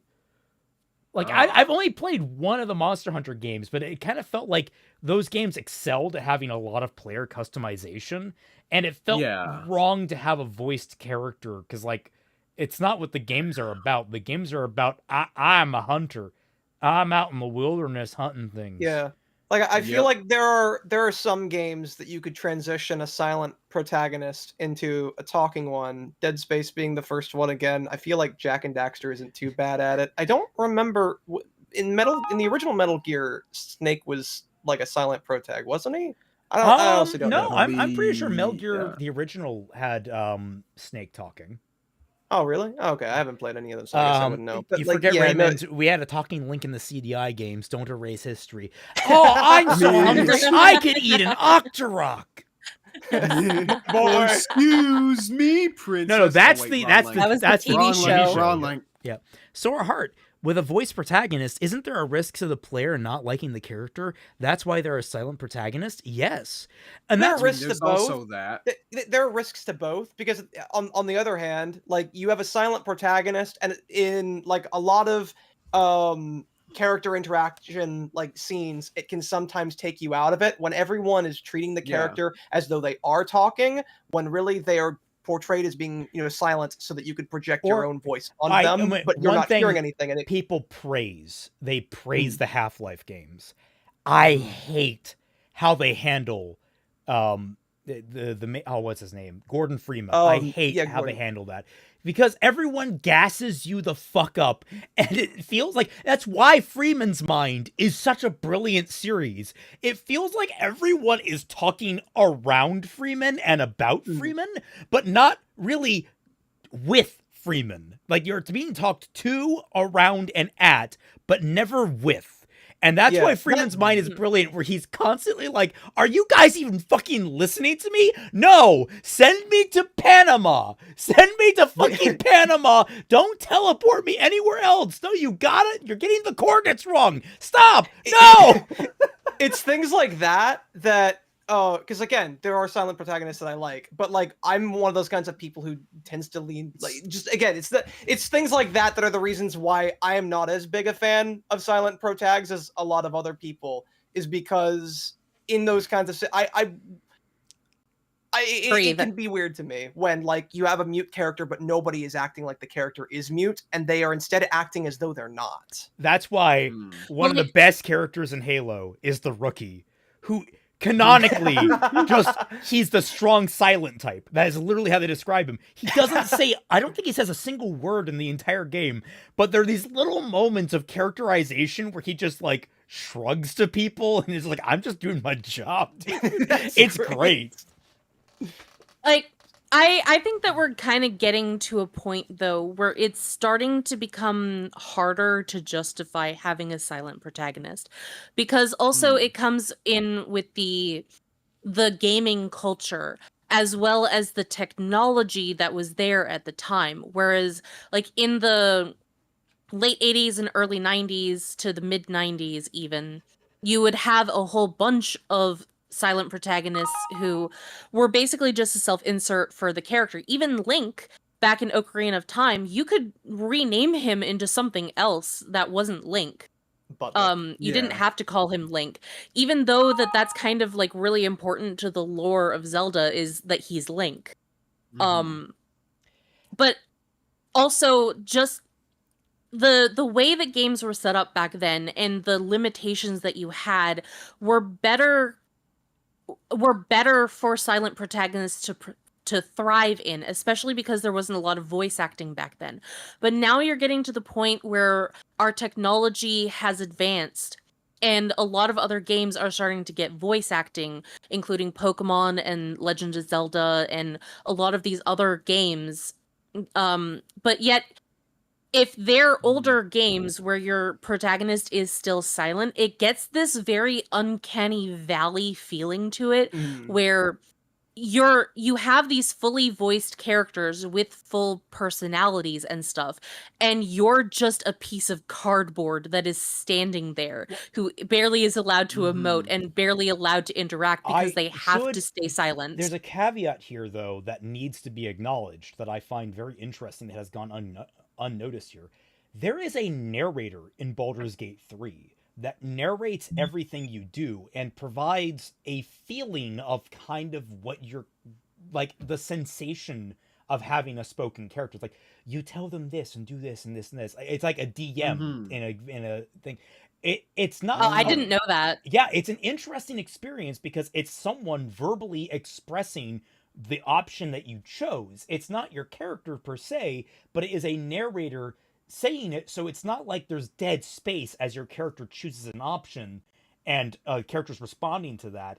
It feels like there's a back and forth even when there's not. I remember that much, and I think that's something that just came to mind in terms of it's an interesting approach, because I was just thinking about it is in a game like Baldur's Gate 3, where there is so much interconnecting dialogue, far more than even a BioWare game, I can see why you leave a protagonist unvoiced, because that might just be untenable to some degree. But like in terms of like, and also like you want the player to really insert into the character. Because all this is based on D&D, all this is D&D. You want to make sure you actually keep that cohesion. But in other games where you have a defined character like Link, I think it's kind of unless you make them mute, but like even then they interact with the world. You need to give them personality in the way they speak to other characters, even if they're not actually speaking. That makes any sense. Yeah. So it all just depends on context and execution then. Yeah. You know what I'm waiting for at this point, where technology is going to advance in the gaming sphere. Maybe that's where AI would actually benefit the most when it comes to like dialogue options in gaming, is you have a microphone and you can voice your own character, and then the characters in the game will be able to react to your voice in real time. Yeah, maybe. So like maybe making the NPCs like AI, basically. Yeah, well, yeah. I that's going to be very difficult, like, or in terms of like, I mean, the ethics of that, it would be very difficult. But I think overall, I agree that'd be a really cool idea. No. Twi's got a point. This is a perfect opportunity for us to get our Hey You Pikachu remake. Genuinely, that actually might work. We actually have really good text to speech now, or speech to text. So, Yugok says, y'all reminded me of my annoyance with Genshin Impact MC. We choose one of the two twins. They don't speak. They're actually voiced, which is frustrating. I know you have voice lines. Why aren't you talking? Good question. The Orange Man. This reminds me of when my character got dragged into royalty because of a can of soup. Long story. Redo 192. Oh God. God damn. Yeah, no, you're supposed to go to the clothes store, not the not the royalty soup. Yeah. Yep. Sora Hart. Twilight wants Shangri-La Frontier to be real. Yes, and it's on our list to watch. God, that show is great, and that show actually made VR MMOs look awesome. Yes, is that's that what on... it is on the list. I don't know when we'll get to it, but I had a really fun time with it. I think you would have fun with it too. It's a it's very good, very self-aware story. It's great. Mm-hmm. Okay, cool. It's one of those, I don't know, it's like very low stakes, but also they managed to make the stakes feel high. Yes. Mm-hmm. And the game actually look, well, number one, like a game, but also fun. It's not Sword Art Online, for fuck's sake.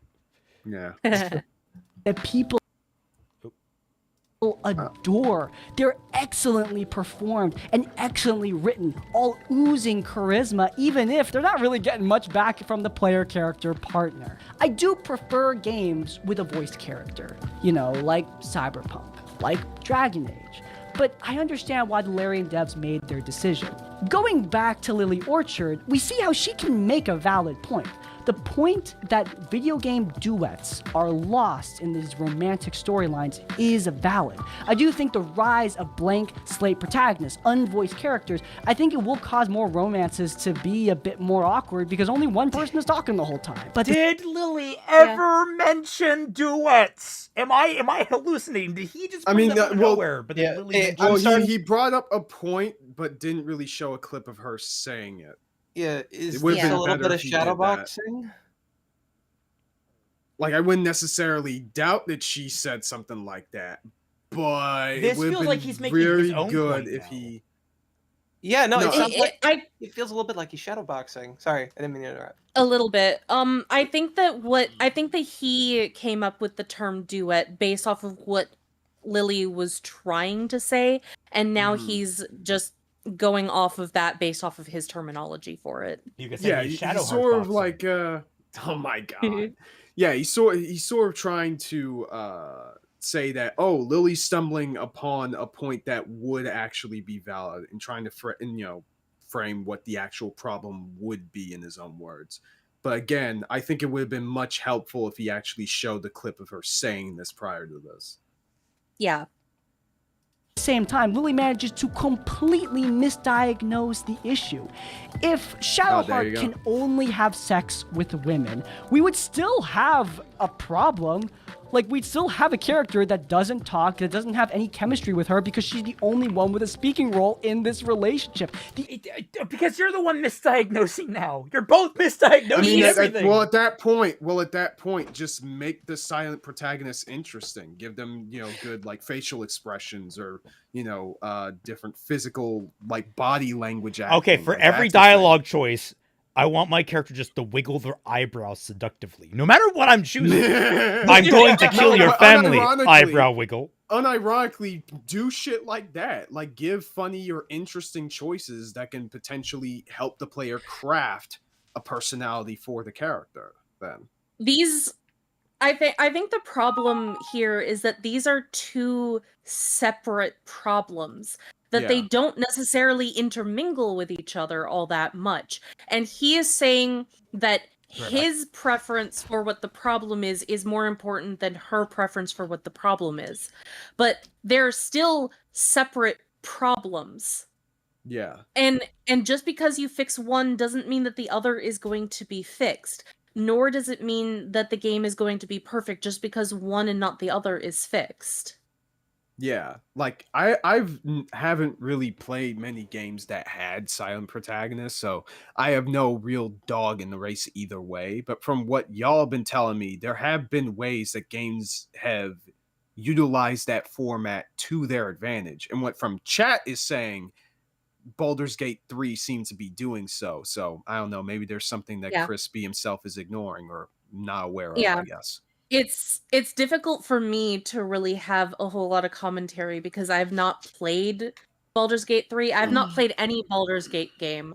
I didn't know that there was a narrator because I have nothing to do with Baldur's Gate. The only thing that I've heard about the game is what other people have told me, and that's mostly been about like romance options or Asterion or like how he's like their favorite character or whatever. It's like these tiny little pieces, like these ant-sized little pieces of information is all that I have as knowledge for Baldur's Gate 3. Yugok says, what do you mean by rise? Silent protagonists are not new. They've been around forever. Well, we were saying that like the new one is attempting to give them speaking roles, and that's what he has a problem with. So Yeah, he was saying the opposite. Yeah, we're not saying that silent protagonists are new, but it's like a trend that has come and gone and come back. One of the best silent characters is the Doom guy. Yes, unironically. Yeah, it's true. Especially, actually, that's a good example. Especially in Doom 2016, like he just expresses so much through just his actions. It's amazing. Like that moment where it's like, okay, you must remove the core carefully, and you just fucking smash it. Yeah. It's like or like when you find the little miniature Doom guys, and like he finds the one that just. I think that we should establish that there is a difference between a silent protagonist and a blank slate protagonist, because they are not the same thing. Baldur's Gate, technically speaking, has a blank slate protagonist because you're supposed to feel it like a D&D character, but it provides a narrator that helps you feel it out. So it's like the real issue would still remain. Once more, Lily Orchard sees a valid problem and completely misdiagnoses it because she's a fundamentally untalented and deeply stupid person who has no idea what the hell she's talking about. But stupidity is not the only issue. Yeah. It's also her really idiotic form of spite. Okay. Keep in mind, I've only Lily seen Orchard, like half of CD this call, video, whatever so the hell she wants to call herself these days. She's always done this, but she has biases, right? Biases that show in the way she critiques media. Queer women, for example. She despises queer women in the creative space. Anyone who achieves any form of success, from ContraPoints to Rebecca Sugar, who's behind Steven Universe, to Dana Terrace, who's behind the Owl House. She will levy attacks against these people for no seeming reason. A high amount of vitriol just because they made a show that she doesn't like. And you kind of see that coming out in Baldur's Gate 3. She has a weird hate boner for Shadowheart. I get the feeling that someone at Larian really had a boner for Shadowheart because you have to turn her away several times and then kill her just so she'll leave you alone. And even then the game shoves her little D20 into your hands anyway. But it's definitely possible she hates Shadowheart because Shadowheart is popular and Lily Orchard is a weird pick-me girl who just hates the popular thing. No, wouldn't that make her a contrarian? How would that make her? She's contrarian. She's the opposite. I'm not like we just established at the beginning. Yeah, she's a not like other girls. Yeah, I think contrarian is probably the better one because it's like, again, nobody would want. Everybody else likes Shadowheart. Who the fuck hates her? I don't know. Also, there's a unique dialogue options in Baldur's Gate 3 for each character depending on the class, race, and background. Yes, I figured. Which makes sense. Yeah. Shadowheart is also famously voiced by a popular and acclaimed actress, a queer actress named Jennifer English. It does fit into Lily's pattern, a pattern that is observed over and over and over again, her utter hatred of successful queer women. She also hates characters who have been through any sort of abuse. Hilarious, considering the allegations against her. From Hunter in the Owl House to Astarion in Baldur's Gate 3. Again, she has a real hate boner for Astarion. She despises the storyline of his sexual exploitation. Why?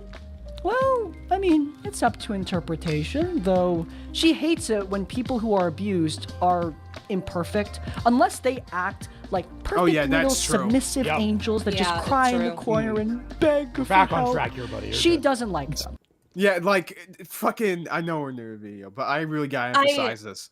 Like, during my freaking Arcane video, Michaela, I know this is Michaela saying this, but I wouldn't doubt that Lily had the same take. That it was bad that Jinx blew up the council at the very end. And she viewed, like, her gang away, view, like, the moment prior to that as her gang away from Silco's thumb, when that is not what that happened. Because mentally ill people can't be evil. Can't do anything wrong. Or people who have just been oppressed people can't be evil. They can't do wrong because that might send the wrong message. Exactly. They might shove a freaking, I don't know, a rape victim down some stairs. I don't fucking know. What's the nightmare scenario that they have this week? when you see the because I was watching Arcane the other day, and because of the influence that it had on me, I felt the innate desire and urge to oppress people who live underground. I was about to say the N-word, but that works too. Daigato, thank you for my new cover album cover. Doilies. Oh, did he make some art? Yeah, well, he made a Photoshop. Okay. I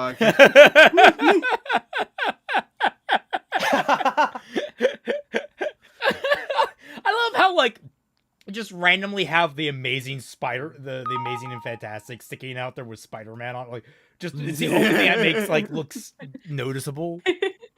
Right. I'm sure I know nothing is somewhere in there. Ed Sinsky, it's like with the new Donkey Kong game, DK is very expressive and reactive. Yeah. Donkey Kong is a great example of a silent protagonist that has a lot of character. Thank God he's a silent protagonist, or we'd be dealing with fucking Seth Rogen the entire time.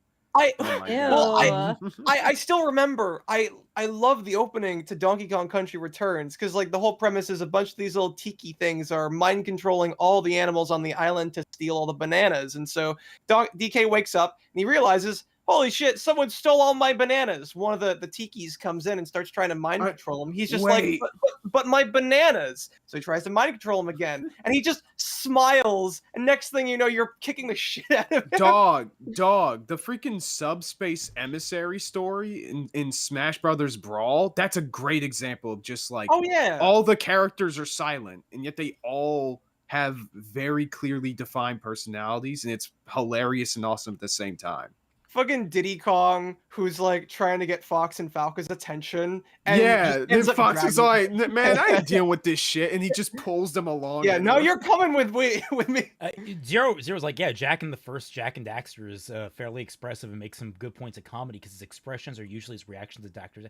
You know, Jak is a silent protagonist. He actually interacts and with his friends and family. Like, he actually does things. He has a personality. And then it's great in Jak too, when at the very start of the game, when he gets captured for 2 years, and the first time you encounter him since his capture, he's been tortured, and Daxter's like, hey, Jak, say something just this once, and his first words are, I'm going to kill Praxis. And it's like, holy shit, Jak, what happened to you? What? My baby, what have they done to you? He's been tortured for years. God, that game is such a fucking whiplash from the first. God. All right. Did you just see that? Yeah, God. Yeah. Astarion, Hunter, these are people who have trauma, and people with trauma don't always act in the best of ways. Trauma makes you lash out. Trauma is not clean. Abuser. Lily Traumatized doesn't people see can that. never Whether be or not it's evil, because of though. real life That's your one stuff doesn't mistake. matter. This is a point of view I've seen very often. People want trauma to be demure. That's not realistic, man. It just isn't. She misunderstood it with Hunter in the Owl House, she misunderstood it with Lapis in Steven Universe, and she misunderstood it with Astarion in Baldur's Gate 3. I mean, seriously, if she couldn't get these freaking kid shows, I don't know what hope I had for Baldur's Gate. But, I mean, she's a person who used to go by... If I remember correctly, she called Lapis an abuser. Well, like, that's not even just to Lily. Like, there are so many people that I've seen who just absolutely hate Lapis because they don't understand that she is also an abuse victim, that she has had like these horrible things happen to her. But like, no, just because she is a little bit moody and just because she doesn't handle things in the healthiest of ways, that she is the most horrible character who has ever existed in the entirety of ever. But Sai, what the fuck? But Twi, listen, here's the thing. It's Lily's fault that these people have these thoughts. No one hated Steven Universe prior to Lily's video, guys. That didn't happen. What? People were already hanging on the seasons 3 and 4. Nope, that didn't happen. Oh, the videos complain about the Steven. Nope, that didn't happen. Sorry, fake news. Didn't exist. Chris from Delta is an interesting silent protagonist. Yes, Chris is very interesting. They actually fight you, the player. Like they hate being controlled. That's a fascinating little facet. ball spawn online. She literally based her entire persona around Baldur's Gate. You'd think she'd at least put a little bit more effort into understanding what the hell she's talking about. Lily has all these biases, but I think the worst bias she has is that she doesn't really understand love either. I mean, seriously, this is her idea of a loving relationship with her wife. Crapping on the stuff that she likes and yelling at her. I mean, like, yeah, that's the thing. If it's not in the text, it probably isn't true, because this is not a smart show about smart things. Yeah. Much later. What? It's stuck and burned to the bottom of the pan. I asked you to I start forgot about this. this. I did start it. It wasn't sticking when I started. I was like, okay, I'll just finish that boss and then we'll have dinner. And then that went on for fucking ever. And now dinner is all partially ruined. My relationship with Shadowheart is more real than what she has. Yeah, that's wild. I remember hearing about that. Have you guys seen the? I know that Kaiser and I have seen that. Have you guys seen the clips of her in stream with Michaela where Michaela will try to talk and then Lily will just basically. Oh no, I shared it to them. Yeah, tell her to shut up. Yeah. Just be like. Oh yeah, like we've known for quite a while that Lily and Michaela have like this really toxic relationship. And I find it so funny because Lily is like, oh yeah, like you don't need a slow burn romance because my romance with Michaela happened like basically overnight. It's so good. And it's like, no, it's not, Lily. It's you have a clearly very not. toxic relationship. You are an abuser to your girlfriend and to your wife. Yeah. It's look, fast burn can happen. Sure. It can. Just putting it out there, oftentimes fast burn is not long lasting, and if it does, it can not necessarily. It's not always a good thing. Sometimes it needs to have ended. Fast burn means fast death. Yeah. Candles go out faster. Yeah. I was about to say, like, you have to be a specific kind of you have to really like really make fast that right. burn means that you have to put a lot of legwork in the ladder. It's like the level scaling in Kingdom Hearts 1 where you can choose to start really slow and then get really incrementally better at the very end of the game, or your early levels are really fast but then your later levels are really slow. You gotta have a give and take there, and if you're not ready for it, you're gonna fall apart. Mm-hmm. Than what she has. Good lord. But in any case, that's the sad state of Lily Orchard and her opinion on Baldur's Gate 3. I hope you guys enjoyed it. If you did, and you watched this whole darn thing, then head down in the comments and leave the comments Stockholm to remind Yeah, you watched Lily. only half of it, Pete. Well, I guess that means that I am not obligated to comment in the comments section and leave a like. Well, no, he's talking about Stockholm. What? Baldur's Gate 3. I hope you He guys said enjoyed leave a it. comment If you about did, Stockholm. And you watch this whole darn thing, then head down in the comments and leave the comments Stockholm to remind Lily of her crimes against literature. Oh, and if you enjoyed this episode. We don't need to watch any of that. So this is an interesting one. It was. Yeah. It was we had a lot more to talk about than I thought that we would have. Okay. I would thought we were going to be talking more about like the nature of tabletop RPGs as opposed to more about the nature of romance in gaming, but we found interesting topics to speak about. I had to engage a different part of my brain, but we're sorry, Raymond. We will never get to talk about Pathfinder or tabletop RPGs ever again. Well, to be fair, happening. That's easier said than done considering we had to reschedule. That's fair. For the record, we were gonna have it's gonna be themed and everything. It was gonna lead into the big new Pathfinder campaign that we were going to start streaming on Saturday, and unfortunately, scheduling fell through. That's I'm sorry. I mentioned it in my update video last week. Instead, it's unfortunately not going to happen until next month. So you'll have to hold out for that for a little bit. I was excited for it, and then reality life hit. Yeah. My sister is Oh God. My sister is getting married on Sunday or Saturday, sorry. So I'm going to the wedding instead of playing Pathfinder with everybody. Hey, Celtic, there's a RWBY D&D game that Rooster Teeth made. Yeah, we watched the first episode of it. It was boring as shit. Oh, was it really? Ugh. Oh really? Oh God. Yeah, Okay. the Grimm campaign. I heard of it. I didn't. They really- also nobody introduced really talks another about it. god. What? Yeah, there is a Really? there is Wait, a that's canon now? that's supposed to be This was an canon. actual RWBY campaign. I just thought that Yes. you meant that it was the cast of RWBY playing like D&D or Pathfinder or something. No, it is an actual campaign set in the world of Remnant a few years before the events of RWBY. And it's one of the all characters, has a connection to a deity that is not either the two brother gods, nor is it the Faunus god. It is some unidentified fourth god of some sort. What? Okay. It allows them to roll inspiration once per day, basically that. Basically, So What the fuck? well, I don't even know how the Faunus god like works in the world of RWBY. Like we understand the brother gods, but like what about these other gods? Like what the fuck is up with them? I guess they escaped from the ever after. I guess so. It's I a thought little the- weird to me now, especially because the Faunus god has been shown having antlers, and the brothers gods were shown being deer or goats. They were little goat guys. Initially. Something like that. Yeah, they were. I thought. It's, I assumed that they were so like weird. I don't know what like the word is. I assumed that they Maybe were. the Faunus god is like their cousin. Maybe.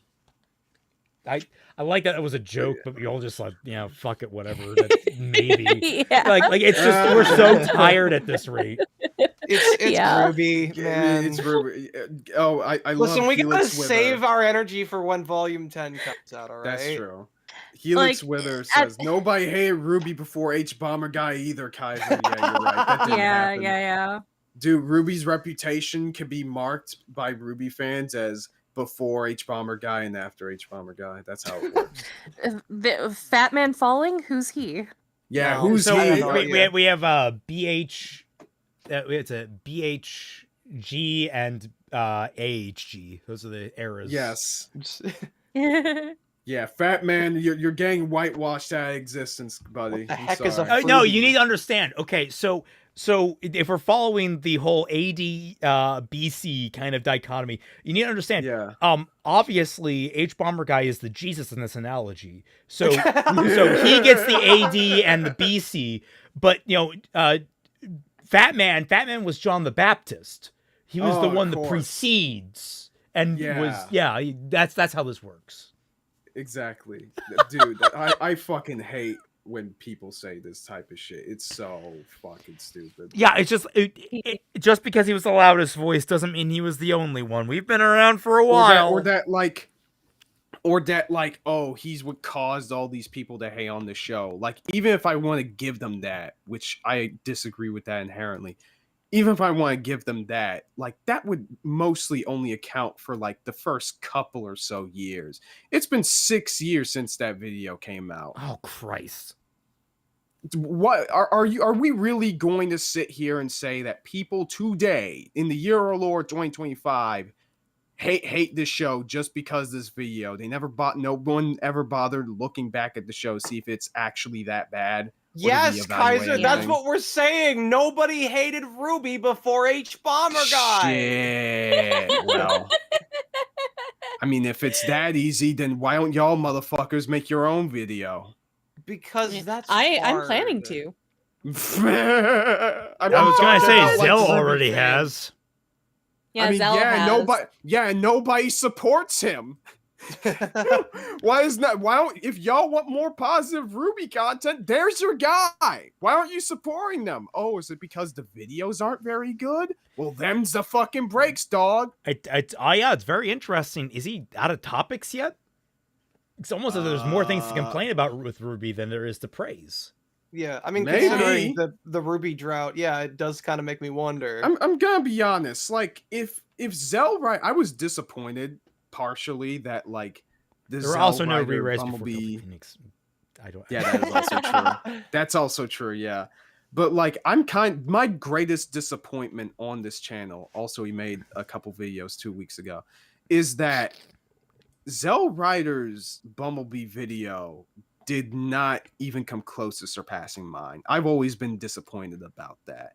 The smoke hunger in me has always been disappointed because the fans have been adamant about this for years, and I have seen all the fights from the outside looking in. So I thought, okay, I make this video.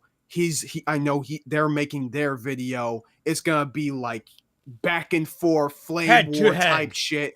Yeah, and it like head to head. We're gonna battle it out.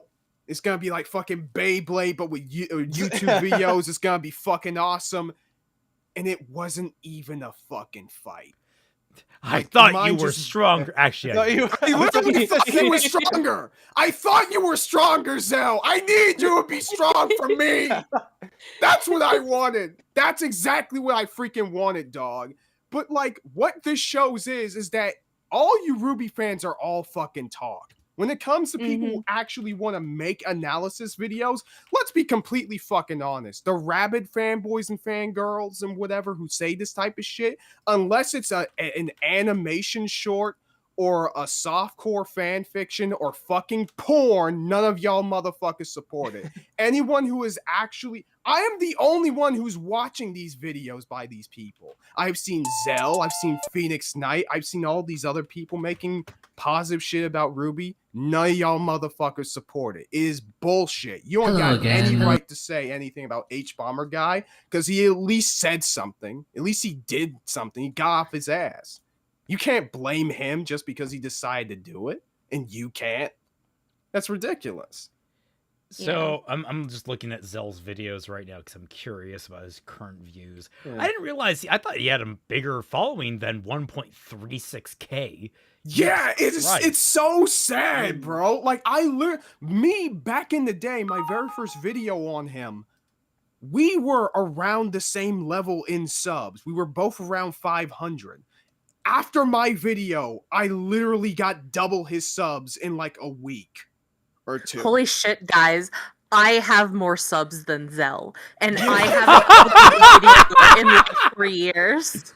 Oh! Yeah, dude. Also, Zell, why is your RWBY Beyond thumbnail use the fucking Legend of Zelda font? No, oh my god, that's part of why these videos aren't successful. None of these people understand that, like, they're not very good at advertising their shit or making it palatable. Like, if Zell had my editing, I don't care about his arguments, all right? People can talk out of their ass about RWBY, whatever, and people will support it. But if they had my editing style, or anyone really who is competent and had better thumbnails, Zell would surpass me in a week. Zell, I'm just saying Zell, yeah, I won't say that Kaiser does commissions, but I mean, I could honestly give the motherfucker some pointers. Yes, you lose nothing by asking. The worst he can say is no. Yeah, I mean, he will still recommend that you have your VTuber model hump the screen religiously when you get excited. No, listen, that's like a staple of your content now. You got to keep it. Listen, dude, here's what you do. You lean into that. Literally. You lean into that would draw up more viewership, dog. You're getting nothing what you're doing right now. I don't want to be sexually assaulted by the YouTuber that I'm watching. Thank you very much. No, but remember, if you do, you can no longer ever be an abuser yourself. Exactly. Yeah. You'll be according to Lily, you'll be absolved of all sin, and you can't ever do anything wrong. And none of the stories you're in will ever treat you wrong. Exactly. If Zell just had the ADHD degenerosity editing, then he might have 1 billion subs and views. Unironically, yes. If any of these positive RWBY creators knew how video editing works, they would honestly be bigger than they are now. Are we going to watch a Zell video now? No, we're just dunking on him because it's fun. No, I'm not even dunking on Zell, because Zell can do whatever the fuck they want. My issue is the RWBY fans that say that, oh my god, this video caused this and that, and they refuse to do anything themselves. That's what I'm pissed about. AKA Zell. Anyway, But that's all we have for today.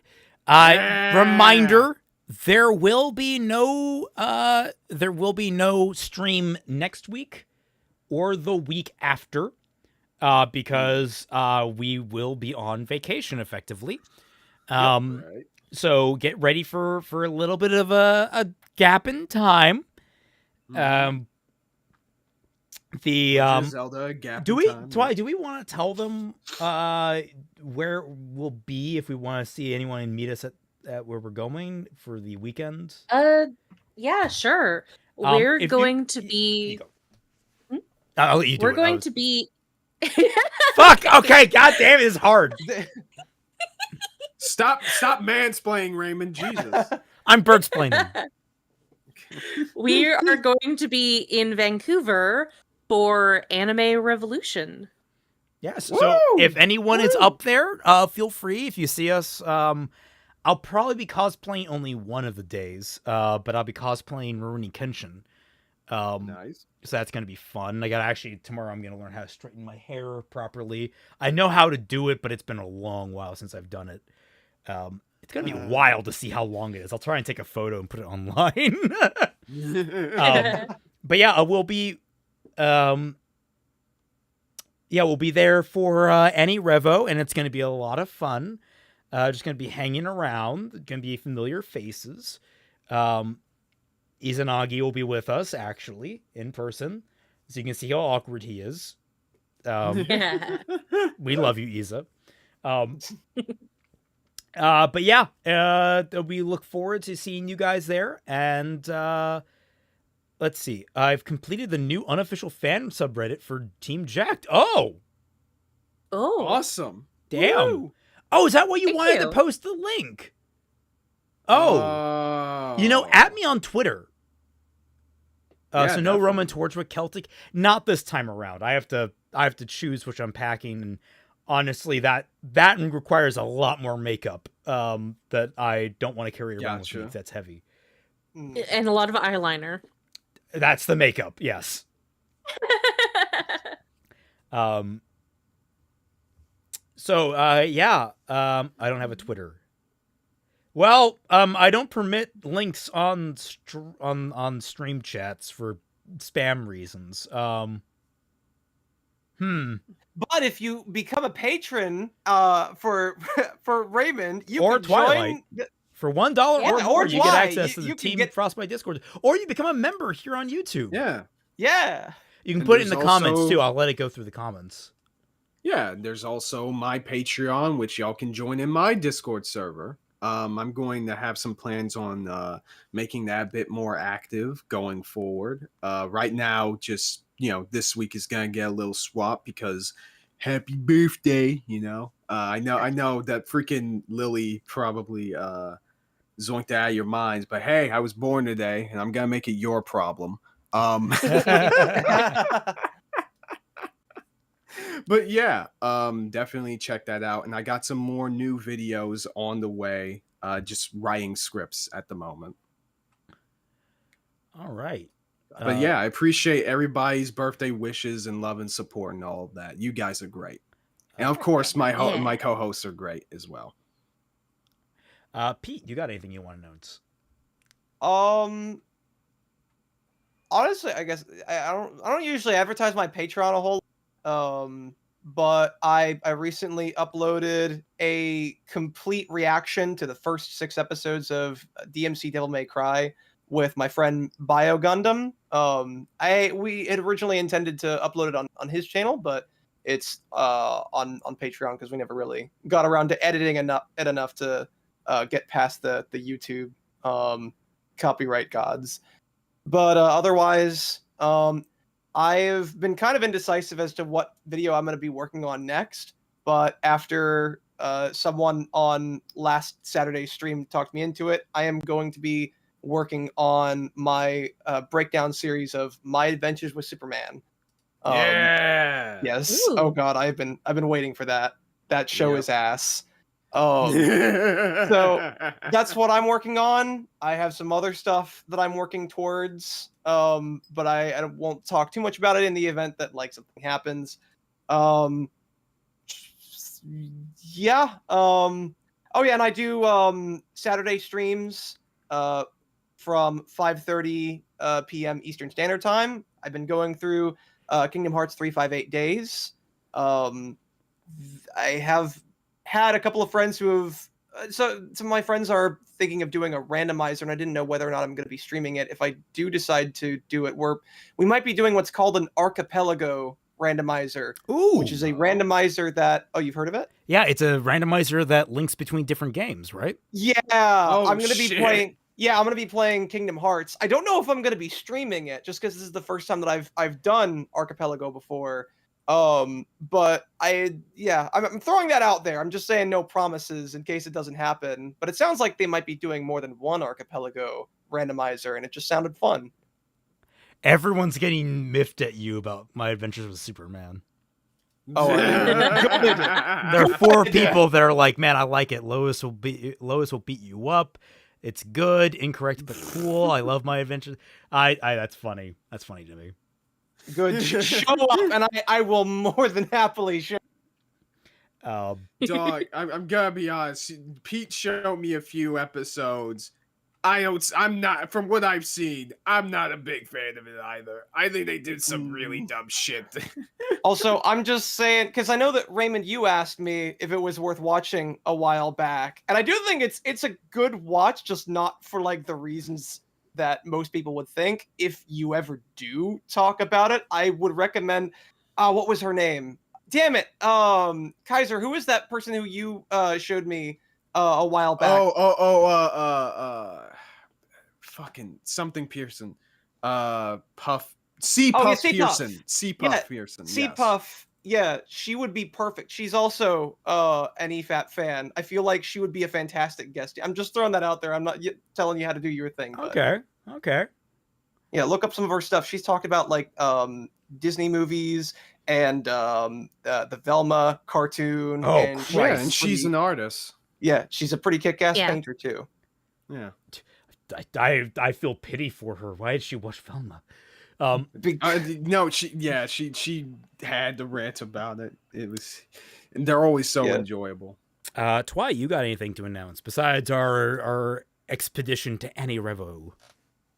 No, I do not. I think that I will start like kicking my ass after we get back though, and start doing stuff on my channel. Aiden, did you watch my update video last week? Have I made any announcements to the contrary? There is a Fixing RWBY this week. Don't worry, my man. All right. Of all the things you could praise about her, you say she watched EFAP. It means we have similar tastes in commentators. Yeah. Do you people need help? That's the reason why I think that because I feel like a lot of the interests that she has align with some of yours, which is why I think she would be a great guest. But no, so God, there will be a Fixing RWBY this week. Episode 6 will be coming out. I'm actually really excited. There's going to be some stuff, tear-jerky stuff. I hope people are going to like. And for those that have been waiting, they've been waiting for something specific to happen. It is happening this week. Okay. So, my internet cut out watching it. Sorry, Kelt. It's a minute long. It's like a minute and a half long. Did your internet cut out? You just like perpetually banned from watching it again. No! Wow, I didn't realize how many people followed us were hostile to EFAP. Damn. That's why we have I a kept variety telling you, of different opinions and stuff. Stop always like talking about them so much. You're gonna anger the people. I don't mind that. It's fun. It's fine. People are allowed to have their opinions on things. They do get things wrong. Yeah, of course. We all are different people, and we have vastly different likes, and that's what makes it interesting to talk to people about. But yes, so yeah, there will be Fixing RWBY this weekend, or this Friday. There will be Bad Fanfiction Night this Friday, and then after that, it's a bit of a down period as I'm on vacation. So, yeah, that's about all I got to say for now. Thank you all so much for joining us. I hope to catch you all on the flip side.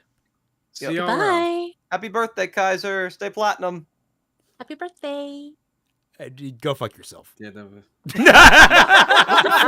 Happy birthday, man.